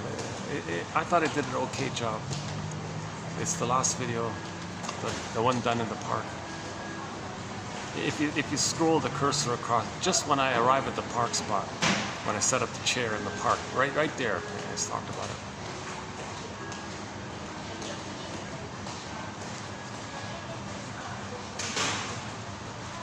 Yeah, so our new point here with the Disney film Inside Out 2 is the link that if nostalgia is at the console, and nostalgia is about issue of the reunion with the breast, then all of the characters,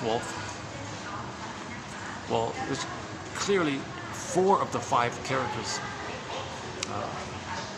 on the console, if nostalgia is there, are all related to the problem with the breast. Okay. So anxiety shows you the oral trauma and the baby teeth and the thumb sucking. And the teeth didn't grow in, so the trauma took place when the baby's teeth started to grow in. So that's the breastfeeding time. And we see the greed of her, the oral greed. So greed will come from oral trauma. Okay. The breast was viewed in those cases as the envy breast. That's why envy's at the console. Hatred for good, to identify with the aggressor. Boredom means the person didn't get the breast, so you feel bored inwardly. Now nostalgia means you want to go back to that missing good breast, that's why you're bored. So the bored can be a clue also to why there's nostalgia. Now of course they're not going to openly say this like this. They're not going to describe it like this, the way I'm doing it here.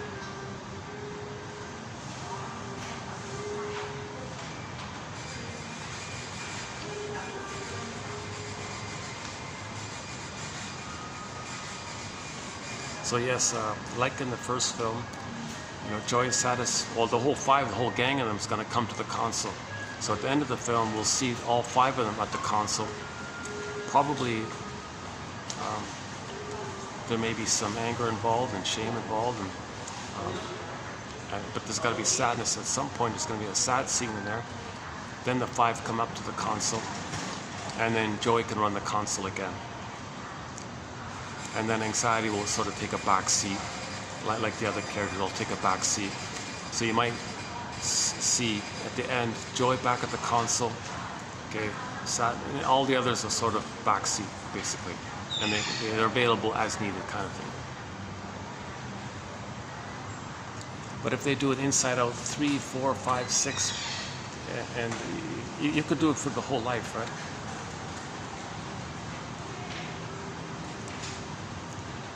And if there is like a warning video, like a later video, you could have at the console complicated grief, Or nostalgia could be pathological nostalgia, to emphasize it. A character that gives you symptoms, psychosomatic symptoms. Something that's attacking your body, let's say. Let's just call it the psychosomatic symptom maker. So you got the psychosomatic symptom maker, okay. Pathological nostalgia or complicated grief. Okay. Now you can have the witch there or the curmudgeon, either way. So the wicked witch can be there or the curmudgeon can be there. So, or you can just have the Scrooge character variation. And you can flip it. They can flip around they could do like a wheel. You can do like a wheel, spin the wheel kind of thing. And you can have like 1,000 different Grunches and Scrooges and villains and all that. You can pick one at any moment. Doesn't matter, right? But the commonality is the witch is vindictive now.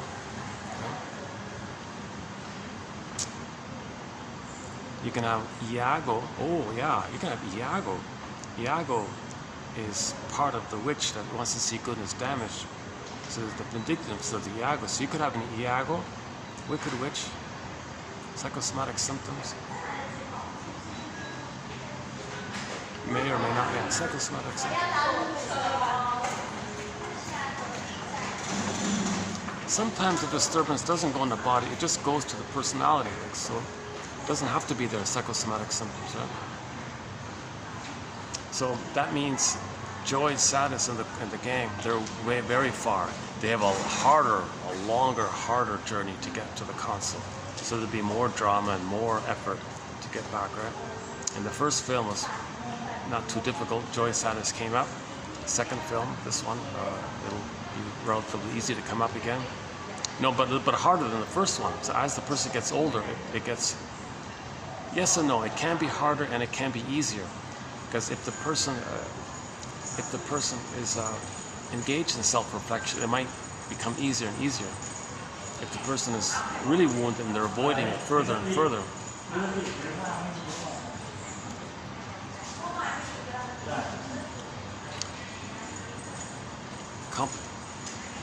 Yeah, we didn't talk about complicated grief. So what are the issues if sadness is in the bottle and they can't mourn losses? That's also known as complicated grief. There's what's called, and what turns the person into a curmudgeon is the snowballing effect. There are going to be losses in life, but they can't mourn. Remember, sadness is in the bottle. So benignly, you might go to nostalgia. Okay, that's going to do that for a while. But more losses, more nostalgia. Okay, more losses, more nostalgia. Okay, that's going to go on for a while, right? That's going to dry up. That sponge will wear out. That mechanism will wear out. The pressure is too much. The pain is too much. You can't keep doing it. So something worse is going to happen. So instead of so nostalgia being there, it's going to turn to complicated grief now. Now, complicated grief. This is the character that snowballs your grief. Every time there's a loss, you see him rolling the snow, making a bigger snowball. So your grief is in a snowball, and it's getting bigger and bigger. So every time there's a loss, make it a snowman. Make it the snowman builds a bigger and bigger snowball. And there's a lot of pain in there. Okay. Now, there's got to be another character at the console that wants to blow up steam all the time. So you can have the hothead, I guess. You got to have Mr. Rationalization at the console to make excuses, right?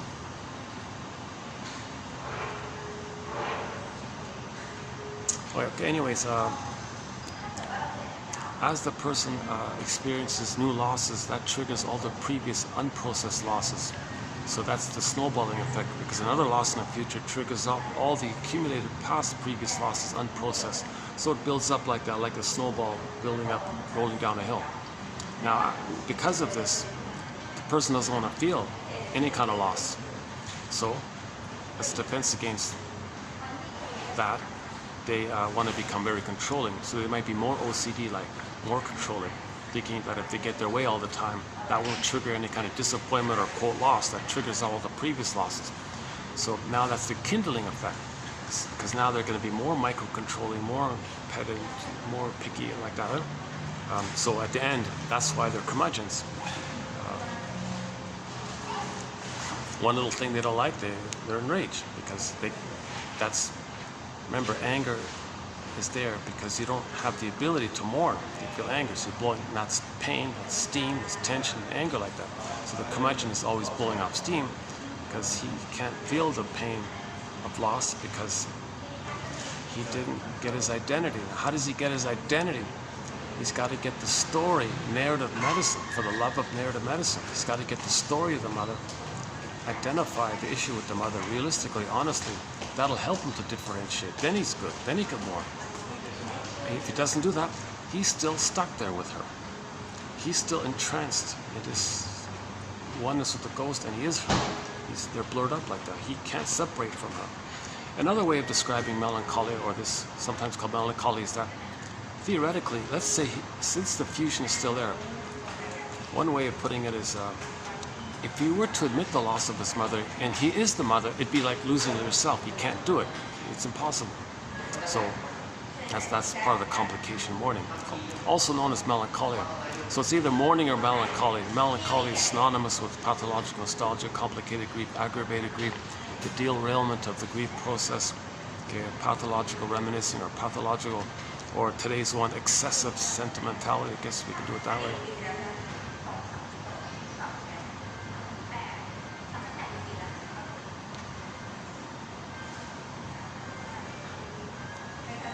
What a difference, eh?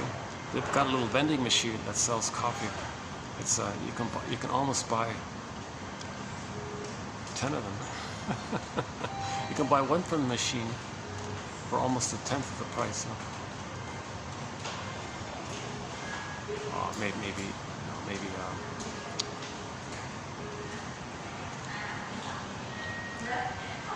Maybe 8. You could, for the price of that coffee at the other nice place, you could buy maybe 7 or 8 at the machine.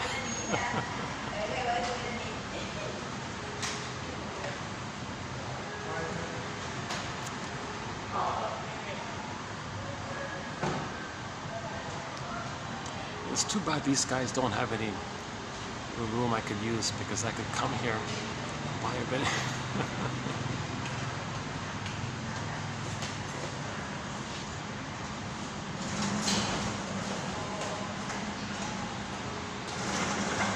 Maybe unconsciously, this enclosed kind of area, you got the view there, got the nice sofas, restaurant there, nice friendly people on that side.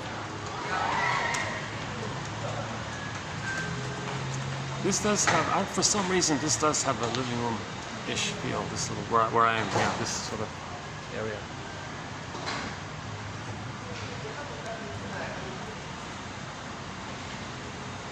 Try not to get people in the camera.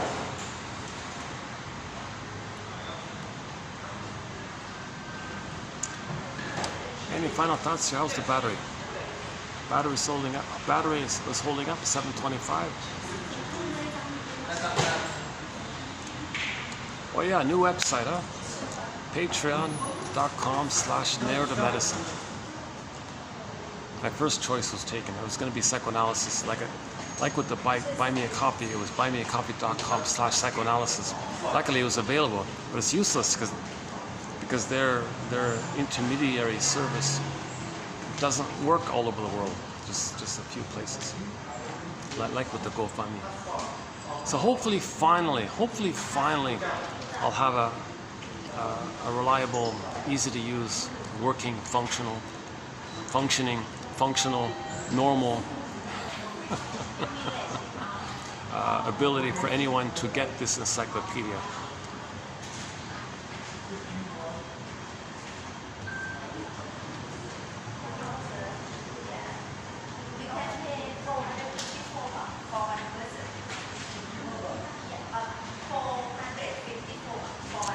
You know, just as a little sales pitch, I guess. If this were printed, if this encyclopedia were printed, it'd be, you know, something like that in paper. It would cost hundreds and hundreds, maybe $1,000 by now. I don't know. So you're getting this for the price of a coffee, basically. Well, a vending machine coffee, you're getting it for the price of maybe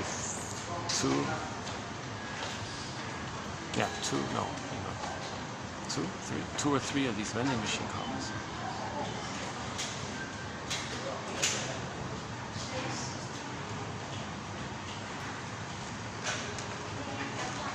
it's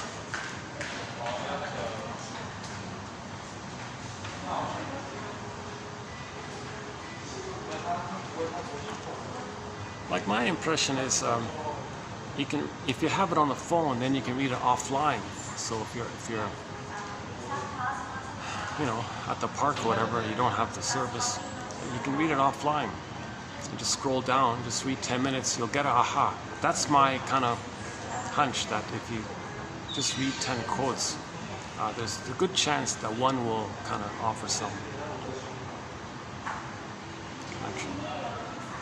I kind of feel connecting with you in a sense that if you feel connected with any of the quotes, I feel a connection with anyone in the healing journey. So it's all about healing, understanding, narrative medicine. I love how this encyclopedia is as inclusive as possible. So we'll have quotes from psychologically minded film and TV show quotes, psychologically TV show and film quotes like Route 66. And we have one from the Happy Days show, not that episode, from another one.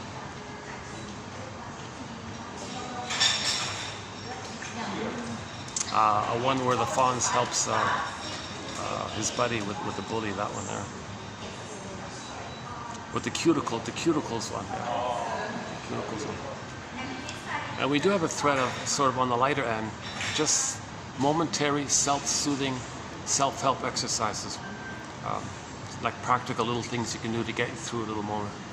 But more than 90% are analytic, about transference, the repetition, compulsion, identification with the aggressor, issue of symbiosis, reaction, formation, rationalization, okay, the translogic, and the family systems theory by Bowen, and the scapegoating issue, and then infantile megalomania is in there, and Margaret Mahler's about the developmental phases, the whole thing about intrapsychic structure, like object relations theory, like the schema and the scripts we have in the mind, and then we see the world through that model kind of thing. And if it's a problematic model, well, it's going to make us dysfunctional because that model was in reaction to a traumatizing mother. But the present isn't the traumatizing mother anymore, but we're kind of recreating it or seeing it in that way.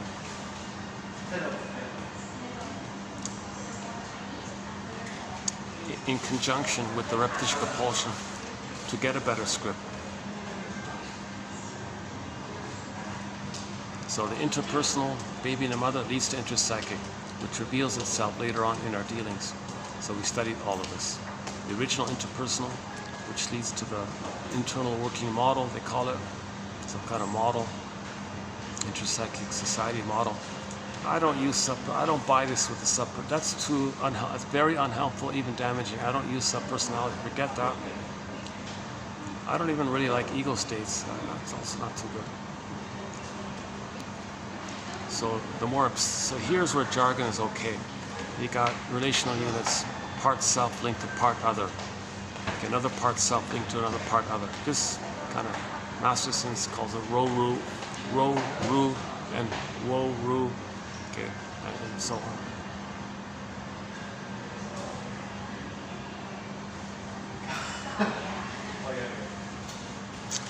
Like you find yourself in the present, re-experience that original thing, or maybe you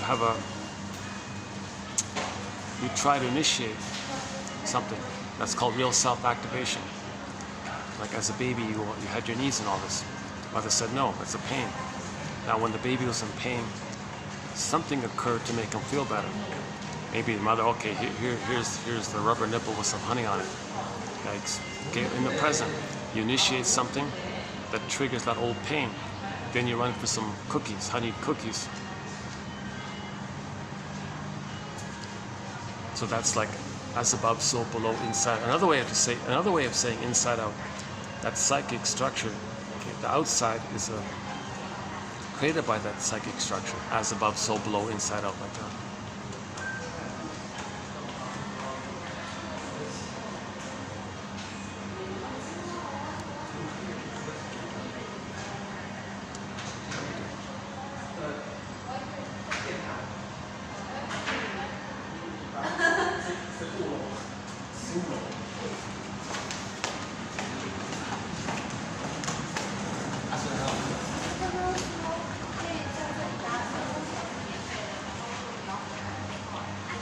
happy young family there. You know, maybe like a family trip or something.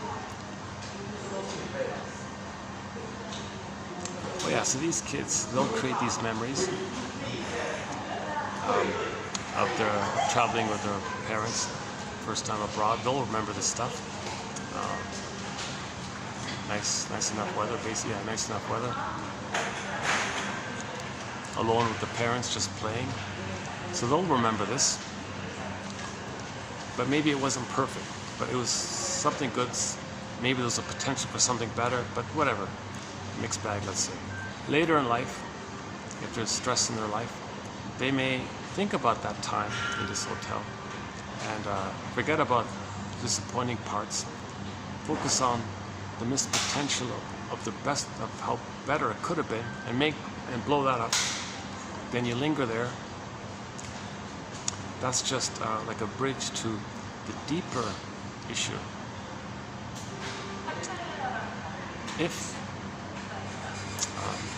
If we're dealing with pathological nostalgia, then the fantasy of the holiday is to then connect you somehow to the unmet need for the blissful union with the mother, the breast mother. Like it's just a benign, reflective nostalgia. Oh, I got some.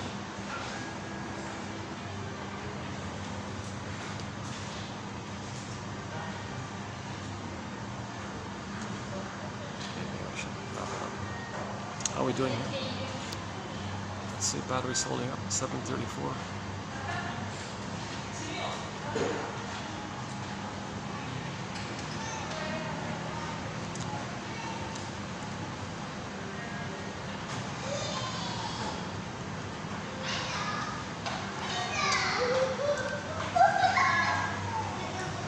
Yeah, I mentioned Steve Perry before, so his song called Friends of Mine is on our soundtrack.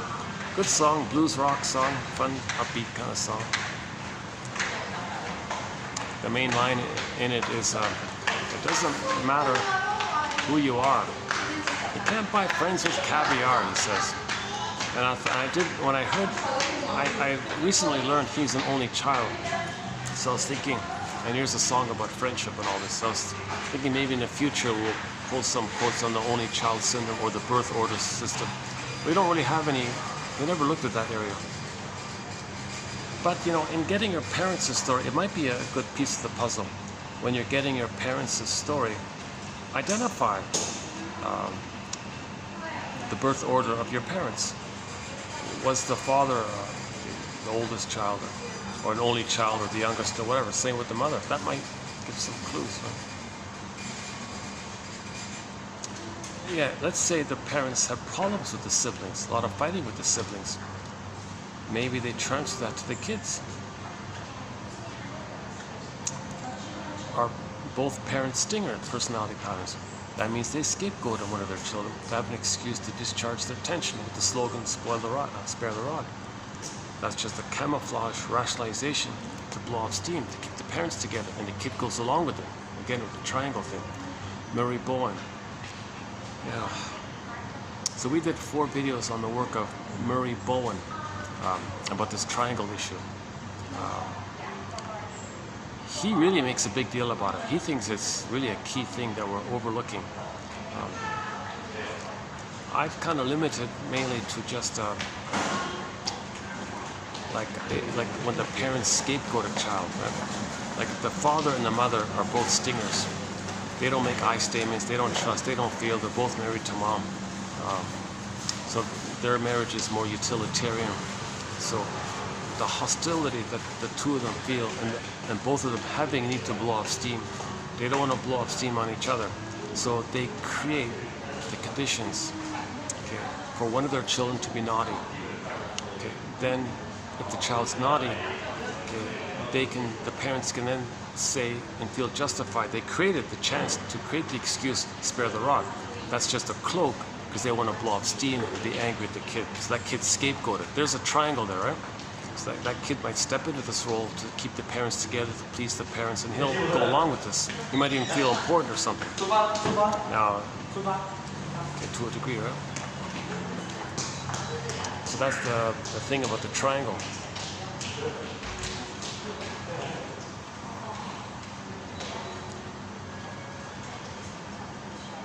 So that kid is scapegoated.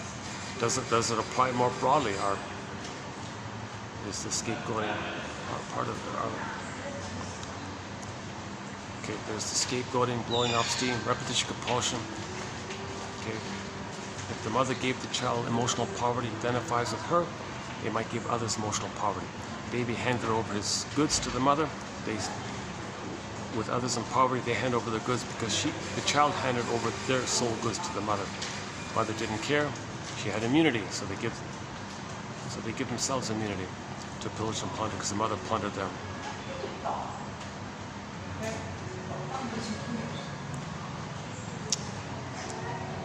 Okay, again, 27, 25.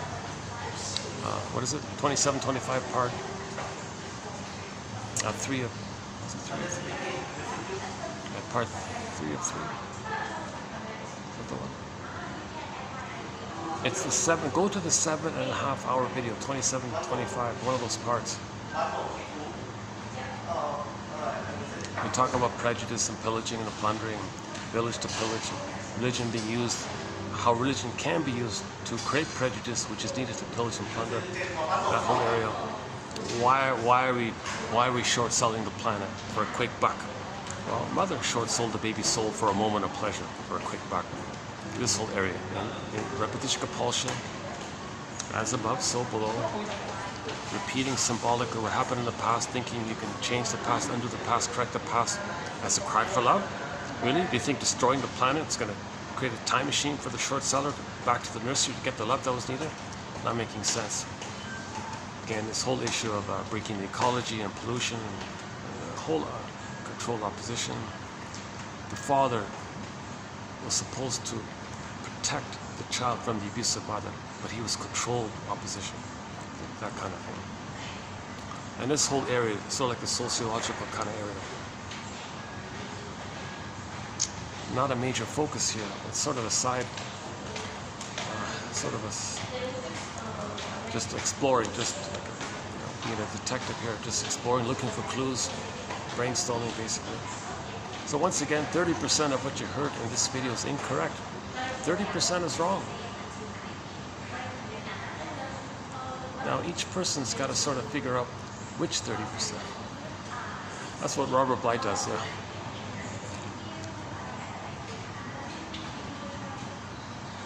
It's pretty good.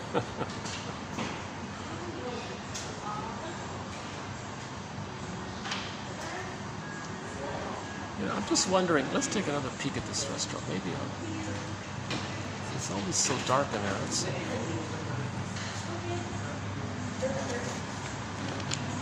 all these people. It's too dark in here. Yeah.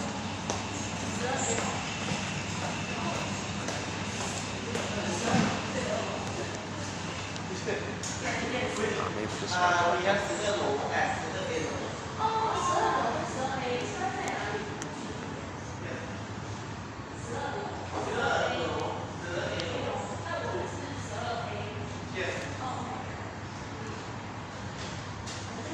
Let's just wrap it up right here.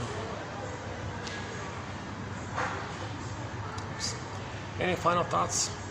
Any questions?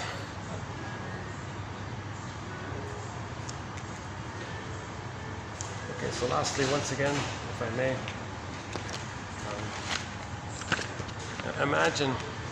imagine this page times 2,000 pages. So we have 10,000 quotes. Clear, written by shrinks trying to help us. These are people who got their feelings back. They're helping us. Not the quotes are not too long or too usually just but this is pretty typical, like this is like that. Sometimes just like a bunch of one-liners. Occasionally there's a longer passage, like Karen Horney is a very good one. Yeah, that one there. Karen Horney.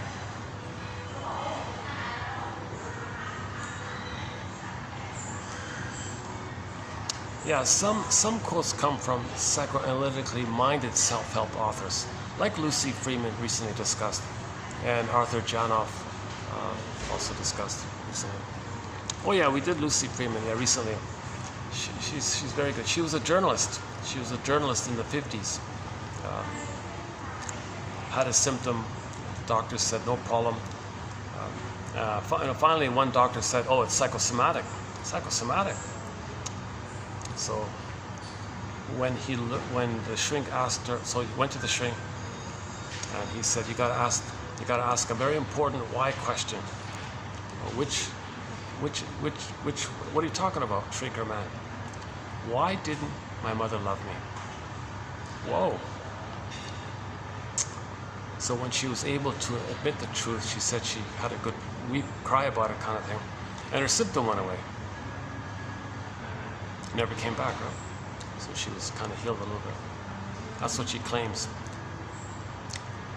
But we got some very good quotes from her. So beginning with 28:22, and then plus I think 5 or 6 after that. So that's a good video. 28:22. That's a good one. One of the lines is the hand that rocks the cradle rules the world. Women bring love or hate into this world. Right? The hand that rocks the cradle rules the world. Women bring love or hate into this world. Obviously, mother loves the baby. Okay, they have their feelings, their ethical love in the world. Mother traumatizes the baby, angers at the cons of their whole life. They're mainly angry, hostile, greedy, and envious. She has a self-help exercise. If I can't say to myself, quote, "My parents had their serious limitations, perhaps even their arrested developments," then I will continue to. Okay, so you fill in the blank. If I cannot say to myself, "My mother had her serious limitations, perhaps even her arrested development, fixation, and trauma," if I cannot tell myself this, then I will continue to. And you fill in the blank. Another good self-help one of hers is, if you see something that you don't like, okay, well, first there's projection.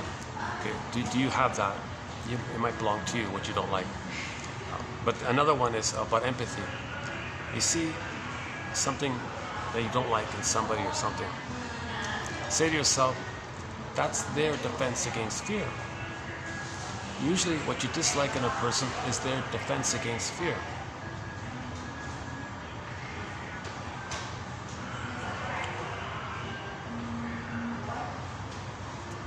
So if you see me with anxiety, well, his anxiety is his defense against fear.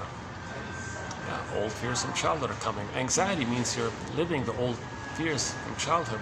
It's expressed physiologically, and in my case, it's with these ums and ahs and stops and starts, and little tension when I speak. I guess my facial muscles aren't fully relaxed. I guess. So that's my fear coming up. So my anxiety is a reflection of the old fears. The anxiety is a defense against those old fears.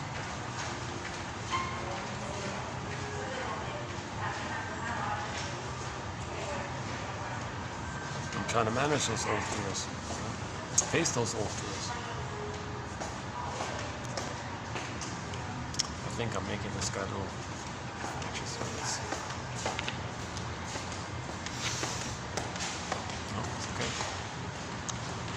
Yeah, not much space in that. Oh, what about that? Oh, let's see. What about this one? Oh no, there's people around. Yeah, that's it. They just got the one sofa there, the front desk there, the concierge there. This one's by the wall there, and a couple over there. Let's see. And this is a pretty tall hotel, even though it's like a. This is probably a 4-star hotel, right? Yeah, I would say this is a 4-star, right?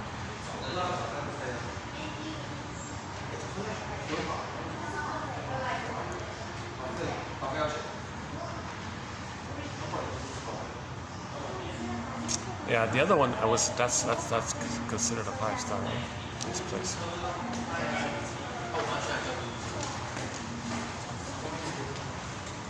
What's up? 嘟嘟ครับ嘟嘟เชิญ嘟嘟เชิญ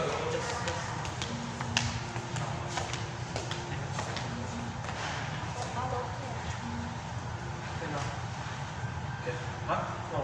No, no. Why? Suddenly go to 大马路 大马路。only 大马路哦。大马路才可以啊。Yeah 大马路可以 Go there cannot 啊，嘟嘟 no。 No OK 那 OK。就到大马路。大马路然后再 and then go 来 Yes 开始。 Yes and then go to by yourself Go by yourself นะ No go and suddenly can you to 大马路 It's back where it was. Where you go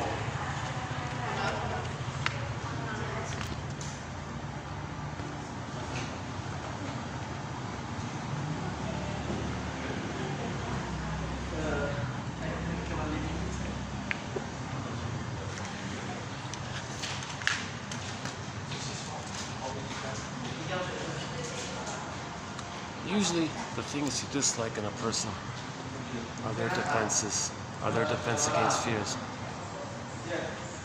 Let's say someone's passive aggressive. Let's say someone's being passive aggressive. That's his defense against the fear of his anger.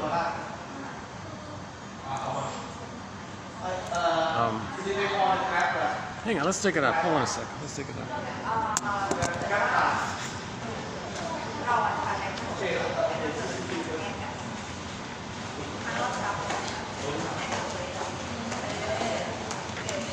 Got it? All right, here we go.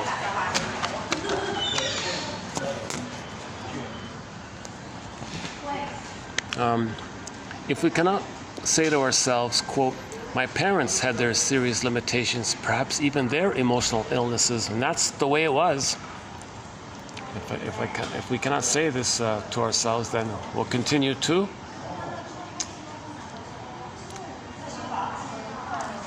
know thyself, know the child within us, as well as the adult we have become. That's the split, right? The neurotic, one who matures intellectually and physically, but not emotionally. It's frozen. It's called repression. Your emotions are repressed. Yikes, ouch, that's pain. Usually the things you dislike in a person are his defenses against fear. That's a good one, I think.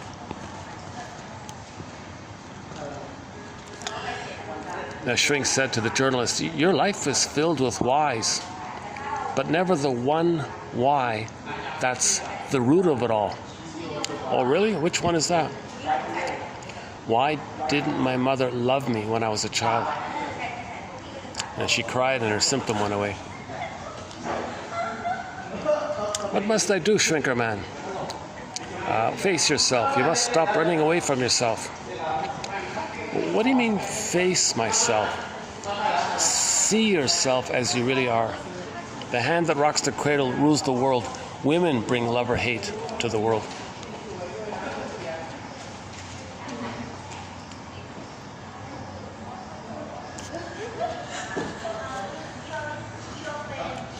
Anxiety was my unseen albatross. I couldn't see it or touch it, but only feel it as it touched me. It created the feeling of being driven, not knowing why I did things, but only that I must do them. That's a good one about the albatross.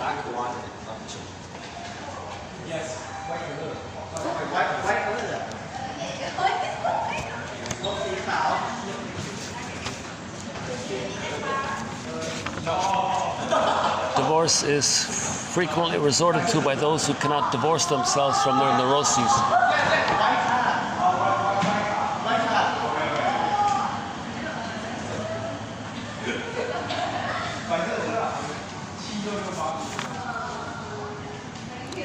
Free association, to see how I had lived, or rather failed to live.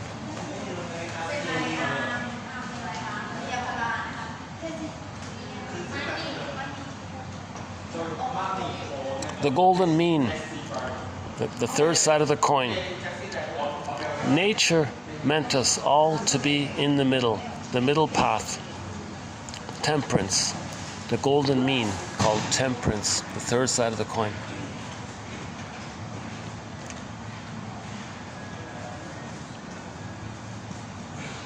Yeah, so we covered these before. The tea party. Shrink said, psychoanalysis, not a tea party. She joked and said, well, it's a tea party for me. A tea party a la Alice in Wonderland.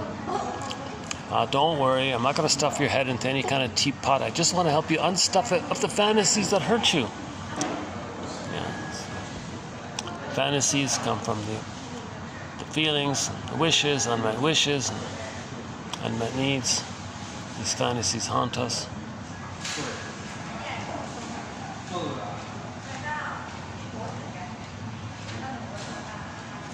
Why my marriages had failed. They had been as inevitably doomed from the start as though two children had tried to make a go of it, and two angry children at that.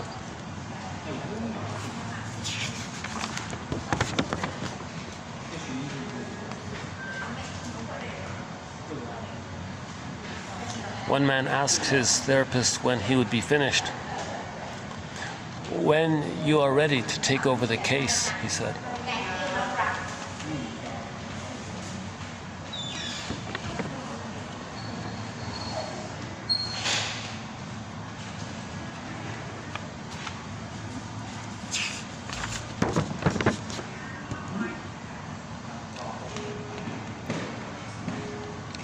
Attunement, needs and responses, rhythms, the way the milk flows and the baby suckles, the way the mother holds her baby in her arms and the way the baby molds into her body.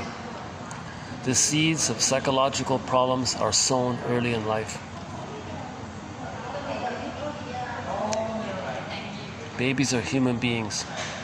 They need an adequate experience of being loved for themselves. A dream that remains uninterpreted is like a letter that has never been opened. Transference means the revival of conflictual feelings from childhood as reenacted with the therapist or the person in the present.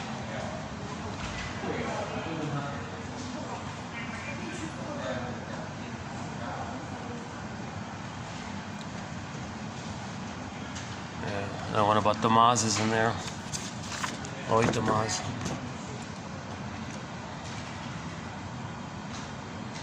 The emotional eater, yeah. You know, emotional eating might be nostalgia. Yeah, see, I think the emotional eating and smoking and drinking and all, this is nostalgia. This is all pathological nostalgia.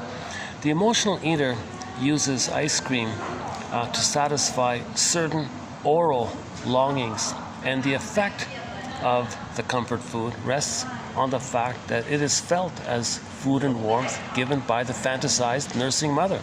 Emotional eaters feel reunited with the idealized, beloved caretaker from the past.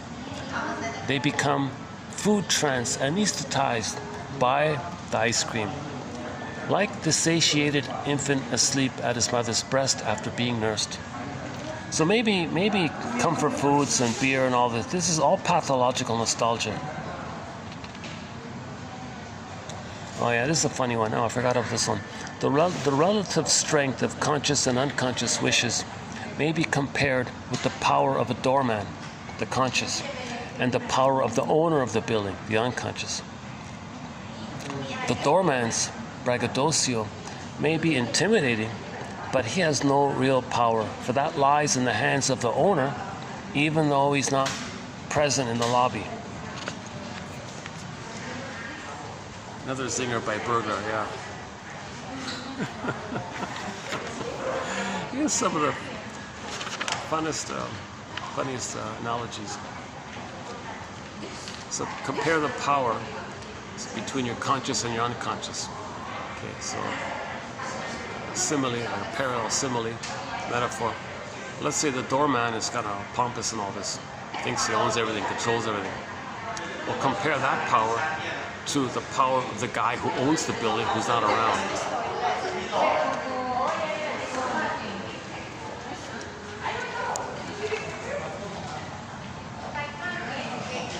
Okay, some from Grodek. Oh, one about the breast cancer, okay. Oh, one about the paintings between Claude Monet and Vincent van Gogh, okay. Reuben Fine, yeah. Oh, this low-old one is good, yeah, 28, 27, good ones. Oh, there's the Happy Days one, yeah, 28, 28, Happy Days. About the cuticles, yeah, check out that one, yeah.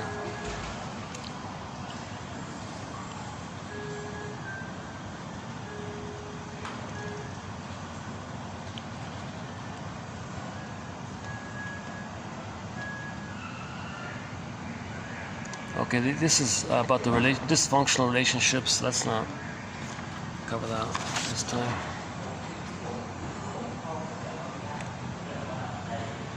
Okay, the infantile the magical thinking one.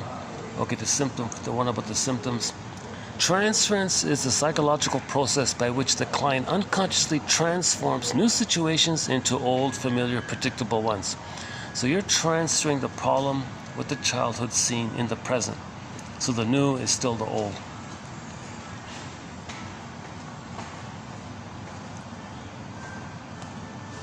Frozen grief, oh, okay, that one.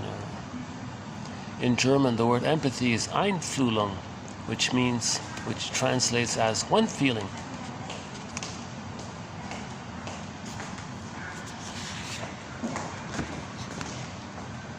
Oh, these are tomorrow's ones, so let's see, okay, let's save that for tomorrow.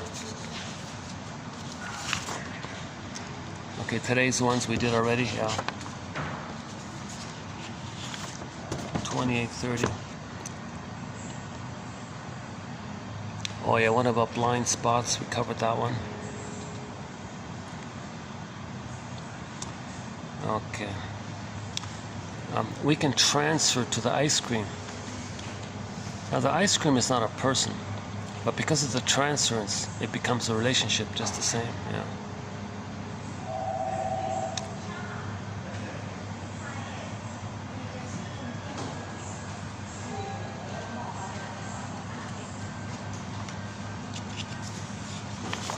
Okay, from 31,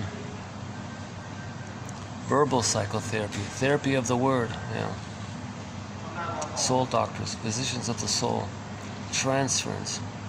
Oh yeah, this, okay, this is a good one. Okay, this Geahchan one here, that's Geahchan about transference. This is a good one.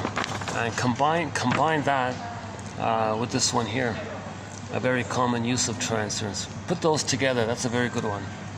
That's a good one. You know, that's really good. If you read, if you go to 28:31 and read the last one from Geahchan, and 1, 2, 3, and the fourth one from Streen, that's a good one. Yeah. Oh yeah, we did these already. Okay.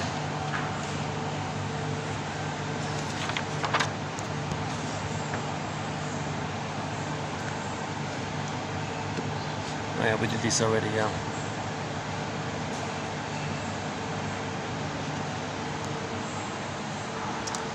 Okay, we'll continue to add quotes to our various threads. I think aside from the preview of the 3 quotes in the next video, I think I'm gonna kind of wrap it up for nostalgia for the time being. I think we reflected on it enough for the time being. It's interesting, you know, one shrink said, you know, why don't the shrinks talk about nostalgia?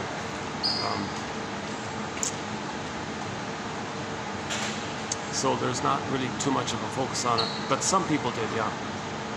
Where's that Reuben Fine one? Yeah, one of my favorite ones is, yeah, here we go, this one, yeah. Reuben Fine. Psychoanalysis really represents the heart of psychology. Without some reference to psychodynamics, no psychological statement makes complete sense. A careful examination of some recent psychological literature shows that current, quote, scientific psychology, as usually seen by academicians, academics, academicians, is often either irrelevant, trivial, or erroneous. I felt such a relief when I saw that one. All these kids go to college and learn psychology and all this. Without the heart of psychology, psychoanalysis, you're missing it. Someone gets a PhD in psychology, no mention of psychoanalysis, like just a bare reference to it. Then they go, something's missing here. Where's the heart of it all? Then they got to go to the Psychoanalytic Institute. Yikes. Why the long detour from high school? In high school, grade 12, 13, whatever, spend some time with that comic, psychoanalysis. Put that comic in the curriculum. Or create something very similar to it. I don't know. It's not bad. It's good enough, that comic. Or at least give it to them on the graduation day. Give them a copy. Give them a flash drive with that comic in it. Or give them a note with the link on it or something. I don't know. Or give them an iPhone. Oh my God, here's an idea. Oh my God, here's an idea. Everybody who graduates high school gets a special iPhone, and it's got Karen Horney's books, Masterson's books, 1001 Windmills of the Mind, Janov's books. Oh my God, Thomas Ogden, Grodst. Hang on, that's too much. That might be too much, right? I would say give every high school student an iPhone, and in the iPhone they've got the comic psychoanalysis, 1001 Windmills of the Mind, Karen Horney's book, Our Inner Conflicts, Masterson's book, The Search for the Real Self. That's a good start, and maybe like maybe one Enneagram book, maybe like The Wisdom of the Enneagram or something like that.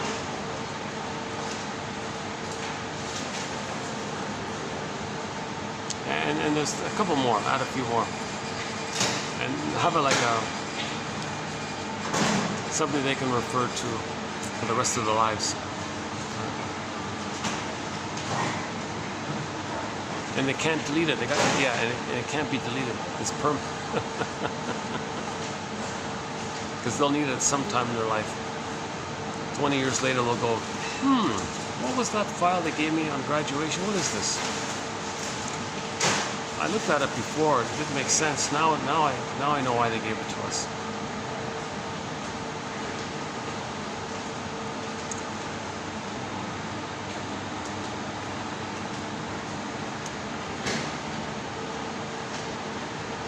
Well, okay, let's wrap this up. Let's see, what are we doing here? 8:06.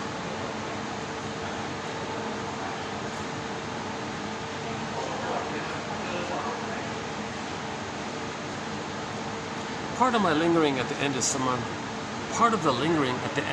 of my videos is like I feel like I want to end up on a real happy, kind of fun note kind of thing. Or at least if I had the boombox, it'd be easier. I would just play our theme song, Catch It, which is Catch It, Epstein's German cover of Windmills of the Mind, the song Windmills of the Mind. It begins with the bass tubas. That's a great song.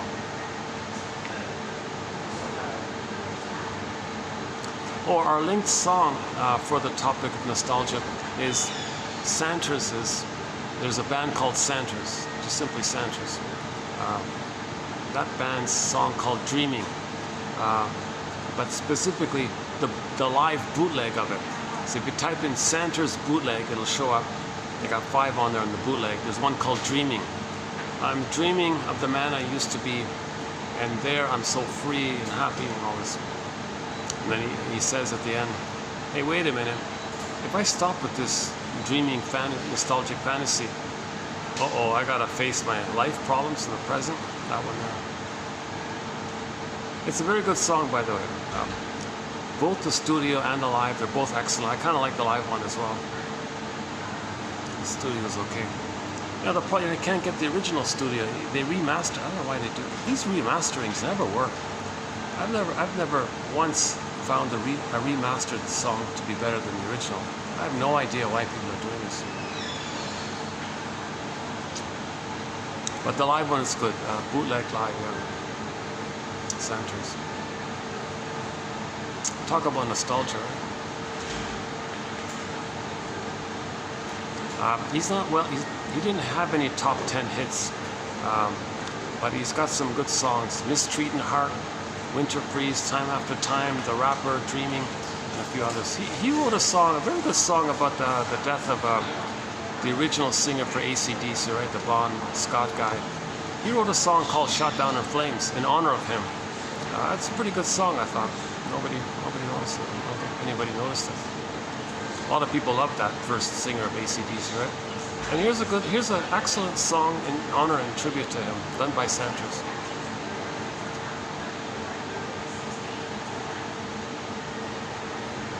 You know, actually, you know, Rick Santos briefly stepped in for Rick Emmett when he left Triumph.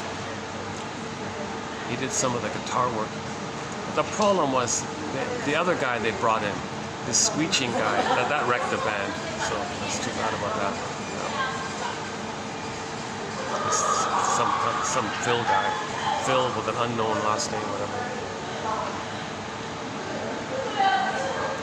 He had this screeching nail on it, you know.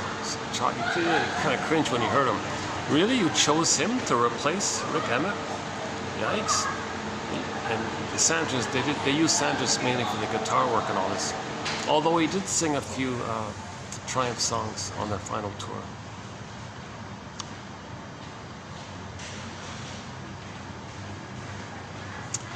They would have had a better chance without that Phil guy, and just keep directly Rick Santos, and you could have kept the band. Or bring in a late. They could have brought in like a pretty girl or something to sing a few high notes. If that's what they were missing.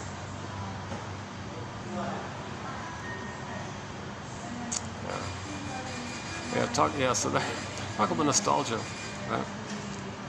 Like maybe Gilmore, the head of the band, Gilmore, right? Maybe he's thinking, gee, what if I went back to the early 90s? Gee, I missed that opportunity. If I didn't bring in that screeching guy, and I just brought in some, I kept Santos and brought in a good-looking girl who can sing a few high notes. It could have been something great, you know. So that would have been, that could be maybe nostalgic on his end.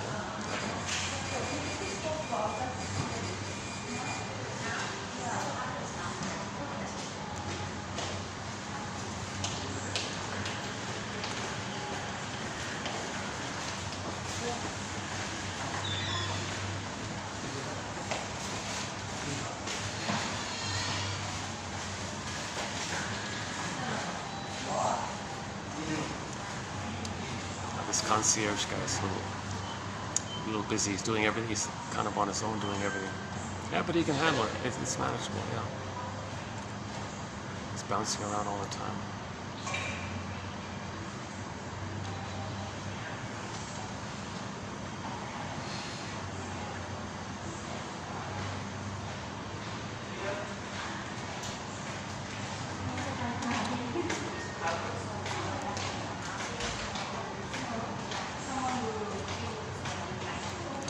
I can't name the color of that taxi. See that kind of reddish, light reddish taxi there? I can't.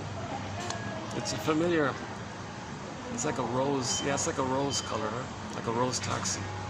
I've never seen a rose taxi before. It's nice. Yeah. Yeah, it's like a slightly dark rose. No, like a light rose. Not like a dark red rose. It's sort of like a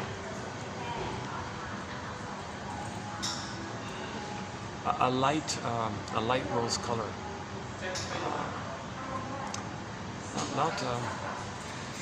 Not that. Okay, why am I talking about this? ตอน6 โมงเช้า6 โมงเช้าถึง 10 โมง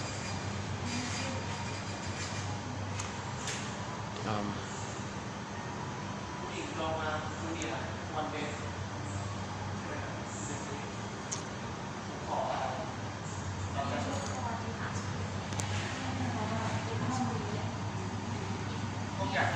Nostalgia is the pain of no return. So again, the nostos means return home, and the algia or altos means pain or longing. A festering wound, the wound of dislocation. You lost your home, and you lost the needed good home.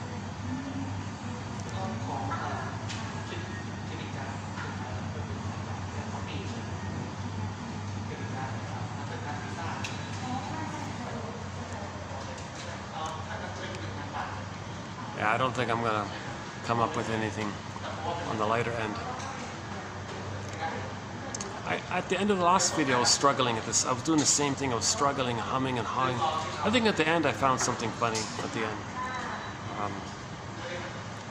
I wish I could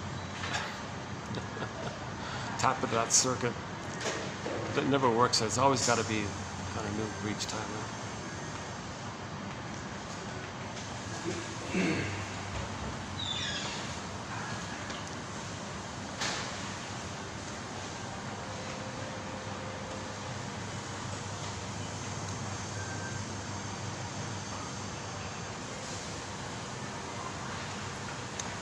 It's a Thursday. Yeah, today's Thursday here.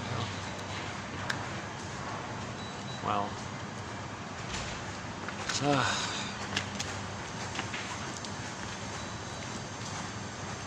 Call of the Moose.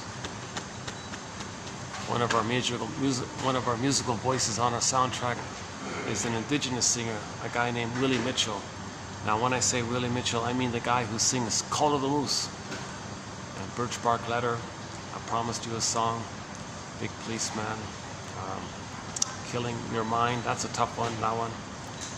About some indigenous people who identified with the aggressor and think like the aggressor, and they hate their own indigenous people because they think they're the aggressor.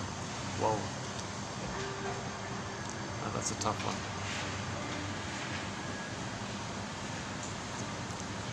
I imagine indigenous people have a lot of nostalgia, right?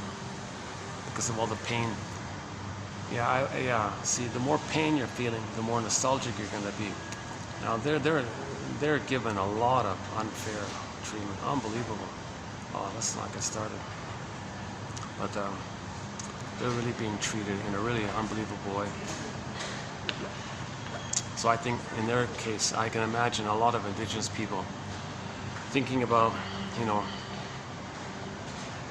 a legitimately better time that they heard about from their parents,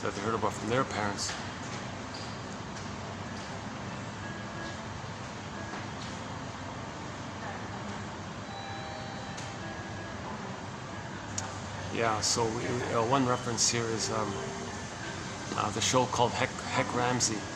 Well, if you want an interesting show to watch, there's a TV series called Heck Ramsey, starring Richard Boone, the guy who played Paladin, Where Do You Roam, in the famous show Have Will Travel. He did a sequel to that. That character, Paladin, there was a sequel called Heck Ramsey. People don't know about this. It's a very good show. He's like older and all this. The episode about the mystery of the yellow flower or green flower, something mystery with the flower, that one there.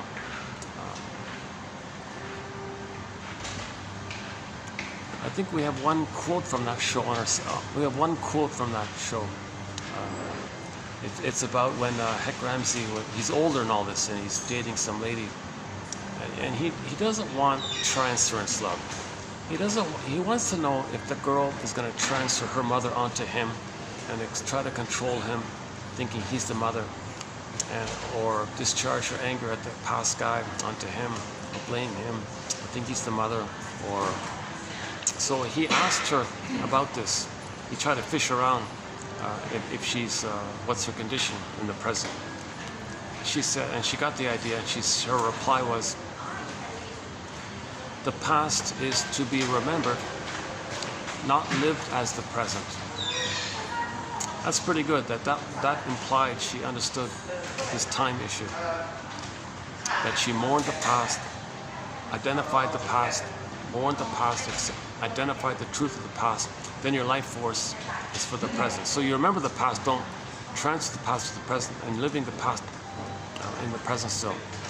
Again, the past is to be remembered, not lived as the present. That's called transfers. And then he would, in that case, he would have been seen as the mother from her past, whom she's still fighting with. He didn't want that, so that's why he was fishing around about that. The self-help author Amy Baer says, we transfer our childhood and we recreate in the present our childhood because of the pain we're feeling. The Greenberg film, Shrink said, said to the guy, you have trouble living in the present, so you linger in the past because you feel like you never really lived it. Unfinished business, too overwhelmed, stuck there. You didn't live it, you couldn't know it, couldn't experience it. You're overwhelmed, disassociated, entranced, endorphins, numb, stuck there, frozen, fossilized.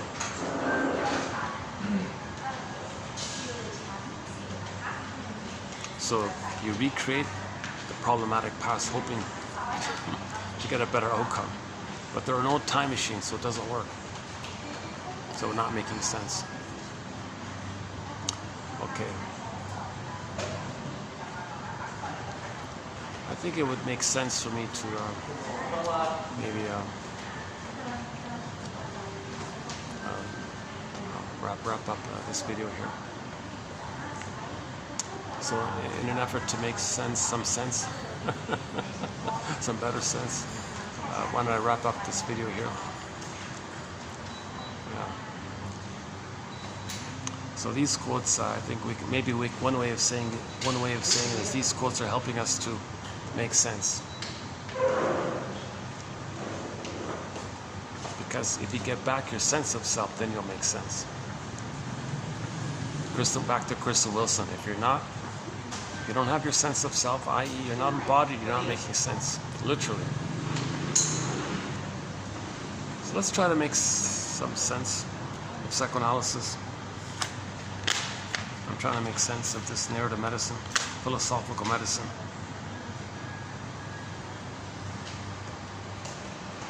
Each person's got to filter out for themselves what makes sense, what doesn't make sense. That's a sifting process, right?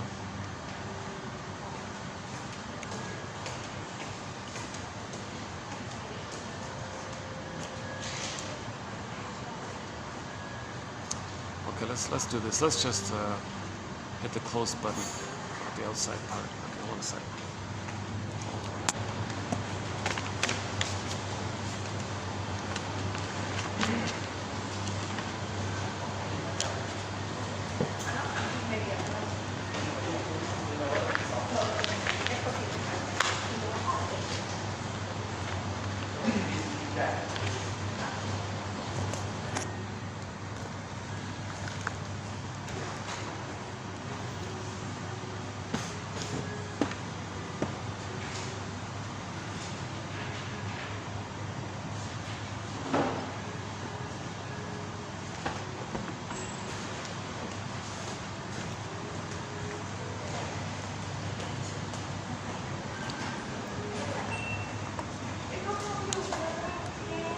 What about here? Aha. Oh, okay. Well, these guys left. Maybe I can wrap it up here then. Okay, let's wrap it up here. Any final thoughts here?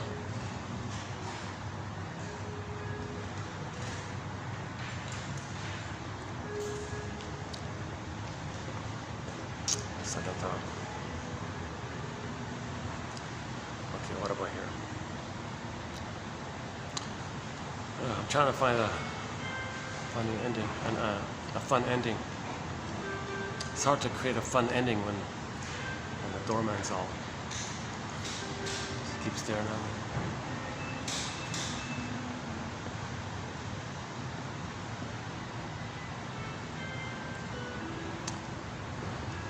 Okay, what about here?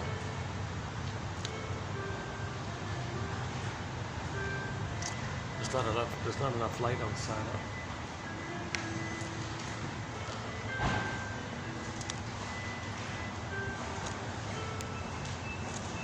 I think when that guy doesn't have anything to do, he gets a little antsy, right?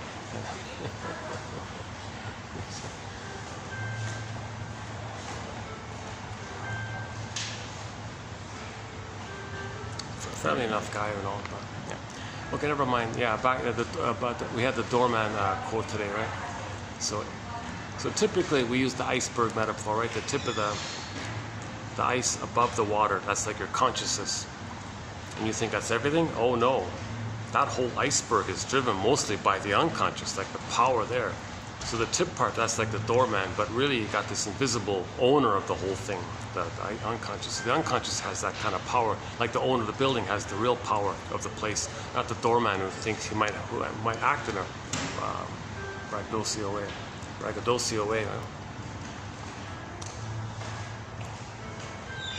Oh, he's so manic. He's constantly pacing and buzzing around all the time. Maybe he's got 10 caffeines in him or something. I don't know.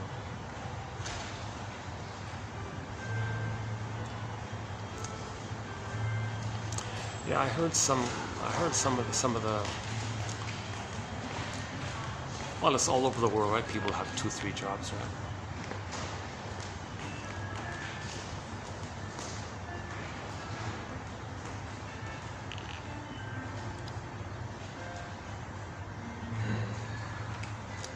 I'm still looking for an upbeat little ending here.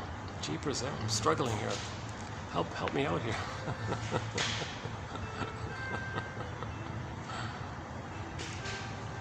If there were a stray cat, the stray cat could jump up on here. I could show you the cat. That'd be a good way to enter it. If I could find a cat. Any flowers here?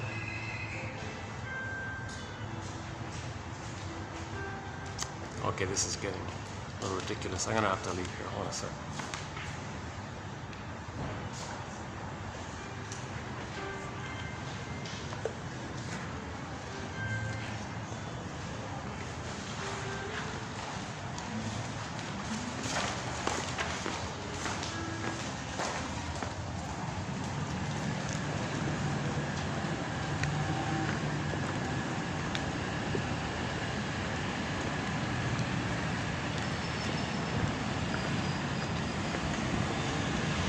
Any light? Where can I get some light?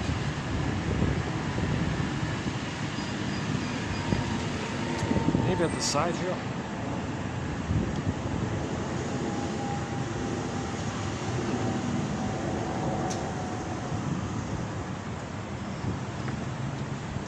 What about here? Not really, eh? There's no real light out here. Well, any final thoughts here? Too bad I can't get better light. Oh, maybe like this.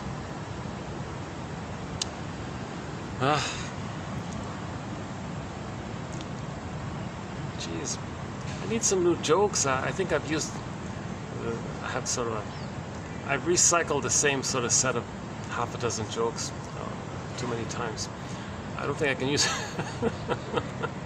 need to give them a rest. But they're good jokes, yeah, I've used them too many times.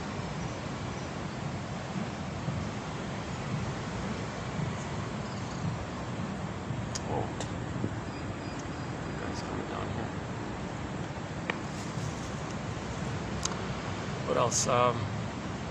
Yeah, that's a new thing. That's sort of a spontaneous thought I want to put a question mark on. Can we say that things like smoking, I know that guy's doing smoking, emotional eating, people who drink, is that all nostalgia? Is that like a kind of pathological nostalgia? Trying to trick your brain to some blissful kind of condition, or timeless, blissed out kind of place? That's a pathological nostalgia, wanting to go back to some kind of timeless, blissful place. So drinks and cookies and cigarettes, in one way or another, they try to trick the brain to give you the chemistry that you normally would get when you're nursed and loved and all this.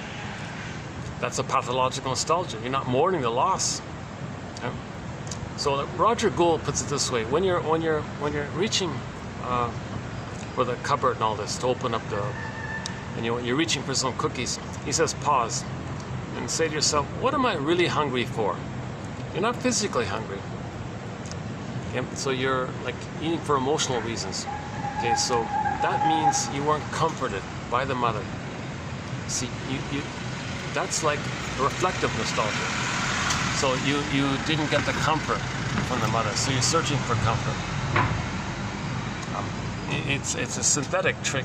The sugar, salt, and fat tricks the brain into thinking that the person is saved by the surplus sugar. So you get from the safety from that perspective, you get the serotonin. It's not the serotonin mother's comfort and all this. So that's part of getting your story, right? That kind of thing. So can we say that emotional eating and smoking, drinking, and all that stuff, is that pathological nostalgia? Is that an act of pathological nostalgia? Based on the quotes we have here, I'm kind of thinking, in those terms.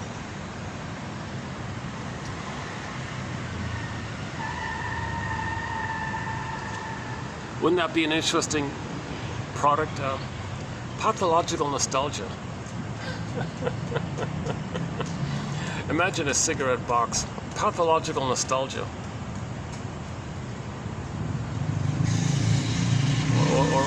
Or a beer or something like that. Notice the names of some of these alcoholic products. Breast, or comfort, and all those kinds of things. Okay, let's wrap it up. Okay, any final thoughts here?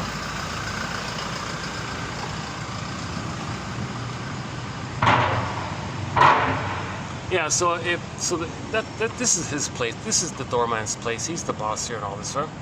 So if I'm sitting there talking and he's got nothing to do, maybe he felt a little anxiety. So that's his defense against the fear of feeling alone. No one's talking to him. He's being ignored. So he's constantly dealing with guests and things, doing little things from people. So maybe if he's not doing anything, and there's one person near him, me on the phone like this, talking to you guys, maybe he feels triggered, left out, abandoned. I'm not useful, not wanted. So he was a little anxious like that. So he's kind of like looking at me a little bit and walking there. I tried to avoid him. He looked at me again. I looked at him a little bit, checking out. Is he really annoyed? So finally I thought, okay, yeah, I think maybe it's better if I just leave. But in previous times he's been okay. Maybe he just had an extra coffee or something. But no, he looks like a he's a handsome. He's kind of like he looks like a kind of a. He has that kind of instant rapport with people. Like when people first see him and meet him, he has that instant kind of like. He has that knack of looking friendly with everybody or something.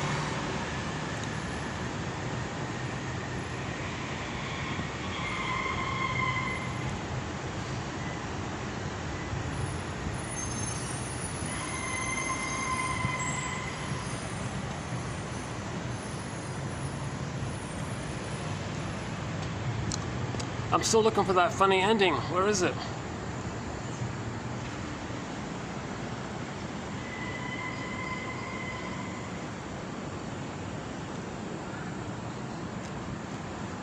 Would it be too dark if I just walk back? Let's give it a try.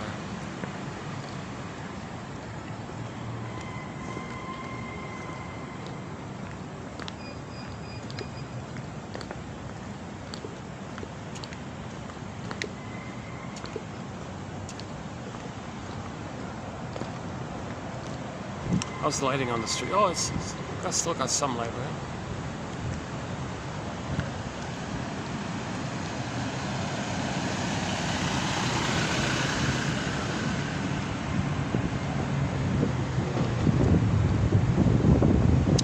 Well, maybe we'll find an alley cat. Oh. If I find an alley cat, I'll show you the alley cat and we'll wrap it up there.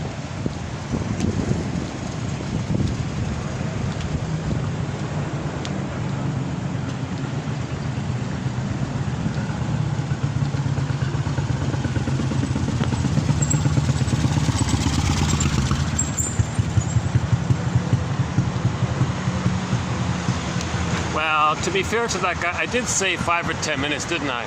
And there I was, over almost maybe half an hour there, right? Yeah. I should have told him up front, no, I'll be here for half an hour, not 10 minutes, maybe that's my contribution to the awkwardness, yeah. He said 10 minutes and he's been there half an hour.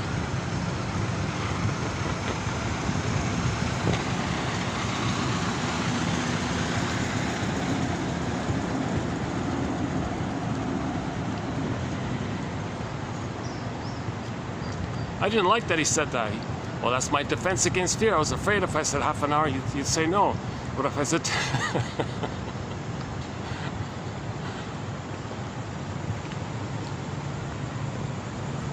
So the things you again, 2822. The things you dislike in a person are his defenses against fear. That's a very good empathy exercise. It's a very simple, short, good little empathy thought. And we never would have had it. And that's Lucy Freeman quoting her shrink. So she said her shrink told her that. She took down notes. So once again, yeah, Miss Freeman wrote a book called Fight Against Fears in 1951, based on her experience with her shrink, a guy named John Thurrott. Don't know much. There's no art. He has no books, no articles, nothing about him. But she went to this guy and relayed some of his insights to her, which are very good. So 28, 22, and 3 come mainly from this Thurrott guy, as reported by Miss Freeman there, yeah. Oh, here's some more light. Okay. Well, under this bright light, we got some light here. Let's see if we can wrap it up here. Summer breeze, yeah. Well, that's the hotel we were in.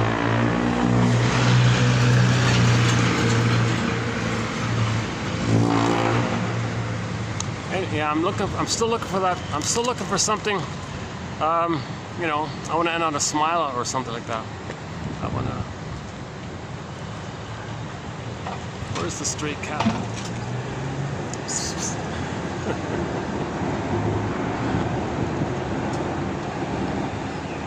Oh, that's SkyTrain, yeah. Well, there's at least one of the SkyTrains that has the Inside Out ad on it. It looks great. It's very good, yeah.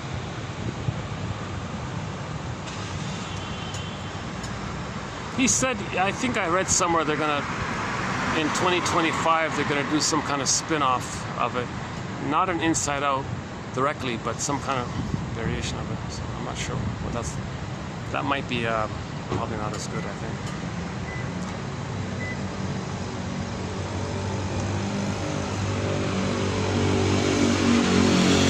I think every year there should be like a new Inside Out. That should be like a yearly thing. Like that comic psychoanalysis, that should have been a continuous thing. Every 3 months, a new issue. Imagine that. Imagine if every 3 months the comic psychoanalysis had a new issue every 3 months. And incredible. There'd be a huge emotional literacy around the world. It could be translated into every language. It would have been awesome if they kept that comic going. My God. So we just have the 4 issues. That's a good starting point. That's a good reference. I think we should pick up on it. And every 3 months put out a new comic like that. So just follow that format. It's excellent. It's endless. The clients and the topics to be discussed, the interpretations to be discussed. My God. You can even shrink current events. You can make up any. It can be incredibly helpful. The psychoanalysis comic. So I say bring it back, you know, and revive it and keep it going. Talk about nostalgia. Had that been the case, that it was continuous. What's that? 55 to current times. What's that? 45 plus 24. What's that? 79. 79 years. Is that right? 79 years? Let's say 80 years. times 4, 300. Oh my God, so roughly 300. There'd be 300 comics. There should be 300 of these comics out by now, had that thing kept going. My God, what a treasure, what a treasure. Oh my God, what a missed opportunity, you know. Talk about nostalgia. It's not nostalgic for me to think that. It's just feeling a kind of a little sadness that didn't take place, right?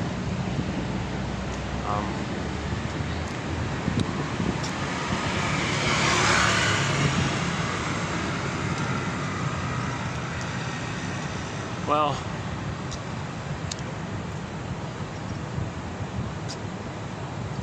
any moons? What about moon? Clouds? No.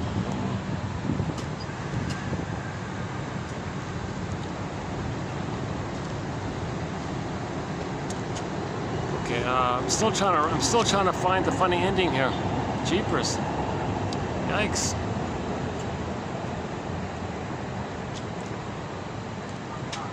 Shirley Temple, the bluebird of happiness is within.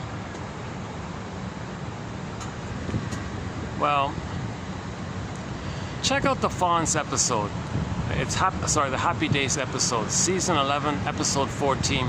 It's called "The Spirit Is Willing." That's a good episode. I think that's a fun, kind of interesting, fun episode. He did a great job, the actor Henry Winkler. Yeah.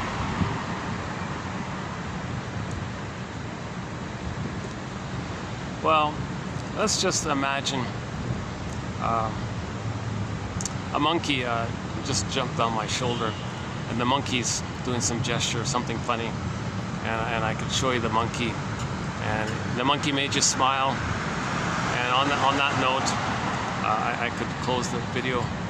So that's just a fantasy, right? It's not nostalgia, it's a fantasy.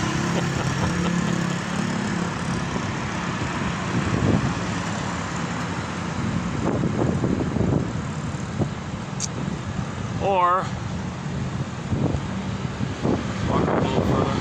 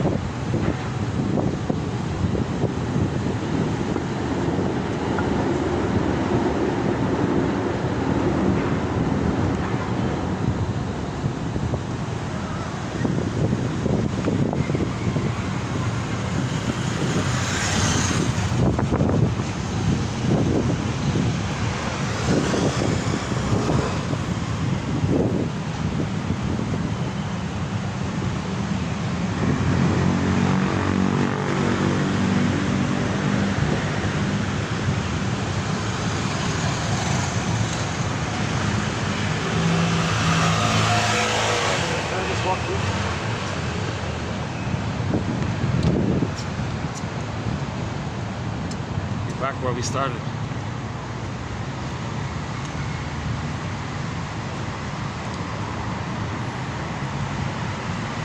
Another smoker.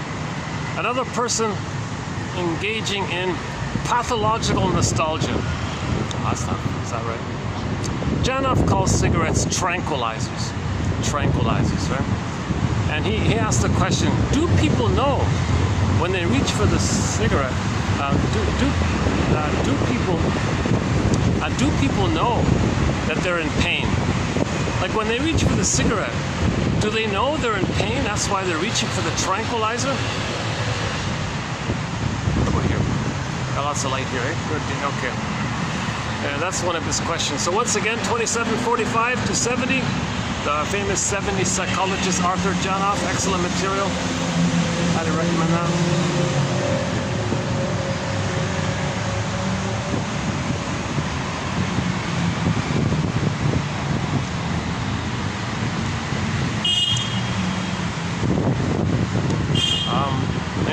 Anything else?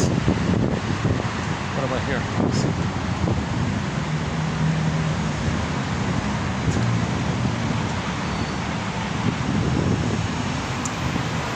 it up here.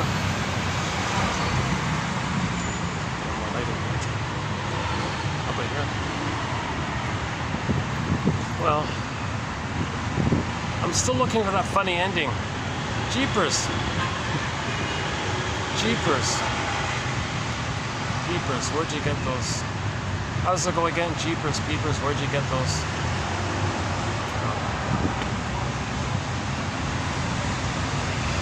Is that a commercial for something? Jeepers, peepers. Where'd you get those? Something?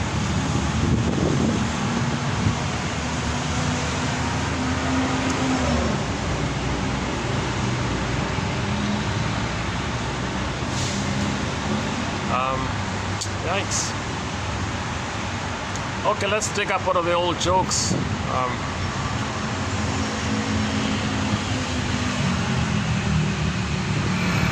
The pigeon one.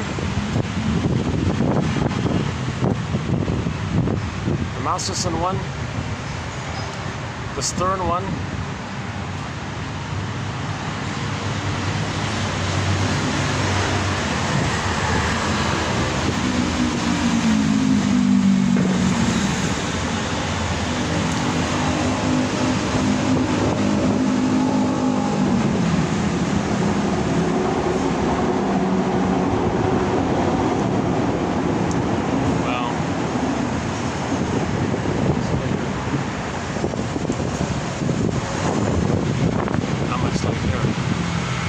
Here, do we get light here? How about this spot here? Is there enough light here? Like this?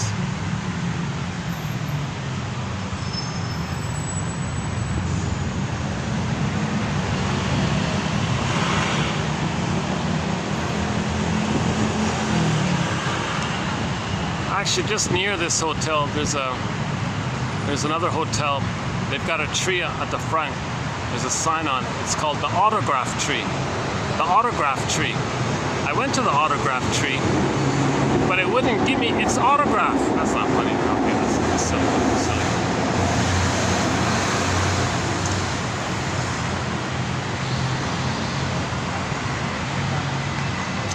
Maybe I have a block to finding something funny because maybe a part of me wants to linger, and maybe I feel separation anxiety.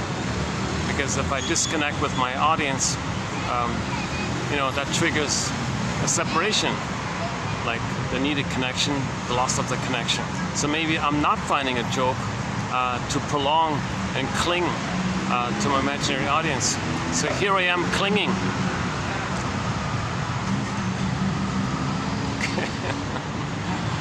Okay, maybe on that note I'll end it here. So I'll see you in the next video. So we did a brief preview of some of them already, but we'll finish it up in the next video. And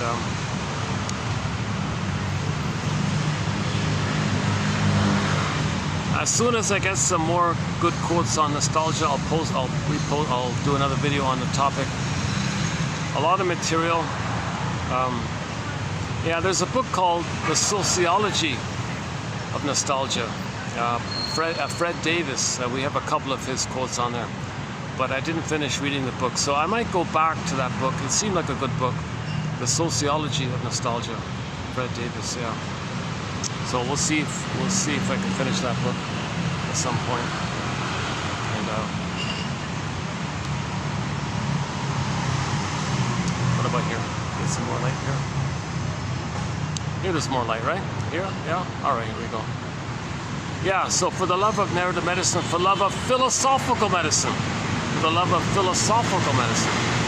It's synonymous with narrative medicine.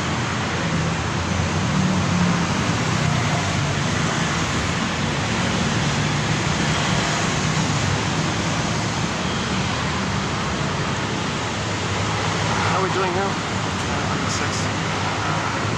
It's kind of noisy here anyways, right? Well,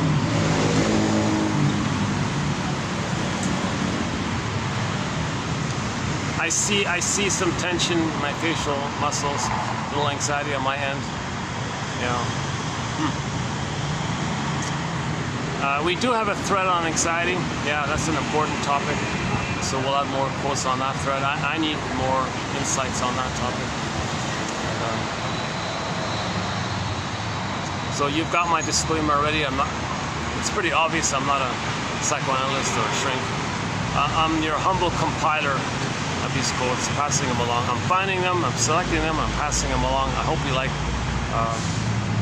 1 out of 10. That's sort of the idea.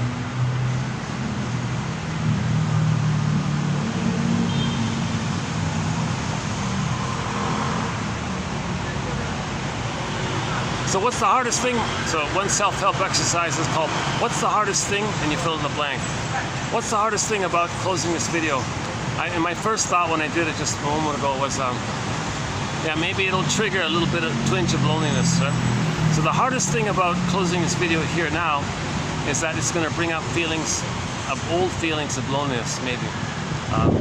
Plus this topic of nostalgia has been a little emotionally triggering kind of topic. So I feel like the hardest thing about closing this video is that I gotta face whatever little feelings might be coming up when I lose my connection with my audience here today. Okay, so what's the hardest thing about that? Okay, fair enough. I can manage that. I can hold that. I can contain that. Okay, good.